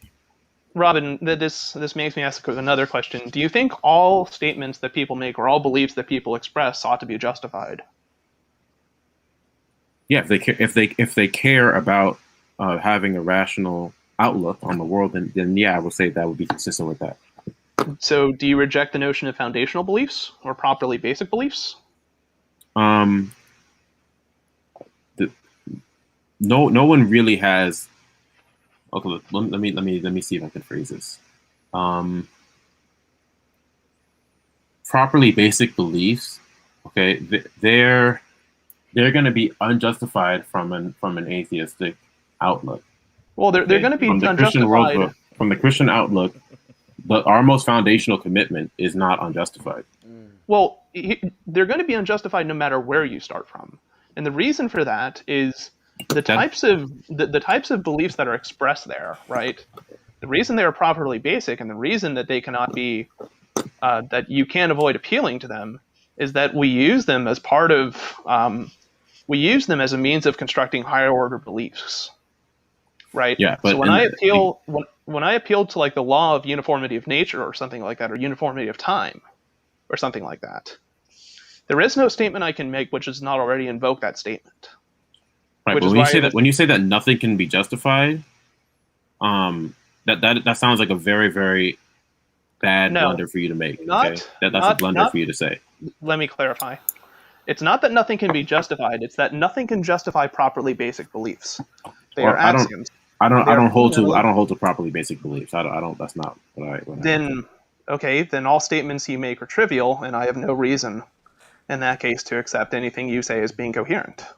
No, that's not true either. Sure. So you don't know let me. my worldview, my outlook. I So know that you it can't make must that statement. involve. I know that it must involve properly basic beliefs. No, it doesn't. I want It to. does. Can I Well, interject really quick? And you guys can continue your back and forth because again, I'm laughing, and even when you don't hear it, the audience does because I don't push both mute buttons. But so like one of the things that you said, and you just said, well, you don't know my worldview, but I think you pretty much outlined your worldview. You said that you know. Christians align with God's actions, and I laid out some of God's actions and some of my accusations against God, and I think you laid out a perfect argument for people like myself who stand in opposition of 99.9% of the Christians that I've met, that this is exactly why we should stand in opposition. If the Christian worldview is aligned with God's action and those actions are genocide, rape, murder, slavery, and you try to say, well, what is slavery? And I love it when Christians do that because like I really love it when like you just like accept all the bad and then tell us that we have no morality. But I'm glad that Immutable is here because I'm no philosopher, and I love it when people try to use philosophy to justify the bullshit. And Immutable is here, so thank you. Okay, well, this isn't about okay, Real like quick. winning and losing the conversation. When you made those moral judgments, if you were in line with what Immutable just said, there was no rational basis for those moral judgments you just made. So I really can just I can I would literally actually agree right with there. that because like God doesn't exist and all of this is bullshit anyway. But whatever. Robin, then if there's no you point in became an telling me that. atheist, Robin, if you became an atheist, would you go out and murder or rape people? If I became an atheist, right? Probably not. Who is it? Then why not? If God is your Because foundation, God has written. no, let me finish.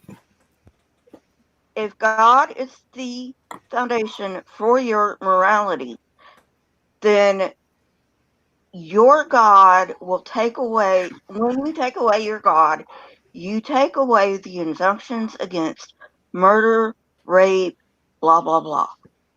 No, I would just have a different moral framework. That's all that means. And again, it doesn't actually change the state of affairs as to whether or not Christianity is true. So asking me about what I believe. Yes, it does. What I believe, if I become an atheist, it doesn't change whether or not Christianity is true. It doesn't change that at all. That is just patently false. Well, yeah, because Christianity So, for example, is bullshit. okay, okay. So in the Christian worldview, right? Everyone has moral. Everyone has a conscience. Okay. So if the Christian, let's just presuppose, for the hypothetical, let's assume the Christian worldview is true. Okay. If I became an atheist, I would still have a conscience. Now I can, of course, dilute this conscience. I could suppress my conscience and make myself think things that are false or wrong. But the fact of the matter is that I would still have a conscience. I would still be made in God's image, right? So the fact that I become an atheist wouldn't change that. Also, I could still just adopt I could still just adopt a moral framework that I think is better in my subjective opinion and still go along not murdering people. It doesn't change anything really in terms of like my moral outlook. Okay, your assertion that everybody has a conscience is factually incorrect. No, I said if we were to assume the Christian worldview is true. That's what I said before. I qualified that like 2 times. Real quick, I hate to interject. This shows that you don't listen to what people are saying. You wait to speak. No, and you don't listen with your ears. Robin, psychopaths exist. Whether the Christian worldview exists or not, psychopaths exist. Psychopaths have no conscience. That's why they can do what they do. Real quick, I just really quickly need to interject and just acknowledge. I'm sorry, Wilson. Thank you so much for your $5 tip to the channel. He says, I've got no issue admitting that Knock has a better hairline than I do. And if that's true, I'm sorry, my brother. Go ahead, please. Yeah, I'm going to be leaving in about 10 minutes. Yeah, this has been a fun talk, though. I mean, hopefully next time we talk, we can talk about Let me get foundational beliefs and how it is. And I do apologize if I assumed. Right now, the thing is, like, I've been going on a rampage about philosophy. Christians have been trying to catch me up. I don't do philosophy, so when philosophical Christians come at me, I just kind of get irritated and usually cuss them out and boot them out. If you watch my first interaction with Darth Dawkins, you will probably catch a laugh out of it. Totally agree with Darth Dawkins and everything he says. Probably. I'm getting some glitch, so I'm just gonna talk. Darth Dawkins tried to come on my stream last week. I was like, nope. He's just a person you can't have an actual decent conversation with. He's just going to interrupt you, ask you questions, and then interrupt you in the middle of your answering his questions. Fuck that guy. And then tell you it's not an answer. Right, yeah, exactly. I thought, I showed bad with Khalil and was like, fuck philosophy. What has philosophy done for the hood? That shit's funny. Like, the people are probably cutting that out, making memes, whatever. I was mad. Darth Dawkins, he got me to say there is no law of excluded middle. Fuck the law of excluded middle. Shit, shit like that. Rage, you're like, fuck philosophy. Well, it's like I've always said, you don't need a PhD in science or philosophy to know that Christianity is full of shit. I mean, the good thing about dealing with precepts is that they do, quite interestingly, sometimes they don't know they do it, but they do touch upon very deep areas of philosophy regarding metaphysics and metaethics. But this is a fun conversation nonetheless. I gotta give Robin props for putting up with this shit. We're trashing his religion and he's just, Let me put it to you this way. I do hope that you. I spoke with three different. I'm sorry. I spoke with three different Christians on my channel a few weeks ago, and each one of them was disrespectful and just pretty much an asshole. Mr. Batman was one of them, but then Robin came in and he was actually polite and presented his case, and so I bet we talked for probably 2 hours. Yeah, I remember that. Yeah, we were talking for quite a while. Yeah, and I do have to apologize to you, Robin. I was a bit on edge because Otangelo had come in earlier and he wasn't answering any of my questions like I expect Otangelo to answer any of my questions, but That's fine. I forgive you. Right now, so I attacked the Godhead. I don't really blame the Christians. I think that for me, religion is just a generational indoctrination that has sucked its way into the core of society, and it's not really the fault of believers. I really had no choice when I believed in God. I didn't really have a choice until I had a choice, and I decided I had a choice. And I mean, I think that that's the thing about atheism that really triggers a lot of Christians, and it's just it's something that when I look at the descriptors in the Bible of God, I think they're descriptors, and I have a moral framework, and however you want to define that, whatever you want to define that as, I have it. I'm a human being. I have a sense of wrong and right. I can sit here unequivocally and tell you any form of slavery is wrong. Now, as to the whys of all of that, to me, it's what was wrong with the old world and what's better about the new. And I'm not trying to go back to that old world, but I'm going to sit here and start reading a whole shit ton of books because so many damn Christians want to do philosophy now.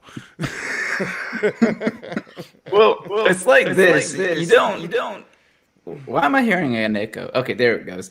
It's like this. I don't need a God who tortures and kills babies to tell me not to torture or kill babies. It's really that simple. No philosophy needed. Yeah, I agree. There's, to me, it comes down to answer that simple question, right? So, Adam and Eve, are created ignorant, right? They're kept ignorant. Right. They sin before they even know the difference between good and evil, and not only are they punished with pain, death, just agony and eternal punishment, they're still to this very day vilified as the creators of original sin. And they didn't even know what they were doing, couldn't possibly know what they were doing because they didn't know the difference between good and evil.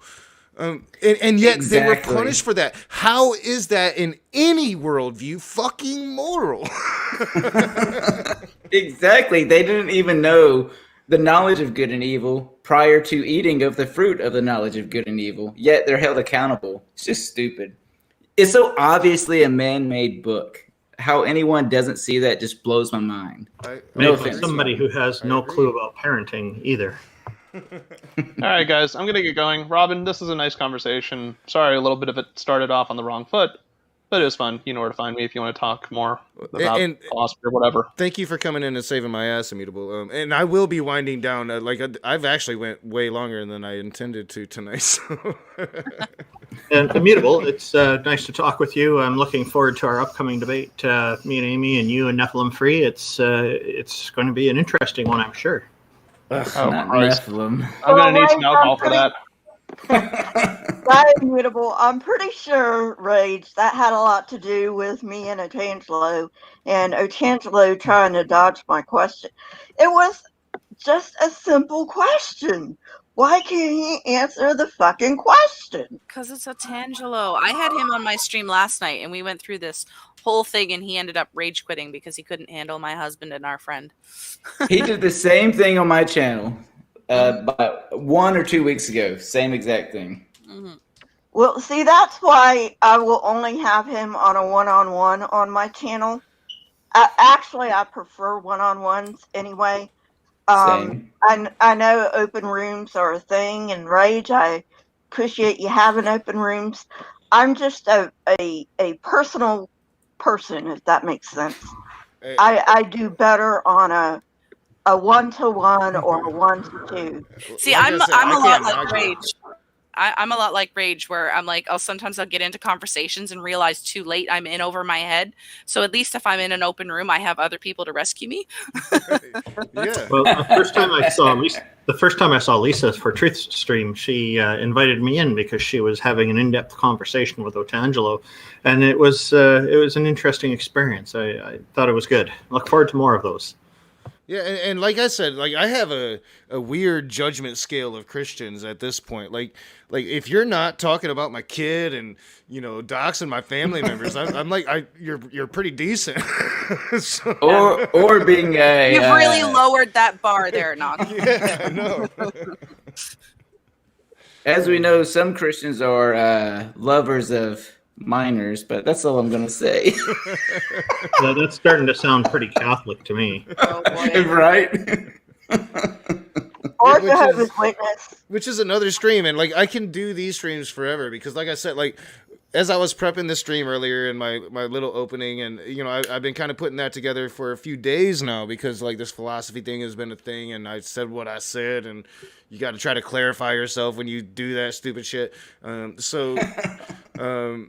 I've been putting this thing together, but I could have went on. I could have probably had an hour and a half stream of just all the things, all the descriptors of God within the Bible that I find to be just a no-brainer, immoral, reprehensible thing. Right. Exactly. So it's and that's the question is how do you read it and read the descriptors and come to the conclusion, all right, this is God?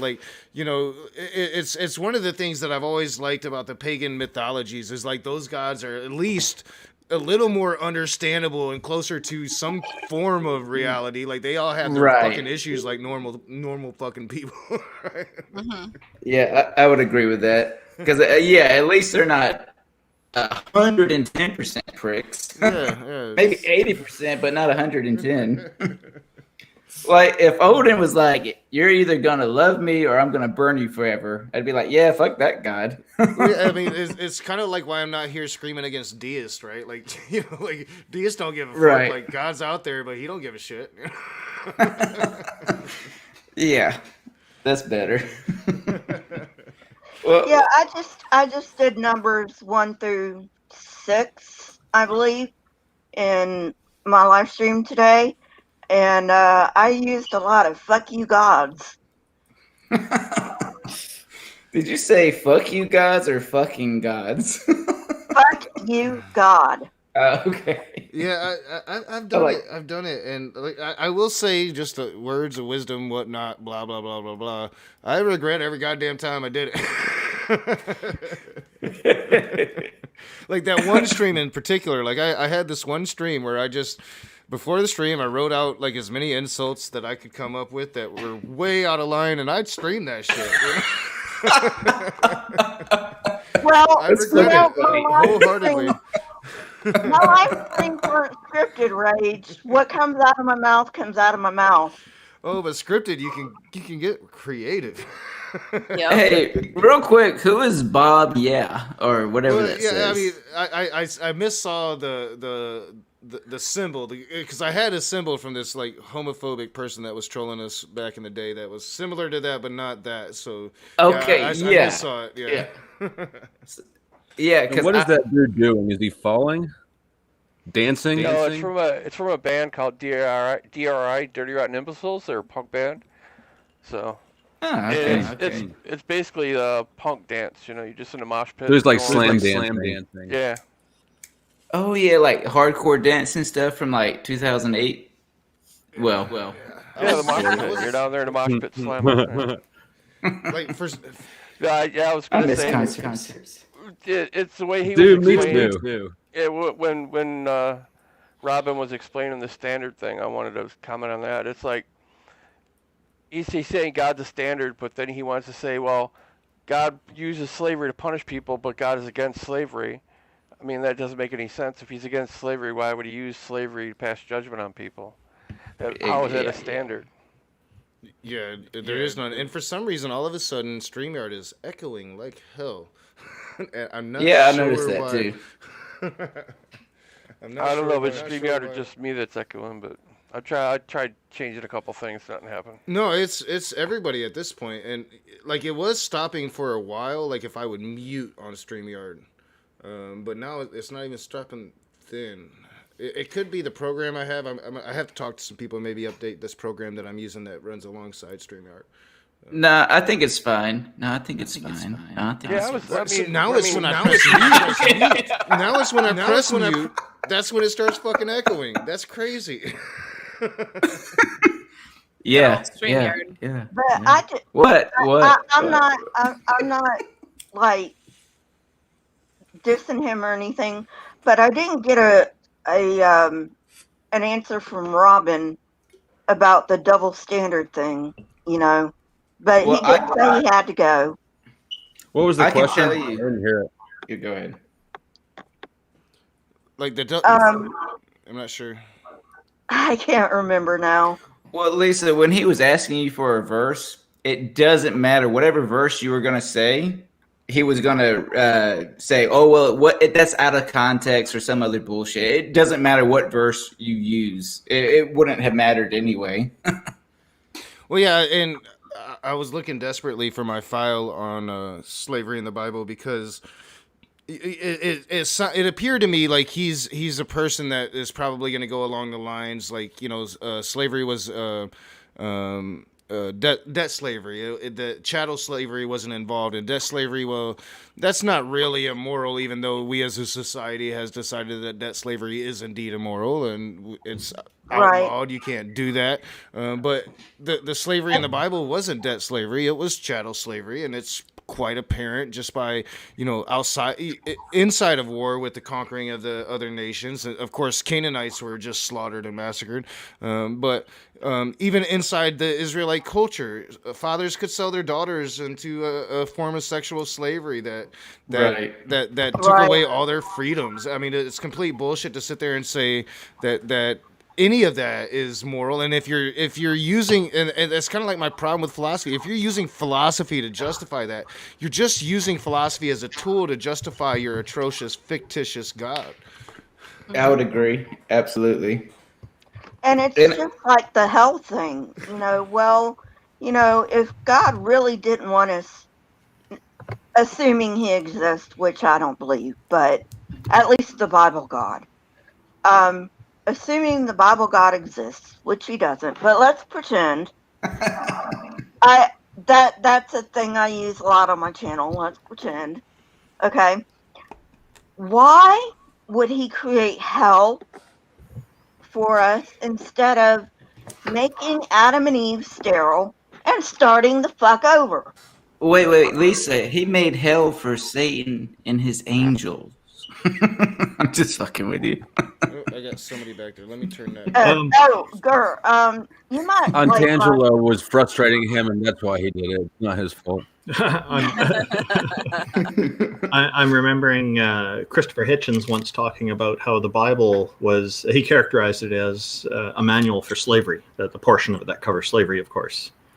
And I thought, yeah, it seems to You have should a lot read of the stuff. IRS tax code. Oh, yeah. Yeah, they'll surround your house with guns if you're late, isn't it?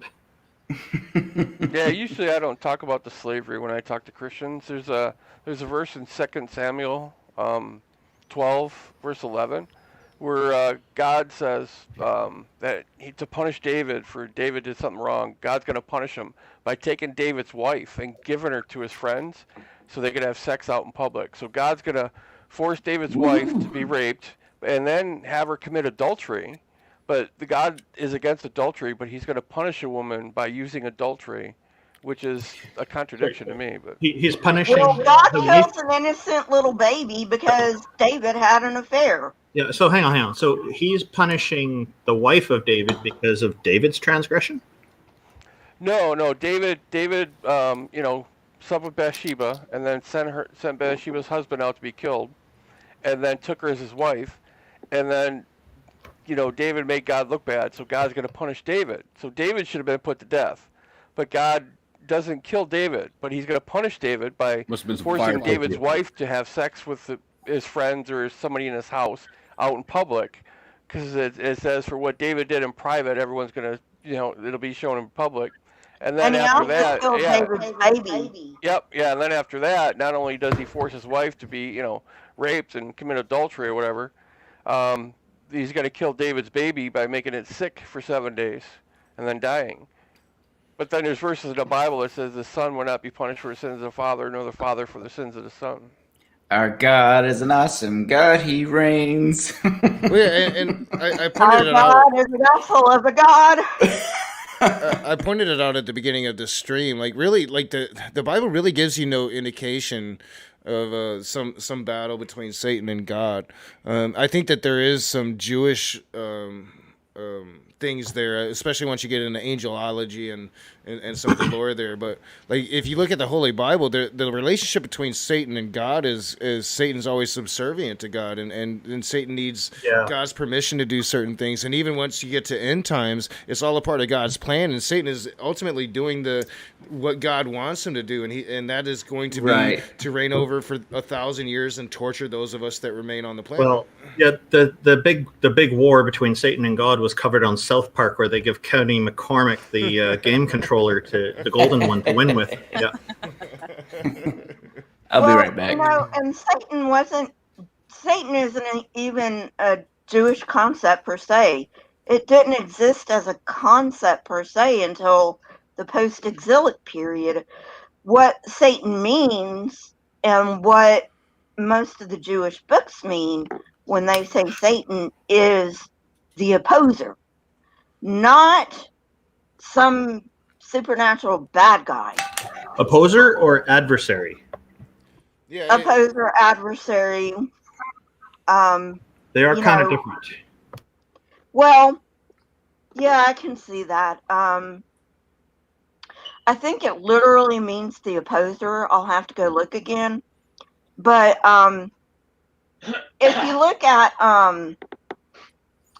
there's a story in the Old Testament, and I can't remember who it was, but there was this donkey, and this dude was riding his donkey, and he was going somewhere, and God didn't want him going to this place.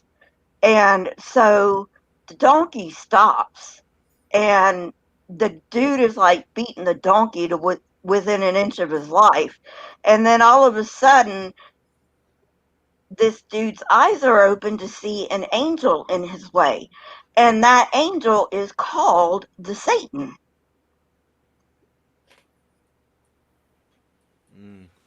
That's why I see people refer to the Satan rather than the Satan, and rather than just Satan very often. That's interesting. Yeah, it's a Jewish thing, probably also Muslim, because they call Americans the Great Satan. Well, yeah, Not all Muslims. Not all Muslims. Not all Muslims. I don't know, like definitely the Hebrew Bible Google mentions is Satan as like in the book of Job. Plenty of times, Satan's mentioned. Now I know like the Jews didn't really have an afterlife. That kind of came with the New Testament. The concept of hell. Like the guy earlier, whoever Otangelo was saying, like God doesn't want to send anybody to hell, and yet very few people actually end up making it to heaven. Most of us do go to hell, and if God didn't want that to happen, it wouldn't, right? It's like, so obviously He does. Like it's almost like they don't grasp the very things that they say when they say it, and I guess we're all guilty of that. I'll just quickly read what Christopher Hitchens said about that. He said, "There's no hell mentioned in the Old Testament. The punishment of the dead is not specified there. It's only with gentle Jesus, meek and mild, that the idea of eternal torture for minor transgressions is introduced." That's a damn good point. Mm-hmm. That's Christopher Hitchens. I put this the back chat here when Archangel asked, what does God command anybody to kill anybody, right? For not believing? Well, it's Deuteronomy 13, 16, 6 through 10.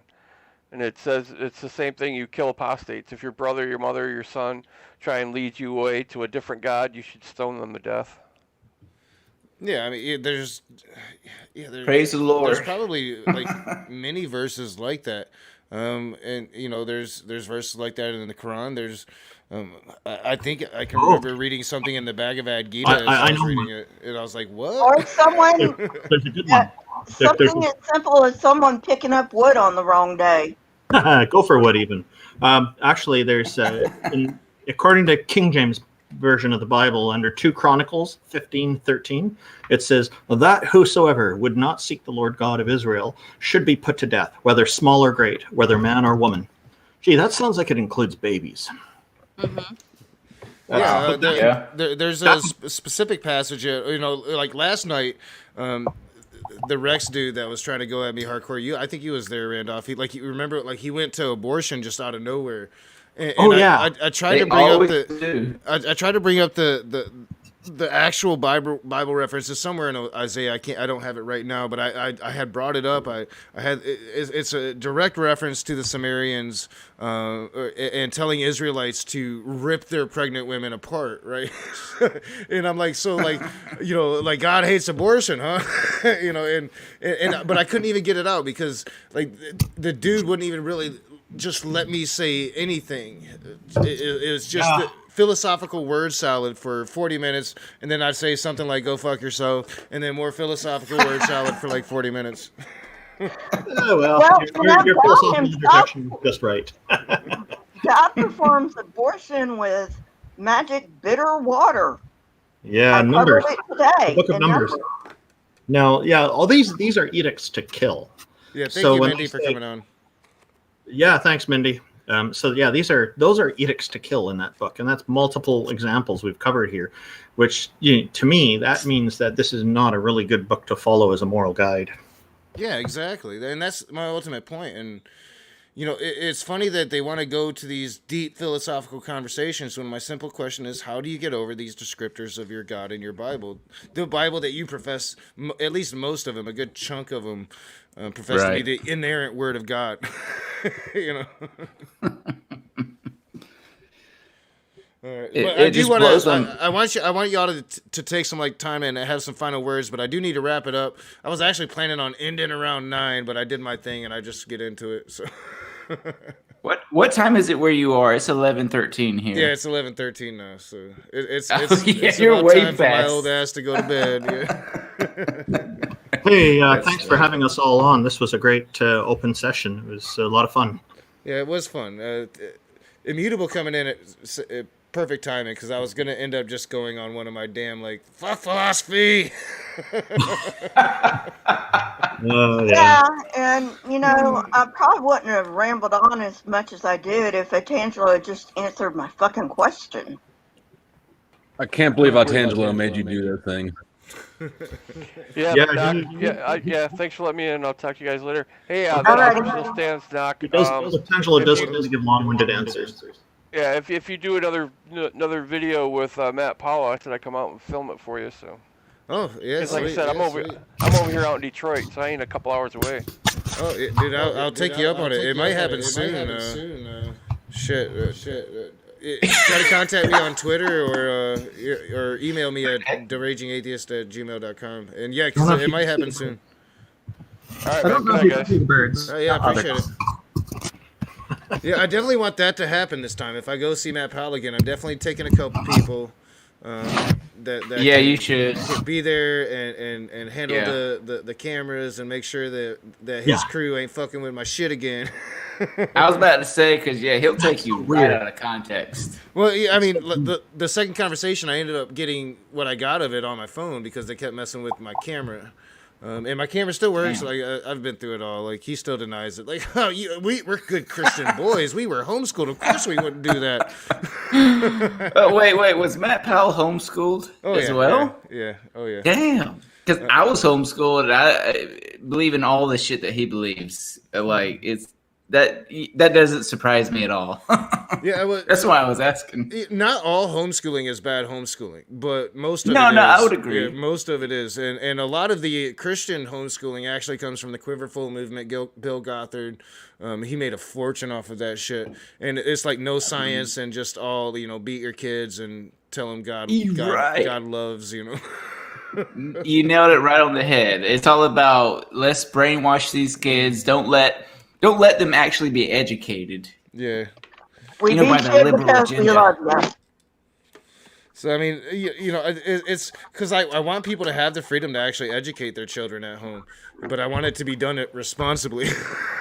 Yeah. Gotta get them when they're young, right? And if they're young and they're taught to be critical thinkers and think for themselves, they'll do that. If they're indoctrinated, they're going to do that. Right. Absolutely. Exactly. It's so many just dimensions of shit that's got to be worked on, and just eventually you're gonna eventually cross to solve any of these things that line of democracy and fascism. So it's very hard conversations to really come to any conclusions on, and that's why our damn government stays stalemated outside of the corporate interest and all that money, of course. Well, yeah, because it really is a multi-layered discussion, because on one hand you want kids to be educated, but on the other hand you don't want them to be brainwashed. But I don't know, it gets a little complicated. I would argue that most families that homeschool their kids, most, not all, do it for brainwashing purposes. Yep. But, yeah. And especially when it's allowed to segregate the children. Like a lot of extreme cults, they just segregate the children, and you're either within the community or just even the family. I think that there's something vitally wrong with that. like for me, as an example, I was homeschooled all my life, and the only friends I had were the homeschooled Christian friends that I met during a few Christian swap meets, I guess you could say. So, I mean, I had no outside, I had no secular influence at all. So, yeah, it's a lot to overcome for anybody who was homeschooled all their life by fundamentalists. I had it scheduled. I was going to talk to the elders of the 12 Tribes cult that's in the next town over, and they had this camp out in the woods. It's really hard to find. It took me a year to get in contact with these people, and it was all set up, and they must have seen my 12 Tribe Cults video somehow, even though they're not supposed to be on the internet. And, Damn, that would have been great. Man, it got canceled, and about 2 weeks before it was supposed to happen, and I'm super bummed. But I'm I've been kind of working, I'm not not coming here to attack. I'm coming here to understand, and I'm gonna Right, yeah. I'm gonna bring a friend so you don't kidnap me type shit. Yeah, I've seen enough horror movies that start with this premise. Well, not the leaders. Sneak The attack. leaders are the ones that break the rules. Well, yeah, that's why Because, people are gonna know where I'm gonna be that day if it happens. Like, Right. they're known for that shit. Like they go to these electric forest, like techno music festivals, fuck. right? And they'll have their hippie bus, and there's really no evidence. Like nobody's been able to pin it on them, but like it's like everybody knows. Like they're going to these festivals, drugging people, bringing them back to their camps, and brainwashing them. I mean, it's kind of crazy what's happening. I haven't really reported on it because when I get the information, it's just. It's gone just like that. Well, they're there and they're accepting their role. They're like, "Fuck y'all, we're here. Like, this is what I want to do. Like, what can you do at that point? So, if you ever get the chance and they offer you Kool-Aid, you know what to do. Don't drink the Kool-Aid. And if you're ever at a fucking music festival, don't get in a fucking van with some strangers and take some shit, man. Oh man, they're opening that third eye. And maybe a third ear. Right, man. Yeah, that's crazy. That would be great content, though, if you could ever get that. Well, yeah, I covered them back in the day, like dude. Some of my most watched videos still, it's crazy shit. It's cray. Like they're one of those people. They homeschool their children and they segregate them. Like even within the community, there's very little contact between the children. It's all about the family and that umbrella of male patriarchy. And I think they hold to the Torah.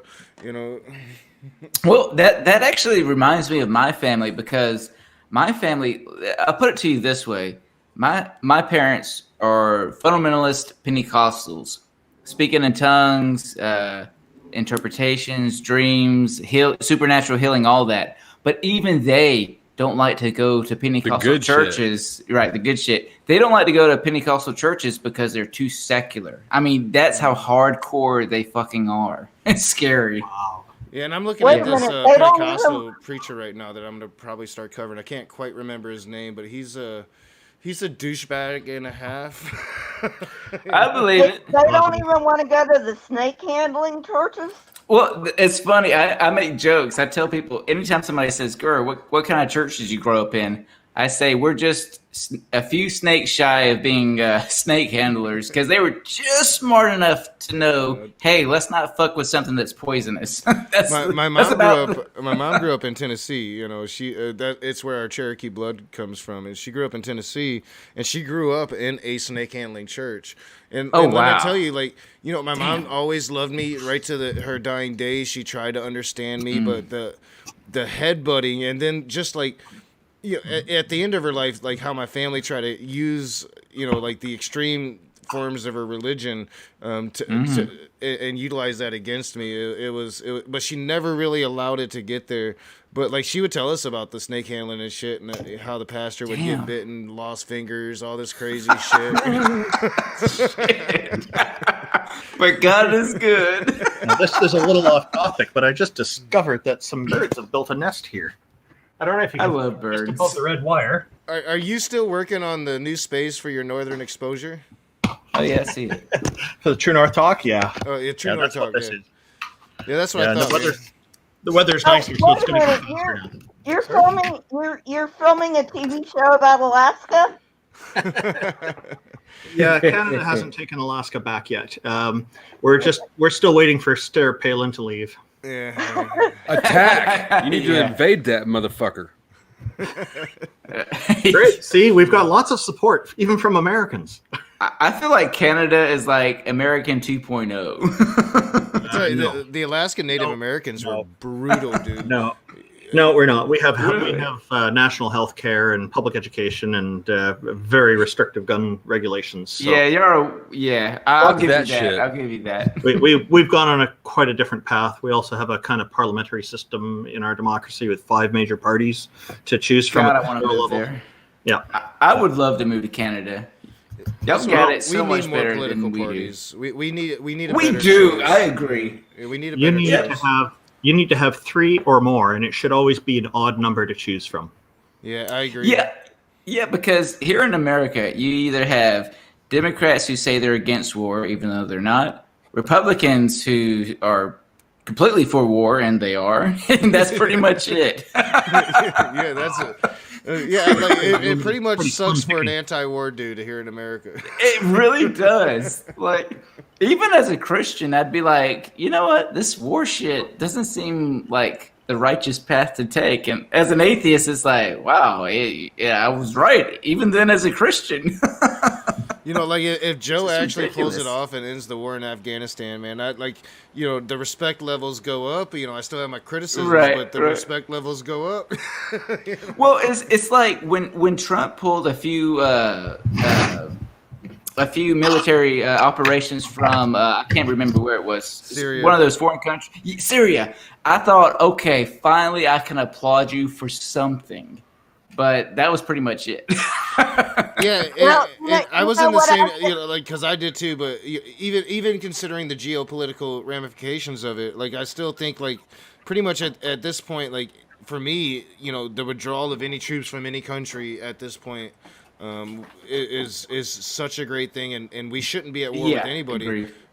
We just Agreed. really should. We should allow NATO to do its job instead of insisting on being part of wars we're not supposed to be in, just so we can Right. keep an eye on Russia. Absolutely. You know? Yeah, the I only agree thing, 100%. the only thing I can give Trump props for is splitting the Republican Party.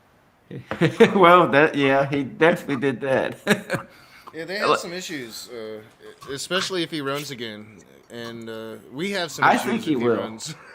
I honestly think he will try to run again. I honestly hope he keeps eating those hamburgers. He'll have a heart attack before he can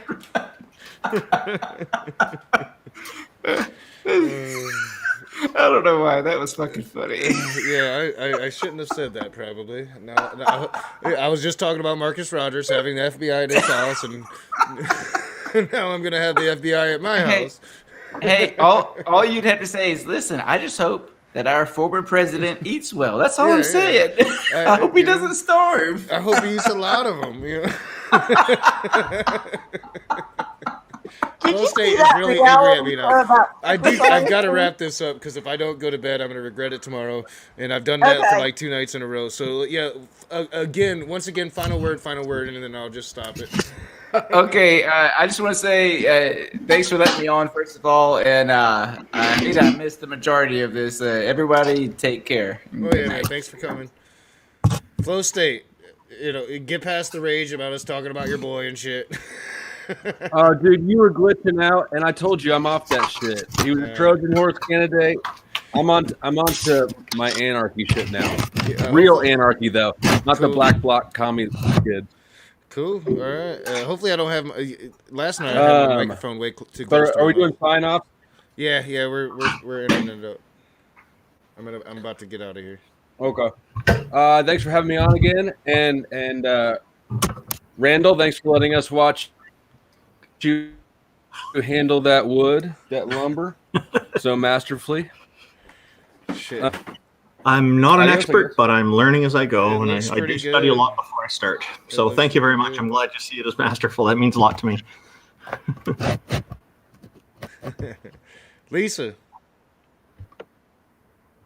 And Lisa, love you. Bye. You're muted now, Lisa. There she is. Can you hear me? Yes. Okay. Sorry about that. I accidentally muted myself. Duh. Yeah, you can catch me on Lisa for Truth channel. I do a lot of religions. I'm starting to do some science, not a whole lot of science. Basically, what I do is I take archaeology, anthropology, and psychology and relate it to religion. And, you know, I have my Saturday live streams where I make fun of the Bible. And I have my atheist church where I just pick a topic that, you know, Christians don't make any sense with. And, you know, and that's tomorrow at 4 p.m. Pacific Daylight Time. And yeah, so thanks for having me on, Rage, and thanks for putting up with me. Shit, I'm Rage. You know, I got to give a Chancellor a hard time, especially when he ain't, you know, answering any of my questions. Oh yeah, it happens. And I'm Rage, so yeah, I totally understand. Yeah, think Randolph. You got anything coming up?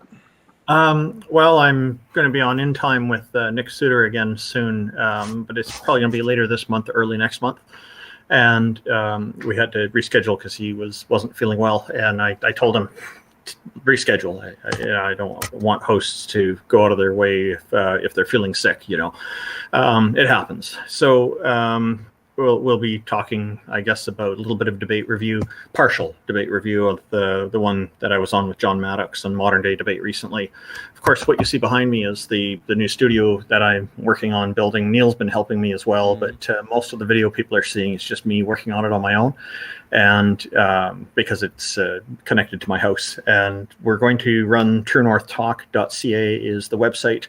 It has a link to the YouTube channel there, where we'll be doing a Canadian atheism call-in program that will hopefully bring in callers from all around the world who want to talk about pretty much any topic other than politics, because politics just don't make people happy. So, but we'll cover any other topic. And so I am presenting a campaign called Normalize Atheism. So the website for that is www.normalizeatheism.ca. It is part of the Canadian Atheists, which is at www.canadianatheists.ca. So with Normalize Atheism, what we mean by that is where theists will usually not get any kind of condescension or any kind of negative comments or anything like that. For saying that they believe in one or more deities. When an atheist says this in public, sometimes the response is condescending, or it is a put down, or it is a concern that we're going to go to hell and we need to be saved, or some nonsense like that. What we're asking for with normalizing atheism is for atheists to receive the same treatment as theists, in that it's not a big deal. If we say we don't believe in deities, we should receive the same kind of response that theists receive, where it's not a big deal. Yep. That's all we're asking for. And we think that's a gentle and easy thing to ask people to do. I agree wholeheartedly. And, Neil's the 604 atheist. Yeah. He's like my brother from another mother. He's right up there with John Peterson with me. We've always had this like kindred spirit ever since we met. We don't talk enough. I need to get over there and check out his stream and join an after party. Join once in a while, or join every night if you like. That's yeah. So he's one of the close ones. That's one of those good atheists that I think really represent it well. I think you do too, and I can't wait for your new show. So. Yeah, we're looking forward to it. Neil and I donate blood together, and we now there's a third person with us, Simply Secular Dave. So the three of us are going together at the same time every 2 months to donate. So it's a small way that can hopefully help many people. And I encourage people, all three of us encourage people to donate blood if you can. And some people may think they can't because their blood is tainted.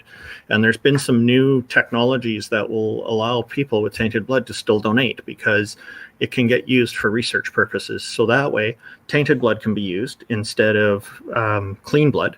And so you're contributing by making it so that more clean blood is available to other people. So do check again if you've been denied and you want to donate, because they may be able to hook you up with donating to a research center. Cool. Yeah, and that's a good cause for real. And Neil's talked about it for a while. I'm a plasma donor. Have been for probably awesome. 6 or 7 years. So, I think it is, especially in the time of Corona. That's something that we should be doing. And if you've had Corona, I think they're really asking for you to go donate, because it is. I've only been donating for a few years, and my only regret is that I didn't start a lot earlier in life. Yeah, my first experience wasn't so good. I'm glad I went back because I must have had an amateur tech put that needle in, because I walked out with a bruise. That was a bruise all the way down my arm. But that was a Well- long time ago, and it never happened again. I've never had an issue again. Yeah, and it can happen even with somebody who's advanced. It's just the nature of reality. Sometimes it just happens. And I it's do just, have like although, small veins, I've been told, and hard to find. Oh, veins, okay. Yeah, so. Yeah. I know They at can't this take point it in my from your life, they ankle, can only unfortunately. go in my right arm. They can't go in my left arm. Oh, really? Yeah. Oh, I try to switch it back and forth. So. And sometimes they have to go through my hands. It's all part. It's part of the vein disease bullshit I deal with. Oh, okay. Wow. And you're still donating. Oh, that's pretty fantastic. You're making a real effort, more so than I think than I am. Then. Yeah, I do it like I think twice a month. Sometimes I miss the second week, but I do it. We have it's a thing like right. It's literally, if I didn't have my car, I could walk there and get there in 5 minutes. So, Yeah. Well, that's great. And right now, Thanks. it's more important than ever for people to do that. So. It's always important, but right now it's because there's less people getting out. They have all the safety precautions with mask wearing and all of that stuff going Social on. distancing, So like I think it's like 2/3 of the seats that used to get used don't get used in the place I go, and now you have to schedule appointments and all that stuff. So mostly it's been still fairly steady. They have noticed a bit of a decline, but not too much. So it's been good here. So I guess it depends. They only do that for the social distancing, to keep people separated. Because before you were like shoulder to shoulder, there was like so many people, but now because of the social distancing, they don't use most of the. Oh, they have to spread it out. Okay, that makes sense. Yeah, the facility we go to, they're already spread out, so it's not an issue. So good cause. So thank you for coming on. I'm gonna get the hell. I saw that Richard. It was like I was just about to come on, and dude, I've been going for like 4.5 hours. Was planning on going for maybe 2. But it turned out to be interesting. And if you are here now and you didn't see my opening arguments, please go back and see them. I spent a couple days on that shit. You had a lot of great people on today. It was it a was lot of good great stuff. people on today. It was good stuff. Yeah. Thanks very much. Really great talking with you again. Yeah. So thank you. I gotta pull up actually my OBS. So thank you, chat, for being here. Anybody that was here earlier, anybody that watches on the playback, I'm gonna start doing these open rooms again a little more regularly, just not as much as before. Tomorrow's gonna be a day off for me. And here we'll pull it right here. So if you wasn't here earlier, I was gonna premiere a video today. I decided not to do that. I'm totally detaching myself from certain what's the word I'm looking for? Unsavory? Yeah, unsavory Christians. So I didn't do that, and tomorrow's going to be a day off. I'm going to actually delve into this Western history of philosophy. I'll be back sometime on Monday, and I will be doing these rooms more consistently again. And as much as I said I was going to put the hammer down, everybody knows I suck at moderation, so that didn't happen. So thank you guys, and thank you patrons. And I actually don't have the screen up because I'm kind of working on it, so I'm just going to end